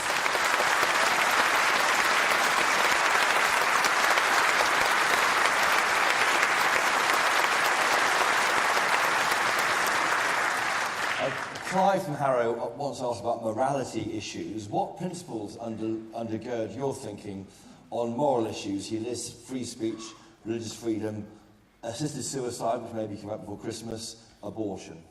So that's the last two first, the easy ones. So the easy one. Look, I've already said I'm a Roman Catholic. That's me. And it determines a lot of how I think about life. Of course it does, but it defines how I must live my life, not how you must live yours. So I am always open to listening to debates about moral arguments from the perspective of the government as opposed to from the perspective of me as an individual. Because we need to make sure what we're enabling in our country is, to use his other words, freedom. We need to be championing freedom. It is quite literally the building block of our society. If we don't have that, we have nothing. My job is also to make sure that we support the most vulnerable. And that's why I'm deeply, deeply, deeply uncomfortable with this assisted dying.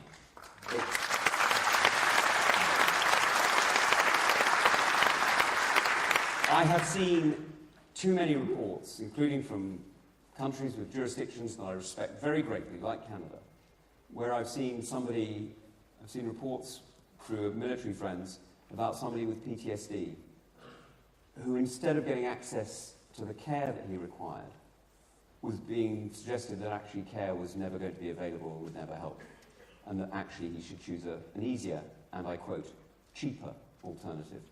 That is wrong, and I will never support it. So, you'll vote against it as a vote before the end of... Look, I never say never because I need to read the bill, but I think it's immensely unlikely that I could support it. And abortion laws, you'll leave as they are? Indeed. Okay. Just briefly on Brexit, Gordon from London says that all four of you candidates voted for Theresa May's disastrous deal, in his words. Why should members who vote for Brexit believe you'll pursue and defend our sovereignty? We had a choice at that moment. as to how to get through the turmoil and the hurdles that we were getting to. That was the first step. My job is always to deliver on the will of the British people, and the will was to leave. That was the first step. Boris got a better deal. We moved on. I support that deal. I voted for any deal that has come before us that would see Brexit happen, and I will always support the democratic will of the British people. For a deal which didn't actually support sovereignty. Well, it was the first step. step. It was the first step. You regret voting for Theresa May's deal? I think it was the first step. You don't regret it? I think it was the first step. Okay. We can go around this point again, yes, if you like. you can decide what you make of that audience. Now, Peter Misha and Walton says, what should the Tory position be on the current war in the Middle East between Israel and the terrorist organisations of Hamas and Hezbollah, and how would you expose Labour's position on that? But what should your position be on that, first of all? So, I had the great fortune, I started off, for those of you who don't know, I started off as a journalist in Beirut in 97 to 99. And just forget Israel for a second. Just forget about Israel. Lebanese Hezbollah has murdered more Lebanese people than almost any other organisation in Lebanon's history. It is a tyrannical, vile, dictatorial group that is not only engaged in attacking democratic allies of ours like Israel, but is also engaged in child trafficking and drug dealing. In fact, it's one of the world's biggest drug dealing networks, smuggling captagon on behalf of the Syrian regime around the region. It is a horrific organisation, and it is the proxy of the Iranian state. The Iranian regime is utterly, utterly vile, and they are using Lebanese Hezbollah to profit, not just in military terms, but also financially. If you think that we should be equivocal between a democratic state and the group that I've just described, you're wrong.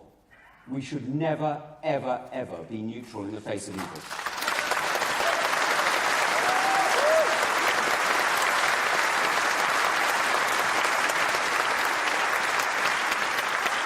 So Israel's response since October 7th last year has been proportionate throughout? I'm not going to go through the ins and outs of it, because as a soldier I can tell you that decisions that are taken need to be looked at very carefully, but are not always reported. I'm sorry, Chris, but they're not always reported exactly. Not to misreporting, but they're sometimes difficult to understand or difficult to explain. So I'm not going to second guess everything.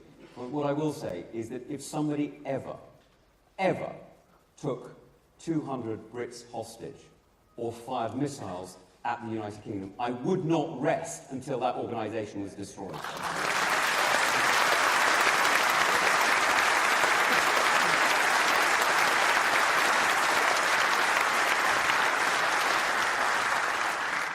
Now, William from Scotland asked about the war in Ukraine. You may be surprised by the question, but he says he understands the need to deter aggression from bad actors on the world stage, but he's concerned about the war in Ukraine and the costs that we're investing in it and whether it's worth it. Where are you on the war in Ukraine?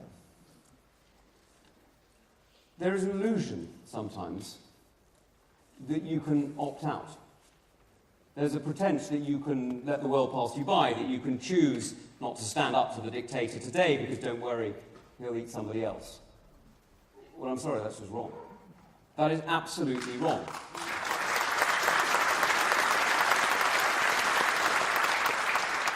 Let me be clear why I support Ukraine.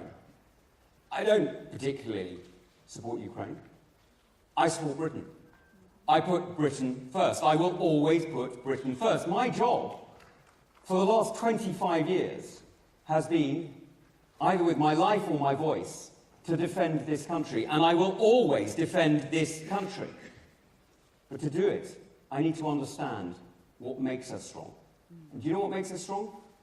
What makes us strong is the ability to stand alongside partners, the ability to stand with allies, the ability to push our borders further out so that we have strength in depth, we have strategic reach, and that ability to extend our decision time. Now, for us, NATO is the core of that. That's the absolute heart of that. But it's not alone.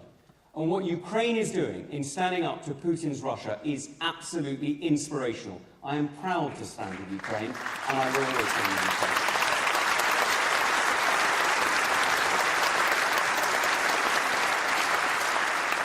And I don't know if you've heard, but A general went to see Putin the other day. We got this, I can't tell you how.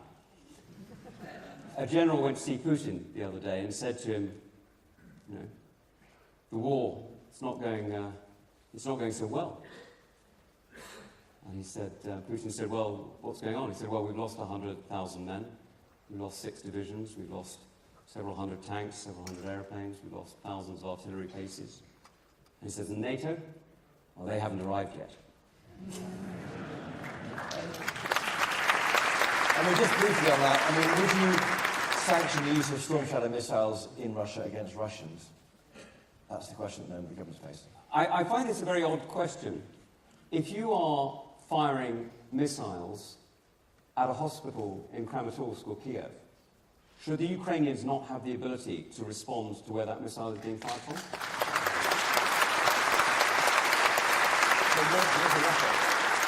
You're launching into Russia. We have been for years. Our ammunition has been used for years. This is Putin again, pretending to make a red line where none exists. Briefly, Chloe from Brentworth on China. The current government calls China a threat. What would be your policy on China if you become the PM? And how would you deal with the infiltration and penetration of the Chinese Communist Party in our country? So I have already been taking action against China. I called out China years ago when it was still being considered an ally. I was clear that we should never have Huawei in our electronic systems. I'm afraid it's one of the things I had to rebel on, but I'm still proud that I did. And I'm absolutely clear that what we really need to do is we need to stand up for our values around the world. China is a threat. The actions they're taking, the decisions they're making are undermining our security every single day. And we need to be clear that we stand up for ourselves. It's about defending British jobs, defending opportunity, and keeping Britain safe. And just 2 quick questions from your members. Jay from Sutton says that you're out of Downing Street, but would you join him in Downing Pints? He says, to create a fairer tax on pubs, would you compete with Jay on your Downing abilities? I'm afraid I quit drinking when I became security minister. I felt it probably was best not to get that phone call at 3 in the morning when you're a bit tipsy. But I'll certainly join you for a pint afterwards. And S. Mitchell from London wants to test your practical skills. Can you mow in a straight line? I can not only do that, I can change a nappy while doing an interview on Radio 4. Well, there we are. Tom Tugendhat, thank you.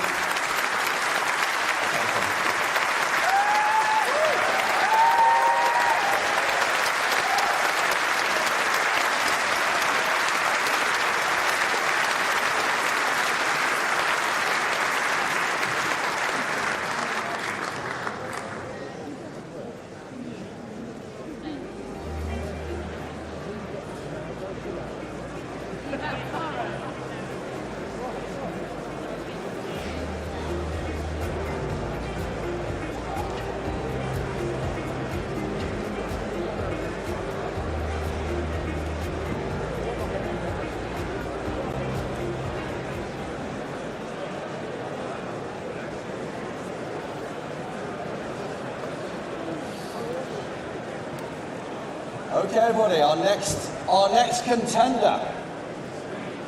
Please have a seat.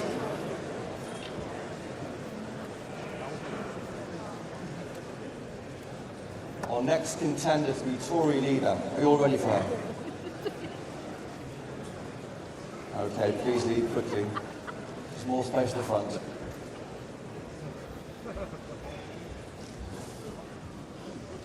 Okay, our next contender.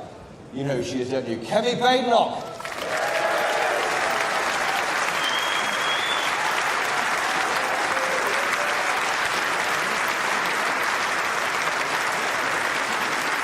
You're here.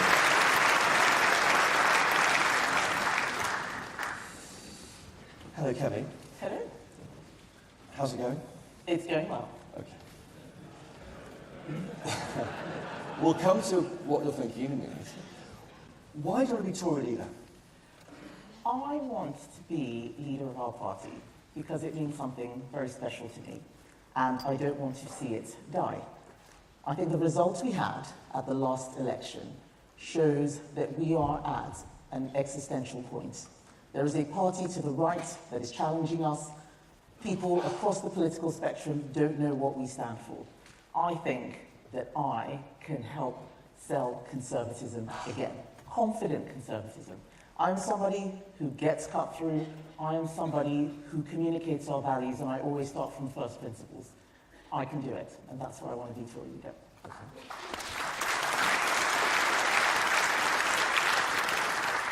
What was the moment when you decided you could be Conservative leader? It was after I actually stood in 2022, and I did much better than everybody expected. Quite often, people stand for leadership for different reasons. In 2022, I was very frustrated that the party was going in the wrong direction. I thought we were talking right and governing left, and what I thought would happen is I'll stand for leaders so I can give a speech, talk about what's wrong, and then one of the other camps will grab me as soon as I go out. And then I didn't go out. I kept staying on and on in different rounds. I didn't get grabbed in the end to be part of someone's team. But I got the message out. And I thought, well, if I can come forth and beat former chancellors, former home secretaries, I can probably win this contest. But I need to make sure that I'm doing it from first principles. And given everything that's happened over the last 5 years, I think we all know that it is time for renewal. And your qualities, we've heard from Tom Tugendhat, his military history. He doesn't like to talk about it, but he does talk about it quite a bit. What qualities have you got to make you a good leader? What qualities that I have that make me a good leader rather than just a great person? Okay. I would start off with honesty.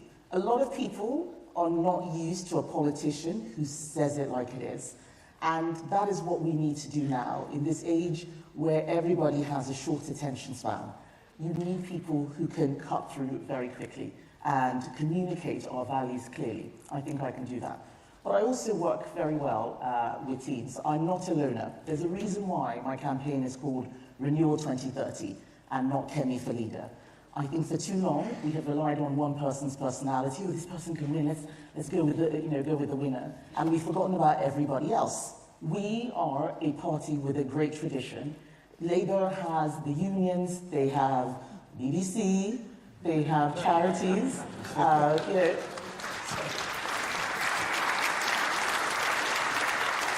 All we have is each other. So the campaign is called Renewal. That is the mission. And all of the people who worked with me, all the ministers who worked in the departments that I ran are supporting me. I get on well, I can build a great team, I start from first principles, I can cut through. Thank you. And what do your family make of this? Are they ready? It does lift you into a different level in terms of scrutiny. Yes, it depends on which family member. So my husband thinks this is fantastic. My mother does not understand why I am doing this.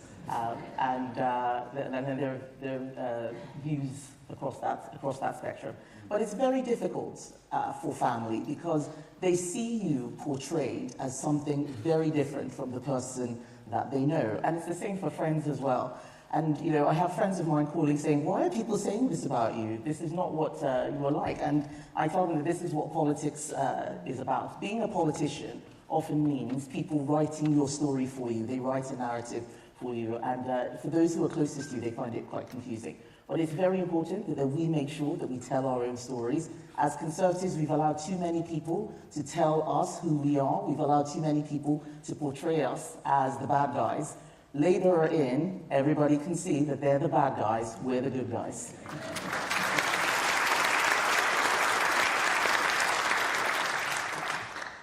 And what's your version of conservatism? You're centrist, the right, the party? I think I have a conservatism that spans quite wide.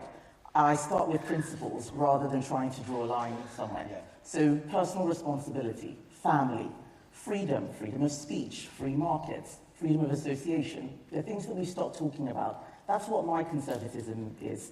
Some people define left or right based on Brexit for the last sort of 5, 10 years now, or 8 years. It's where you've been on the European spectrum that defines whether you're left or right, rather than the economy.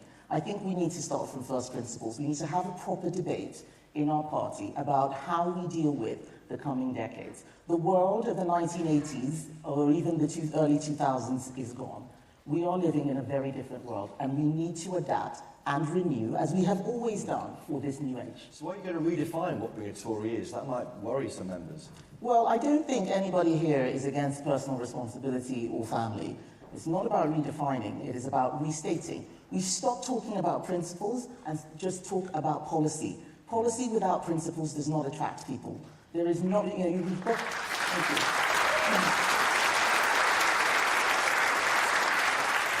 Our values are what attract people to us as a party. I am not redefining conservatism. I am bringing back authentic, confident conservatism. That is how we win.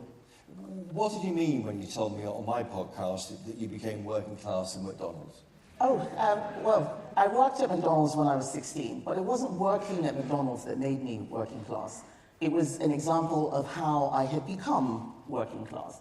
I wasn't working there as a weekend job or part-time. That was my job. I was going to college part-time. I went to an FE college. And I had left Nigeria, where I'd had a middle-class life, driven to school every day. And the first time I ever went on a bus was in this country. But I couldn't even afford bus money most of the time. I had to walk everywhere. Sometimes I was hungry. I was on my own. I had a place to live, but I had to do everything myself at a very young age. If that is not working class, I don't know what working class is. The working classes are the people who have to work for a living. Otherwise, they will be in trouble. They are people who don't necessarily have big savings or a family that can look after them. We need to stop trying to define ourselves. This is why I say I don't like identity politics. Oh, what's this person? Let's give them a label. Are they middle class? Are they working class? Are they this? Are they that? We keep each other in boxes, try and define everyone, and we stop listening to what they're saying. Let's listen to what everybody says. That's how we're going to get a proper debate, especially in this contest.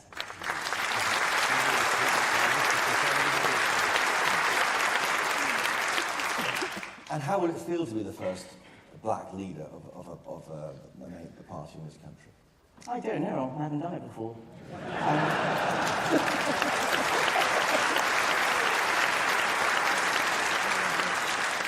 I'm sure it'll be interesting, but I am somebody who wants the colour of our skin to be no more significant than the colour of our hair or the colour of our eyes. Okay.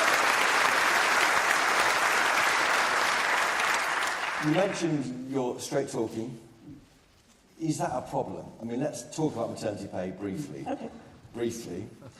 In the past 24 hours, you've had to issue a tweet, a video, an interview with Sky News to explain what you meant on Times Radio. That's a busy day, isn't it? You weren't meant to talk about maternity pay hours after that interview on Times Radio. And all the critics are going to be hearing is you're a Tory who wants to cut maternity pay. Are you? No, I think maternity pay is quite important. And this was actually a long discussion we were having about the role of the state in deciding what businesses should do. But let's take a step back.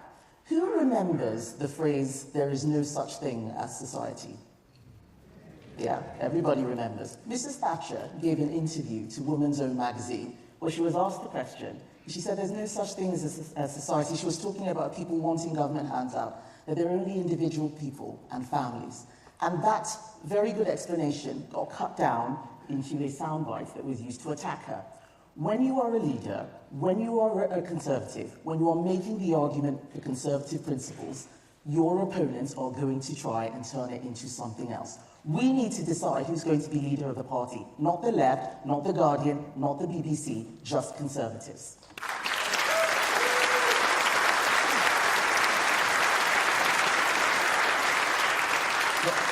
I mean, you did say it's excessive. You said maternity pay varies depending on who you work for, and you said it's excessive. I was answering a different question. I was interrupted as I was answering a different question. Right. And I don't actually think Kate McCann was trying to catch me out. I was trying to explain that when we start talking about micro-policy, we forget the first principles. Businesses, and I'll use an example. There's a cafe in my constituency that closed down. And the lady who owned it said, I can't afford to pay the wages anymore.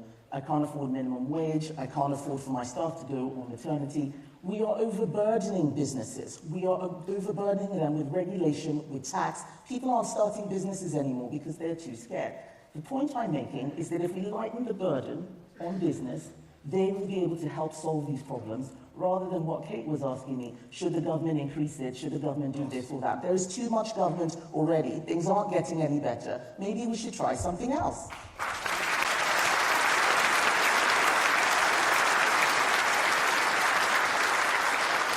And people say you're quite blunt speaking privately, you know, you're brittle, can be a bit loose, tell me your temper easily. Is that an unfair characterisation of you? Can you give me an example of when that's ever happened? It's just people telling me stuff. I mean...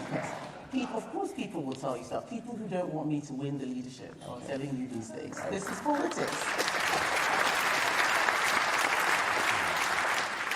Is there a Stop Kemi campaign? You've gone towards that in some interviews, haven't you? There's always a Stop Someone campaign. There will be a Stop Tom campaign, there will be a Stop James campaign, there will be a Stop Rob campaign, and of course there will be a Stop Kemi campaign. But as you can see, they are not stopping me.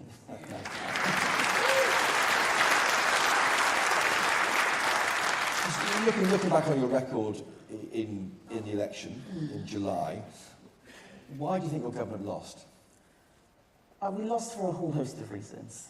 There's a general fatigue that comes with being in government for a long time, and some people will just want change. There's nothing we could have done about that.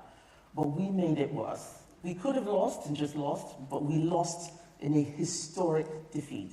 There are so many MPs or former MPs now that I'm seeing at conference, and I keep thinking to myself, I can't believe these people aren't here. And we have to make sure that this doesn't happen again. When we knocked on doors, we kept hearing all sorts of different things. Some people saying, you're too left-wing. Other people saying, you're too right-wing. Some saying, you're too centrist. We were all over the place in terms of what we were doing. People didn't understand what we stood for. On top of that, we looked like we were squabbling amongst ourselves constantly. Nobody's going to vote for that. And that is why people voted whatever they could to kick us out. They voted Green, they voted Reform, they voted Lib Dem. We have a Labour government now that nobody really likes. They're making a whole hash of things. We need to renew ourselves, pick ourselves off the ground, and start doing what this country wants, which is being real conservatives.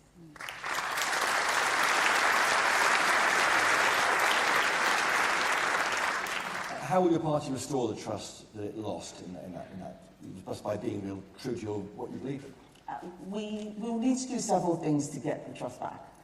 We need to acknowledge where we made mistakes. There's no point just waiting for everybody to get sick and tired of Labour or saying, I told you so.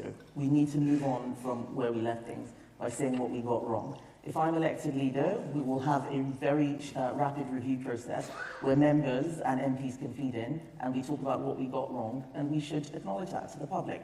But we also need to start speaking with more clarity and with more honesty. Quite often, when you see a politician on TV, there's just so much, waffle. Everybody's trying to... I understand why lots of people speak in what I call officialese. And they speak in officialese because they're worried about the gotcha moment. They're worried about, what we had yesterday where people said, oh, did you mean this, did you mean that? And so they just say safe, bland words, but there is a cost to that, and that is that people stop listening to you. We need to make sure that we get listened to, and that means speaking with clarity and picking a leader who's going to be able to cut through and grab the attention of the public, especially as they're becoming more disillusioned with politics.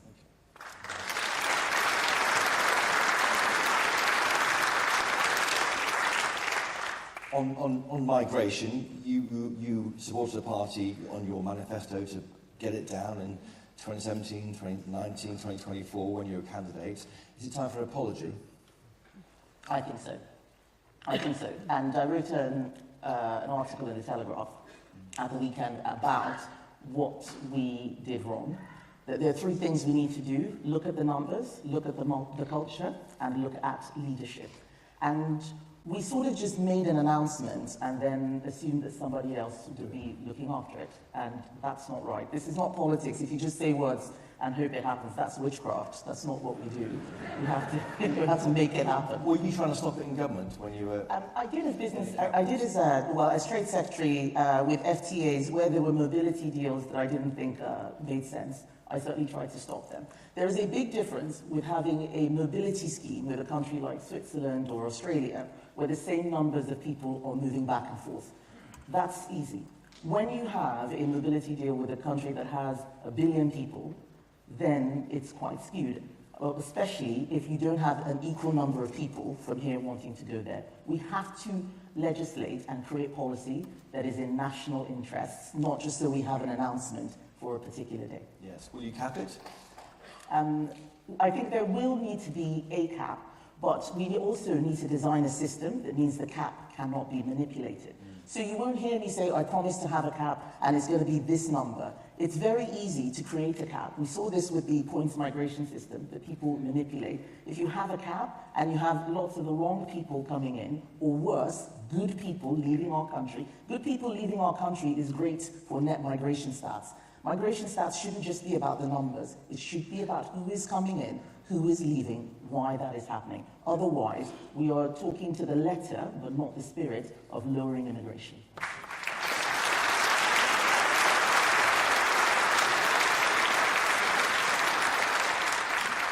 In your maiden speech, you described yourself as, to all intents and purposes, a first-generation immigrant. I mean, how do you feel being tough on migration now?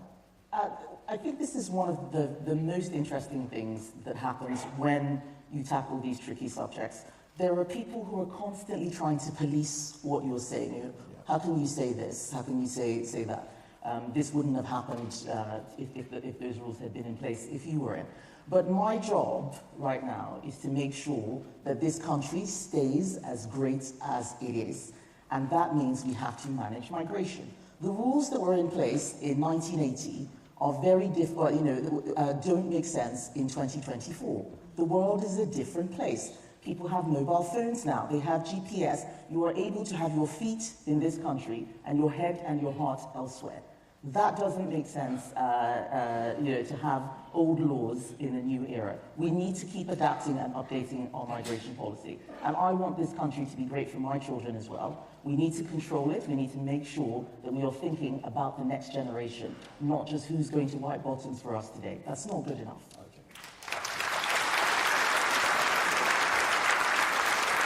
Just on Brexit, on the EU Retain Law Act, it was on your watch. Your government said you'd axe 4,000 measures in January last year, only 800 or not many went in the end. Oh, we did axe 4,000, but there was a schedule that had 800 that were being removed in that piece of legislation. We removed others in other pieces of legislation. Okay, because critics said you weren't being tough with the blob. I mean, I can't believe that, but they said that. I'm always tough with the blob. Okay. But with one of the things that we need to make sure is that we make promises that we can keep. I think some people were angry that we didn't remove all of the EU regulations, but there are regulations on things like product safety, safety of toys. We don't want to remove those things. It's about keeping what you want and letting go of what you don't want. It's about the purpose of the law, not the provenance of the law.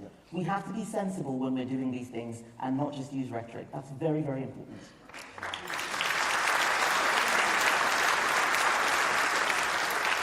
Where are you on taxation? It's at record level since the Second World War. You want to cut it, I'm guessing. What taxes do you get rid of? This is one of the things I was saying yesterday about we have excessive tax, we have excessive regulation and excessive government interference. But we have to ask ourselves why the tax burden has got so high, and then we can figure out how we lower it. The state is very big. The welfare bill is absolutely astronomical. 2 weeks of the welfare bill is what we spend on justice, courts, probation, etc. So we need to look at how we manage spending and public services, how we grow our economy, and then we can do the tax cuts. If you do them the wrong way around, we run into trouble. I would love to see lower corporation tax. I think there are businesses that are not starting because they think the taxes are too high. We see the businesses that close. We don't see the ones that never start because people think it's too difficult. We need to look at that. I think we need to look at taxes that on things like capital gains and anything that reduces risk. We need to increase the appetite for risk-taking. That is how we produce. That is how we create growth. Taxes that do that, I'm in favour of. But we need to do it carefully and make sure that we are always explaining what the benefit is. I think last, 2 years ago, when we had the mini-budget, we cut a tax for high-income earners, or we didn't explain that this would be something that would help even those on low incomes. So your ambition, cutting the 45p tax rate? I'm not getting into the micro policy right now. I want the party to help us make these decisions. I don't want to impose my own views on everyone else. I think that's how we got into a lot of this mess, and we mustn't make that mistake again. So before you get into power, who's the enemy you've got to defeat, Lib Dems or Reform? Anyone who's not a Conservative has got to be defeated.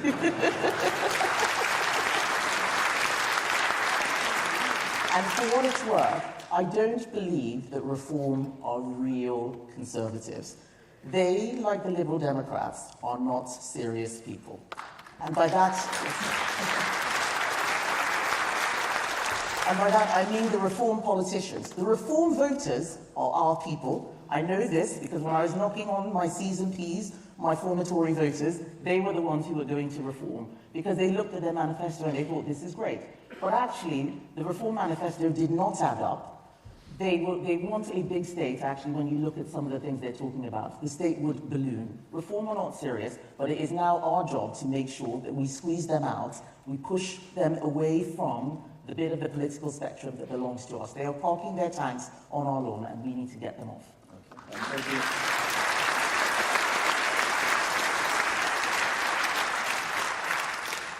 No deal with them, 98 seats were their second of the last election. I am always prepared to work with any other party that wants to help us deliver our agenda. We've worked cross-party many times with Liberal Democrats, with Labour. If Reform wants to work with us to deliver a good agenda, I think that's fine. But in Parliament or an election? In Parliament? In an election, no.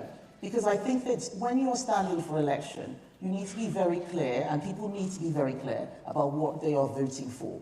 There are many Conservatives who will never vote Reform. We need to accept that, just as there are many Conservatives who will never vote Liberal Democrat. We ended up in a coalition with them, and lots of people were angry. We lost a lot of our members because we didn't explain how we were delivering a Conservative agenda. We mustn't do that in an election. At the next election, we have to be the centre-right option.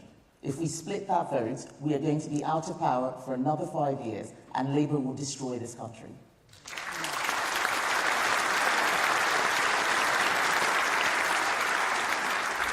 Would you let Nigel Farage in? No. I wouldn't let Keir Starmer in either, for what it's worth. Boris Johnson, to be candidate? He's already in the party. Boris Johnson, be a candidate again? No, but candidate again? Yes, but this is one of the things that we need to start changing the way we talk about these things. I want local associations to have more control over who their candidates are. If a local association wants to pick any former MP who has not been kicked out of the party, I could say, yes, that should happen. You won't block them? No. As long as they haven't been kicked out of the party. Yes. Which Labour policy will you support? Which single policy? Which Labour policy will you support? Which Labour policy? None of them, maybe, or one of them. Well, all I have seen Labour do is bad stuff since they've come in. They've removed VAT on school fees. It's a tax on aspiration. They scrapped Ofsted reports to be the meaningful bit of Ofsted reports. That's bad for parental choice. It's bad for personal responsibility. They scrapped the Academic Freedom Act. That's bad for free speech. These are our principles that Labour is trashing. So I haven't heard them say anything that is good. If they want to build some homes, I will help them. But the Angela Rayner that I stand opposite has no clue what she's doing, and we're going to have to pick up the mess she makes.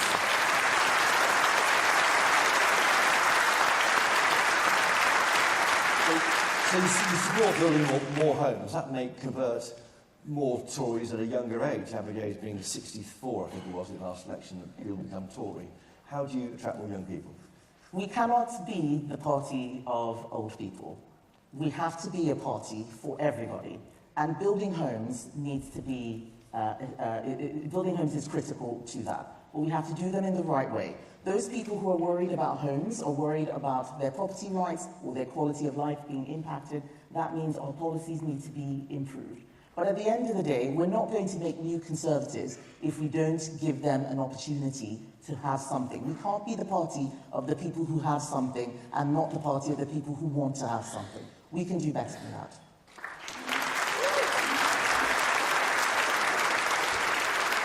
On the so-called culture wars, why does the left attack our heritage? Oh, that's a deep question. That's an essay question. The left, in my view, believe in victim-oppressor narratives. If you want to be charitable to them, you would say that they want to protect people from harm, and so they go after the aggressors. But the difficulty is that they just put people into boxes. They're stereotyping. They are embarrassed about our history because they think that we are oppressors, and they want to be liked. Many people on the left want the prestige and the joy of the civil rights movement, but many of those battles have already been won. And so they're trying to pretend that nothing has happened so that they can be the ones to help minorities. They can be the ones to do gay rights. They can be the ones who are fighting for freedom. But we did all those things. We fought for many of those things. We believe in equality under the law. We should not give this space to the left. We need to make sure that we start from first principles and we emphasize what we are fighting for.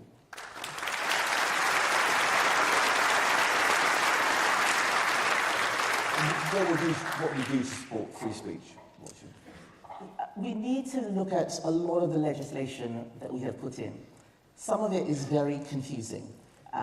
Hate crime legislation has expanded where we have non-hate crime incidents, which I still don't understand. Those are things that came in under a Conservative government. It happens when we are trying to appease the left and trying to show that we are nice people. We need to do what is right rather than virtue signal or do what we think looks nice. And we have made a big hash of free speech laws. I think that we can bring some clarity to that by starting with what it is we are trying to protect. What we have in this country is amazing. There are places where you can't say anything about the government or you will end up unalive the next day. They will make you unalive. It is really, really special. And a lot of people think that it can't happen here. It probably can't happen here tomorrow. But you look at many of those countries, there was a slippery slope. So making sure we know what we are defending, the rights to be able to say what you mean, not the rights to offend other people. All free speech has boundaries. But we need to make sure that those boundaries are clear and that the people are able to express themselves and are not suppressed by any particular ideology, and certainly not by the government, the state, or other authorities.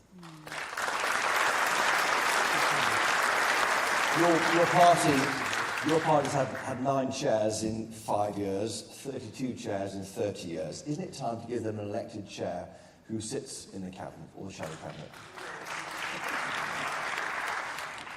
People may not clap at this time, but I actually don't think that we need to have an elected party chair. I don't think the solution... I have time for this. I don't think the solution to everything is more elections.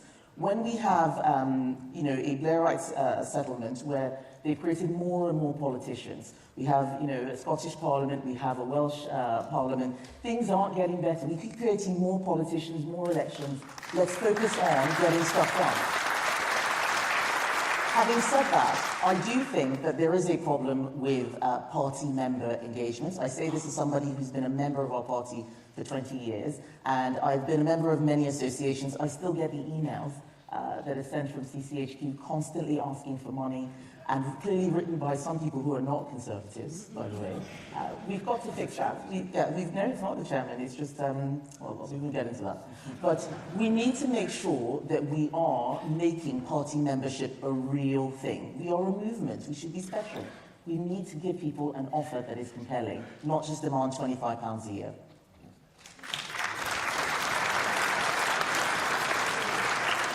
How do you vote in the Brexit referendum in 2016? I voted leave.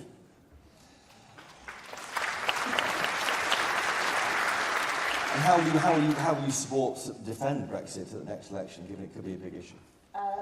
Defending Brexit was almost all I did as Trade Secretary over the last 2 years.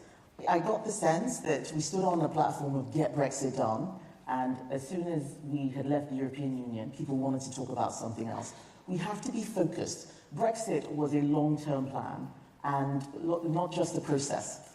We need to make sure that we're using all of the opportunities. Signing trade deals was one example. We have a trade deal with the EU, and there are many more. We did a great one, CPTPP, We signed that. We almost lost it, but thankfully, with the help of ministers like Nigel Huddleston, we got it over the line. But there are other things that we need to do within our regulatory system. We now have the freedom to lead where the EU will only follow. So let's use those opportunities. Let's use those freedoms. Let's stop being afraid all the time. We're so afraid to do anything different. We're often, deciding policy based on what everybody else is doing. Let's decide for ourselves what we need to do.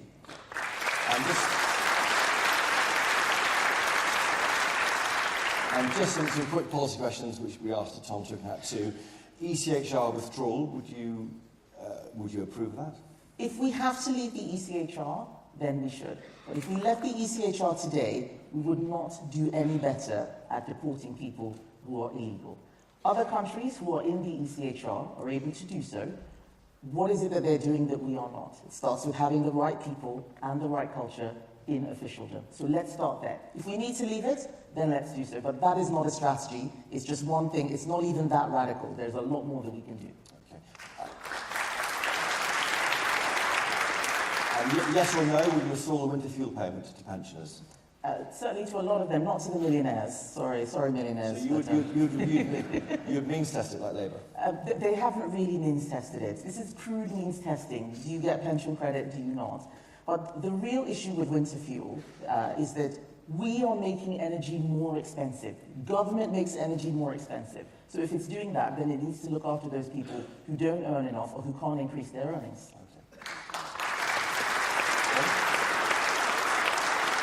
Would you scrap Labour's ban on grammar schools?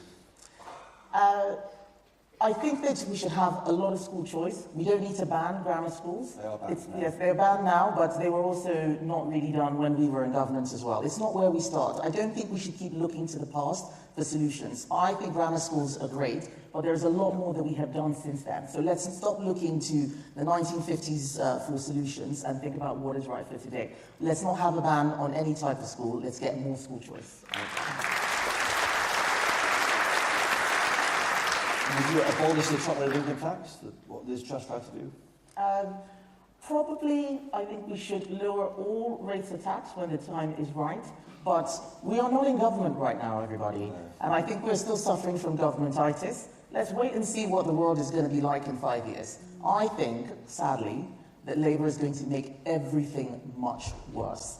And we're going to need to be very careful when we get back into government, and I do think we will. We're going to need to be very careful about what we do to fix the mess that they would have left behind. And will you reform the BBC licence fee? Possibly. Depends on what reform means. Scrap it, so a subscription model? I certainly don't think people should be going to prison for not paying their BBC licence fees, especially with their elderly. And just very quickly, some lighter ones. You're a Yimby, Nimby or banana? I'm definitely not a banana. You're definitely pro-building. I'm pro the right buildings in the right places. I've never opposed any planning for any home because I remember what it was like to get my first flat, and every building that goes up, I think that's someone's home.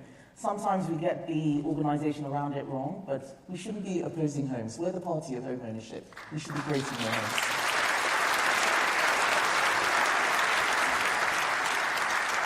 And who do you want to have a drink with, Boris Johnson or David Cameron?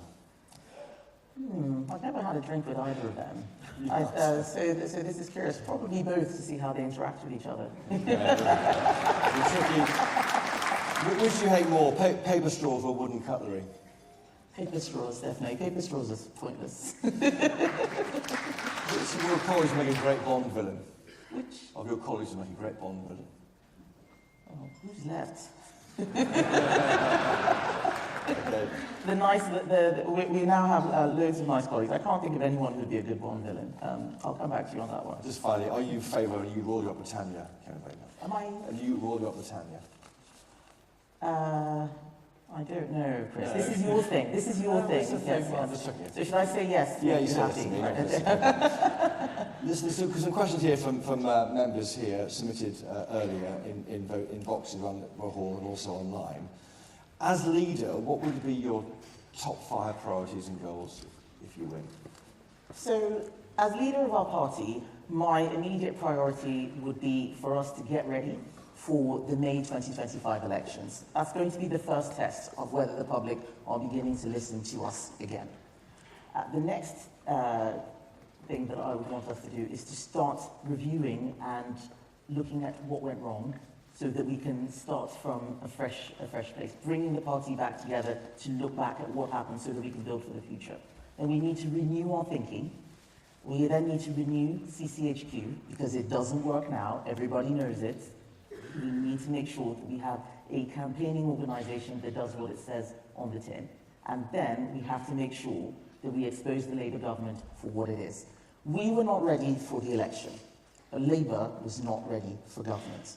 They are going to make a lot of mistakes, and we need to be able to show the people why they are wrong for the country and why we are right.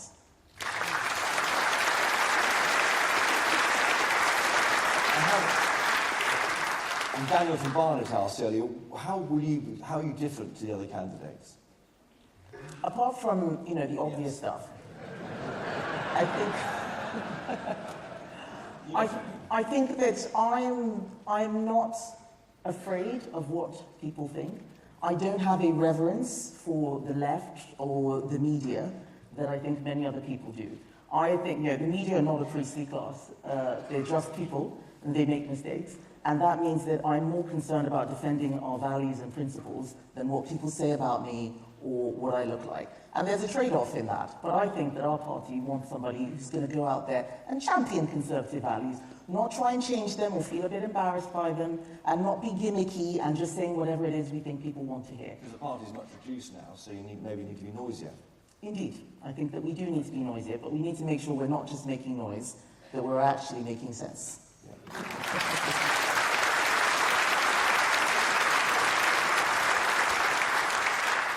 Labour's first budget is October 30th. How would you respond to it if you were leader then? I'd have to hear it first, and then I would know how to respond to it. Okay. Did you want to be leader by then? Because that would mean bringing the end of this contest forward. No, I don't think changing the date of the contest looks good. It looks like we're not serious, we make mistakes, we don't know what we're doing. We set that date for a specific purpose, so let's stick to it. The public are tired of us blowing with the wind. Someone saying, oh, don't you want to do the budget? And we say, oh, okay, well, maybe we should change it. This is not serious. We have a leader of the opposition, we have a prime minister who's never been in the Treasury, we have a leader of the opposition who used to be chancellor, we have a shadow chancellor who knows that building inside out in terms of the Treasury. We can do this. It's not about who's becoming leader a few days later. It is about us using all of the talent within our party.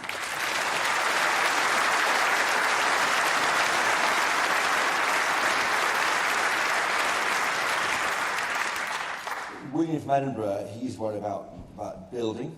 There's a lot NIMBYs block building. Your party relies heavily on people who are NIMBYs because they're property owners, they don't want their view being spoiled. How do you get more building? You're obviously the housing secretary, you're shadow housing secretary at the moment, and how do you make it happen? I mean, can you take on these critics of building? I think that we need to look at who is providing housing. There are three reasons why homes are so expensive people can't afford them, and it feeds into why we're not building enough. So the first is that we're still dealing with the asset bubble crisis from the financial crash. Lots of people put money into property because they were scared of what would happen to it elsewhere. It's inflated house prices. People are hanging on to homes and using them as a safety net. Then we have an increase in demand from migration. Many more people coming into the country. There's no way we can build for the numbers that are coming in. And that means that a lot of people are resentful about building that is happening when they think that we should be managing the demand. But if we tackle those things, then we can look at supply. We need to deregulate. What's happened to all the small and medium-sized developers? They disappeared. We have a bit of an oligopoly. We have the big business corporations who are doing a lot of the building. Some of them are good, but we have some, without naming names, as a constituency MP, we have some terrible builders out there, and they are causing problems for local communities and the people who buy their homes. So let's fix that too.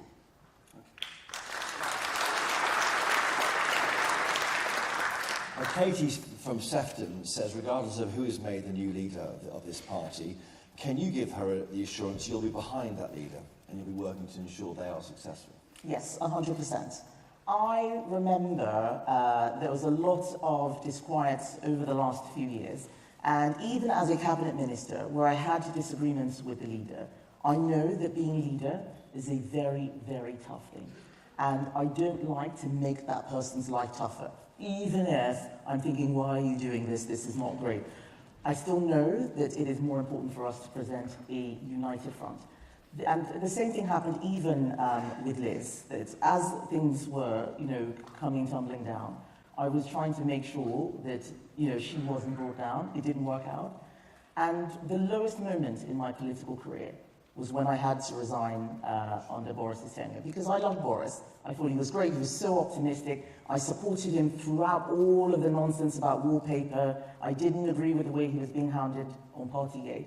But it was when we were, as ministers, being asked to go out and say things that were not true, that I said, actually, do you know what? I'm going to get off at this stop. We need to show the public that there is integrity in our party. We can't always pick ourselves over what the public know to be right. And there are some candidates who talk about their resignations as if it's the best thing they ever did. My resignation was the saddest moment in my political career.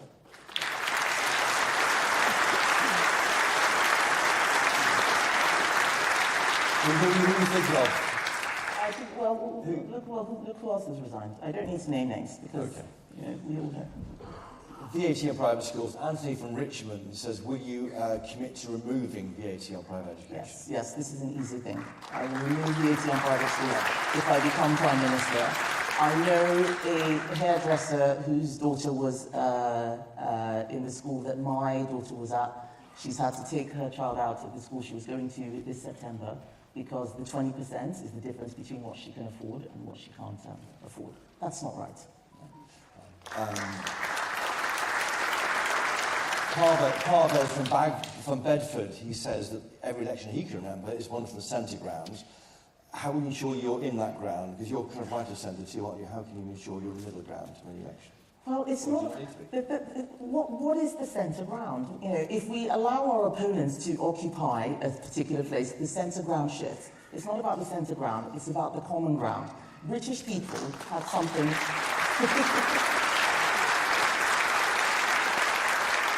British people have something in common with every single party, but what we want to do is make sure that we are where the majority of people are. That's often common sense, common values, common understanding, not left or right. Let's be there.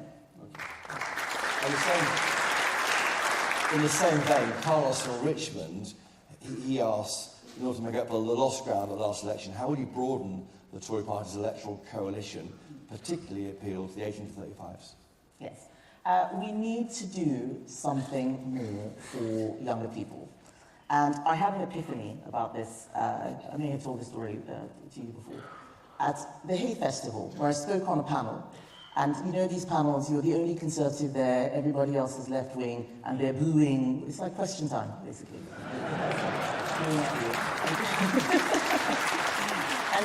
And I saw these young people there just sort of, looking quite worried about what I was saying. So I went and spoke to them afterwards, and the more I spoke to them, the more I realized that they were not left-wing. And I asked one of them, why are you saying these things? You clearly don't believe it. And she said to me, because I want to feel like I'm a part of something special. And we've stopped doing that as Conservatives. We need to speak from the heart. We need to give young people a vision and hope. The Green Party has lots of mad policies, and young people are following them every day because they speak in a way that captures them. We can do that too. We are the most successful political party in the world. Let's do that.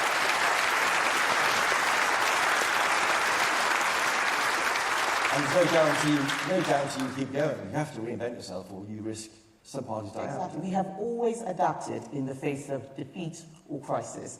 And I believe that the time for a new adaptation has come. It is time for renewal. We need to change our party so that it is fit not just for today, but for the decades to come. Are you in crisis now? I think that we are at a crossroads. We are facing a potential crisis. We have 120 MPs. We have a challenge from the right. People don't know what we stand for. We have one chance really to get this right.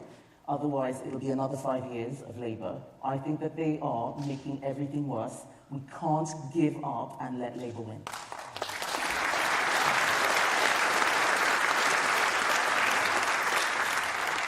You're the only woman standing to be Tory leader. Jane from Stratford-upon-Avon, she's worried that only a quarter of you and your colleagues are women in the parliamentary party.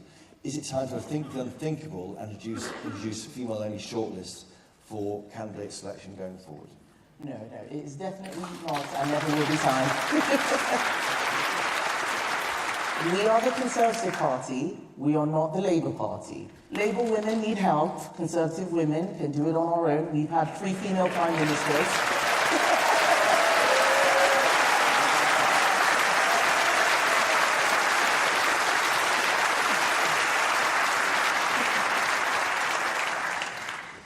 Richard from South London is worried about net zero. You have an engineering background, of course that's very refreshing to see. But why was there no proper discussion in Parliament on the ridiculous drive towards a net zero target? And that's been a result of runaway virtues taking in, he says. I mean, that target was set by an SI. There's no vote in Parliament on 2050, ever. No, and this is why we are in the mess that we're in. I spoke in that debate. I was one of only 2 people who was not whooping and cheering about what a great thing we were doing. The other person was a Labour MP, to give him credit. And I asked the question that how are we going to pay for this? That a lot of the school children in my constituency have been writing to me about this. They'll be happy, but how is this going to work? Where's the plan? And the minister who's there waved it away and said, don't worry, a plan will come. He left us for a by-election to go work here in the green industry. This is what is wrong with the decision-making that is taking place in Westminster now. There are too many people who are doing things thinking about themselves, their vested interests. We've got to break that consensus. Setting a target without a plan doesn't make sense. We do it again and again, and we have to stop it. So would you scrap the net zero 2050 target if you become the PM? Well, we need to make sure that the party has a consensus on this. I know that there are many people in the party who want a net zero target.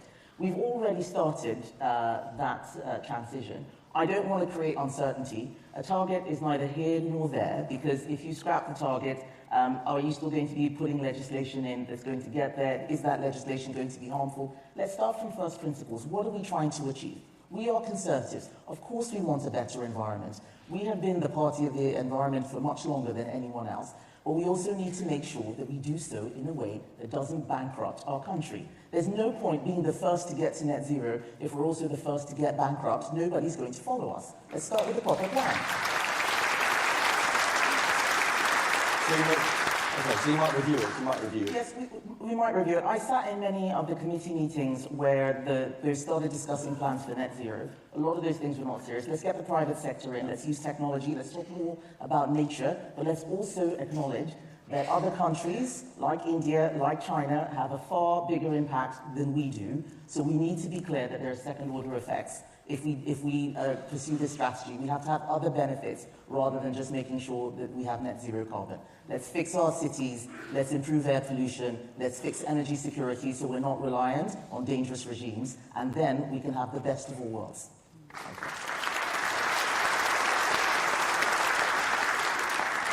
Clive from Harrow, he's concerned about morality votes. Where do you sit on these important votes on assisted suicide, abortion, freedom of speech? I don't think we should change the laws on abortion. I've seen what's happened in the US. A lot of morality votes end up just being turf wars between right and left and not making life better for anyone. I think we have sensible laws in this country, so let's leave the laws on abortion where they are. Suicide? On assisted suicide, personally, I am sympathetic to assisted suicide, but I know how government works. I have seen it from the inside. I do not trust any government or civil service to be able to deliver this. And freedom of speech, I'm sure you make clear. Yes, I think it's great. It's great, yeah. On Brexit, all 4 of the candidates voted for Theresa May's disastrous, in quotes from Gordon, Brexit deal. Gordon's words, Gordon's not mine. Gordon's words. Why? Do you want to apologise to that? You nearly ruined it, didn't you? No, I don't think so. And the Brexit deal that we ended up with was not that far off Theresa May's deal. Let's be careful and not confuse the rhetoric in the press and on social media with what's actually happening. But also, the reason why I voted for that deal was because we were in a hung parliament. We didn't have a majority. It's very easy to say, well, don't vote for this and don't vote for that, when you look at who is taking power. I will always make sure that I vote in a way that does not give the left more power. At that point, Theresa May was being undermined. I was supporting the Prime Minister because I didn't want to see Jeremy Corbyn becoming Prime Minister in Parliament.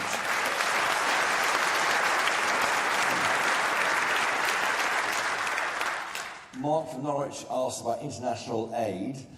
The party's policy is to get to 0.7% from 0.5% at some point. But that's borrowed money, because we're borrowing so much money anyway. Why do it? I mean, will you ditch it?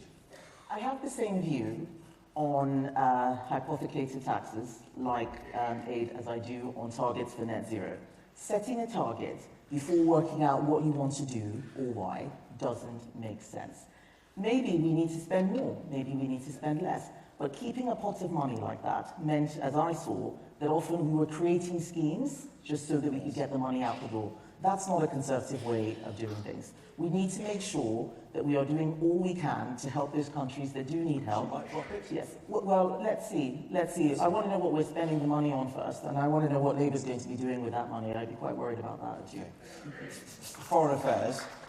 William from Scotland he's concerned about Ukraine. He thinks the costs aren't worth it. He's worried young people could be drafted to fight in a war which we have little interest in. Where are you on the Ukraine war? I am fully behind Ukraine.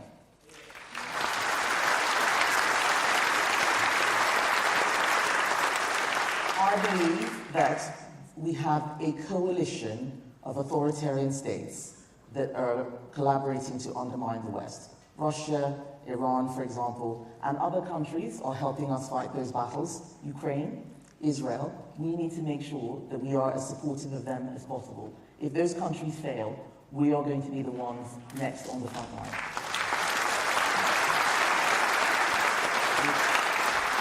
The big debate is about UK-made Storm Shadow missiles. They should be fired into Russia. It might provoke Putin. I'm personally supportive of that, but I recognise that this is a very challenging question for people who believe that it is an escalation. But we need to make sure that we have a proper strategy. We need to make sure we're not doing this on our own, that we bring our allies along. What happens in the US elections will have a big impact on that. But we also need to look at what we are spending on defence, because that's going to make a difference to Ukraine. I would like us to be in a situation where we can spend more, not unbalanced defence spending cuts. As you said, that's boring. But during the Cold War, when we weren't actually fighting, we were spending 4%. We cannot afford to do that right now, and I think the world is becoming colder than it was then. So 3%, where would you go to? If we can get to 3%, yes, let's do so. I think maybe somewhere around 2.8% in time, but we need to grow our economy. Otherwise, all of these conversations about defence spending are pie in the sky. On the Middle East, Peter from Surrey says, what should your party's position be on the war there, on Israel against Hamas and Hezbollah? What's your position? My position has always been very clear. Israel has a right to defend itself. The UK is an ally of Israel. I stand with Israel. We cannot stand with Hezbollah. We cannot stand with Hamas. We know who the bad guys are. Islamist terrorism is something that should never, ever be appeased. It is extremely dangerous. Israel is at the front line. It is surrounded by a lot of enemies. I think that what they are doing is extraordinary. People said that getting the leader of Hezbollah couldn't be done. People ask Israel to do things like be more targeted so you don't harm civilians. They did that amazing thing with the pagers, and when they did that, they were criticized for it. They're always criticized, so I'm very sympathetic to the Israeli argument. But we mustn't forget the Palestinian people who are not Hamas. They are unfortunately caught in the middle of this terrible war. I think we should do all that we can to help them. I sympathize with them. But I think if Israel can get rid of Hamas, that's also going to be fantastic for the Palestinian people.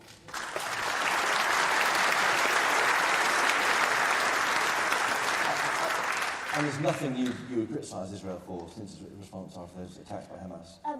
There are always things that you would not like any country to do. I mean, there are things that I didn't like the UK doing, and I was in the government. So, you know, of course there are things that I think Israel could be doing better. I think, you know, after this war, or at a more quiet time, looking at settlements, for example. For those people who are just born into this situation, it's very difficult. I'm not an expert on the issue on settlements, but I do think that there's more that can be done there. So I am not an unthinking, supporter of Israel, but I know right from wrong. Israel has a lot of moral clarity on this issue, and we need to make sure that we are also clear about who the good guys are and who the bad guys are. Hezbollah and Hamas are the bad guys.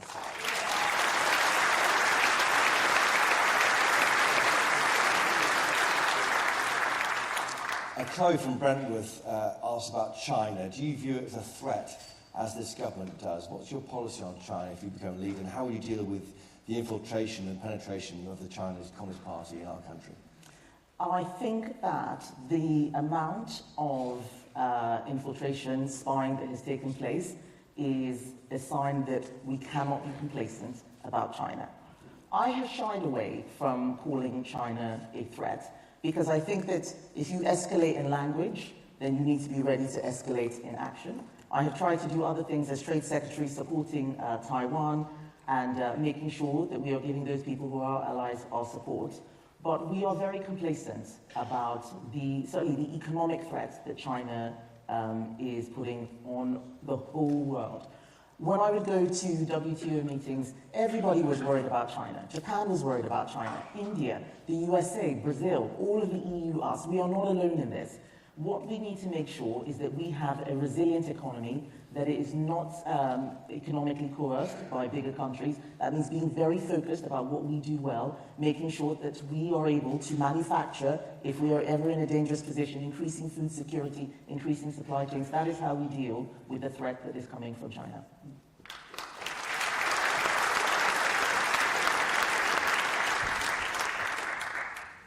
How do you make that happen? It's costly, isn't it, what you're describing there? It is very costly. We need to, as with anything that needs paying, you need to decide what your trade-off is. There is no cost-free solution. Everything is going to have a price. You look at steel, for instance. We have net zero. We've legislated for it. Every country is saying, every party is saying, let's have net zero. It's a goal for all of the EU. Net zero empowers China. Now, it might be that is a decision that we want to make. Maybe we want to have electric arc furnaces. So the compromise there is we keep steel, we have electric arc furnaces. It's a bit more expensive, but we're regenerating Port Talbot. That's one of the good things that we did. We also need to make sure that we keep virgin steel here, and as much as possible, show that we are resilient. That is something... Port Talbot's closing. Well, Port Talbot is closing under Labour. We had a solution, and they have gone in, and they're messing everything up. We're going to have to figure out a way to fix that. What's happening with British Steel in Scunthorpe, for example, and some of the smaller steel companies. But that's an example of the sort of thing where there are hard decisions to be made. There's no easy answer. So let's make sure that we are clear on what we think the right way is. Let's paint a vision of what the country can look like, how we're going to get through all of these new challenges, geopolitical, technological, aging society. There's so many things that are getting worse and worse, and we are still talking as if we're just a country that's got so much money and we don't need to worry about anything. We need to start getting serious. Finally, what's your description of the NHS? How would you make it work better? The NHS needs reform. I think it is a 20th century institution that is not working in the 21st century because it was built at a time when the bulk of the population was young and working. Now we have a population that is increasingly aging and very complex, very diverse. We have lots more issues around special needs, for example, and we need to start from the basics on what kind of NHS we want. I think that the principle of free at the point of use is actually something special in this country, and we should keep it. But that doesn't mean that we can't have choice in provision. There are other ways of delivering this. I don't have all the answers on the NHS, but I do know that treating the NHS as a religion rather than a national service is not going to help us deliver the health service that we really want.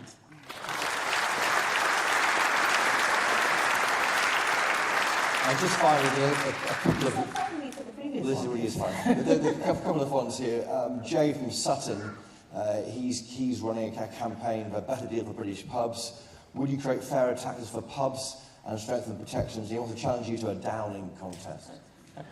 I will lose the downing contest. So let's start from there. But I did quite a lot of this when I was in the Treasury as Exchequer Secretary, and we looked at the tax regime across alcohol. This is one of the things that I think is so difficult for businesses. We've got to save the British pub. You know, this endless onslaught on things that are treasures to most people is too much. Let's do everything we can to save those things that are great about our society. And we all know that pubs are one of the greatest things that this country has. And very, very finally, S. Mitchell wants to test your DIY skills. Can you mow the lawn in a straight line? No. It's a simple question. Kemi Badenoch, thank you. Thank you, Chris. That's all.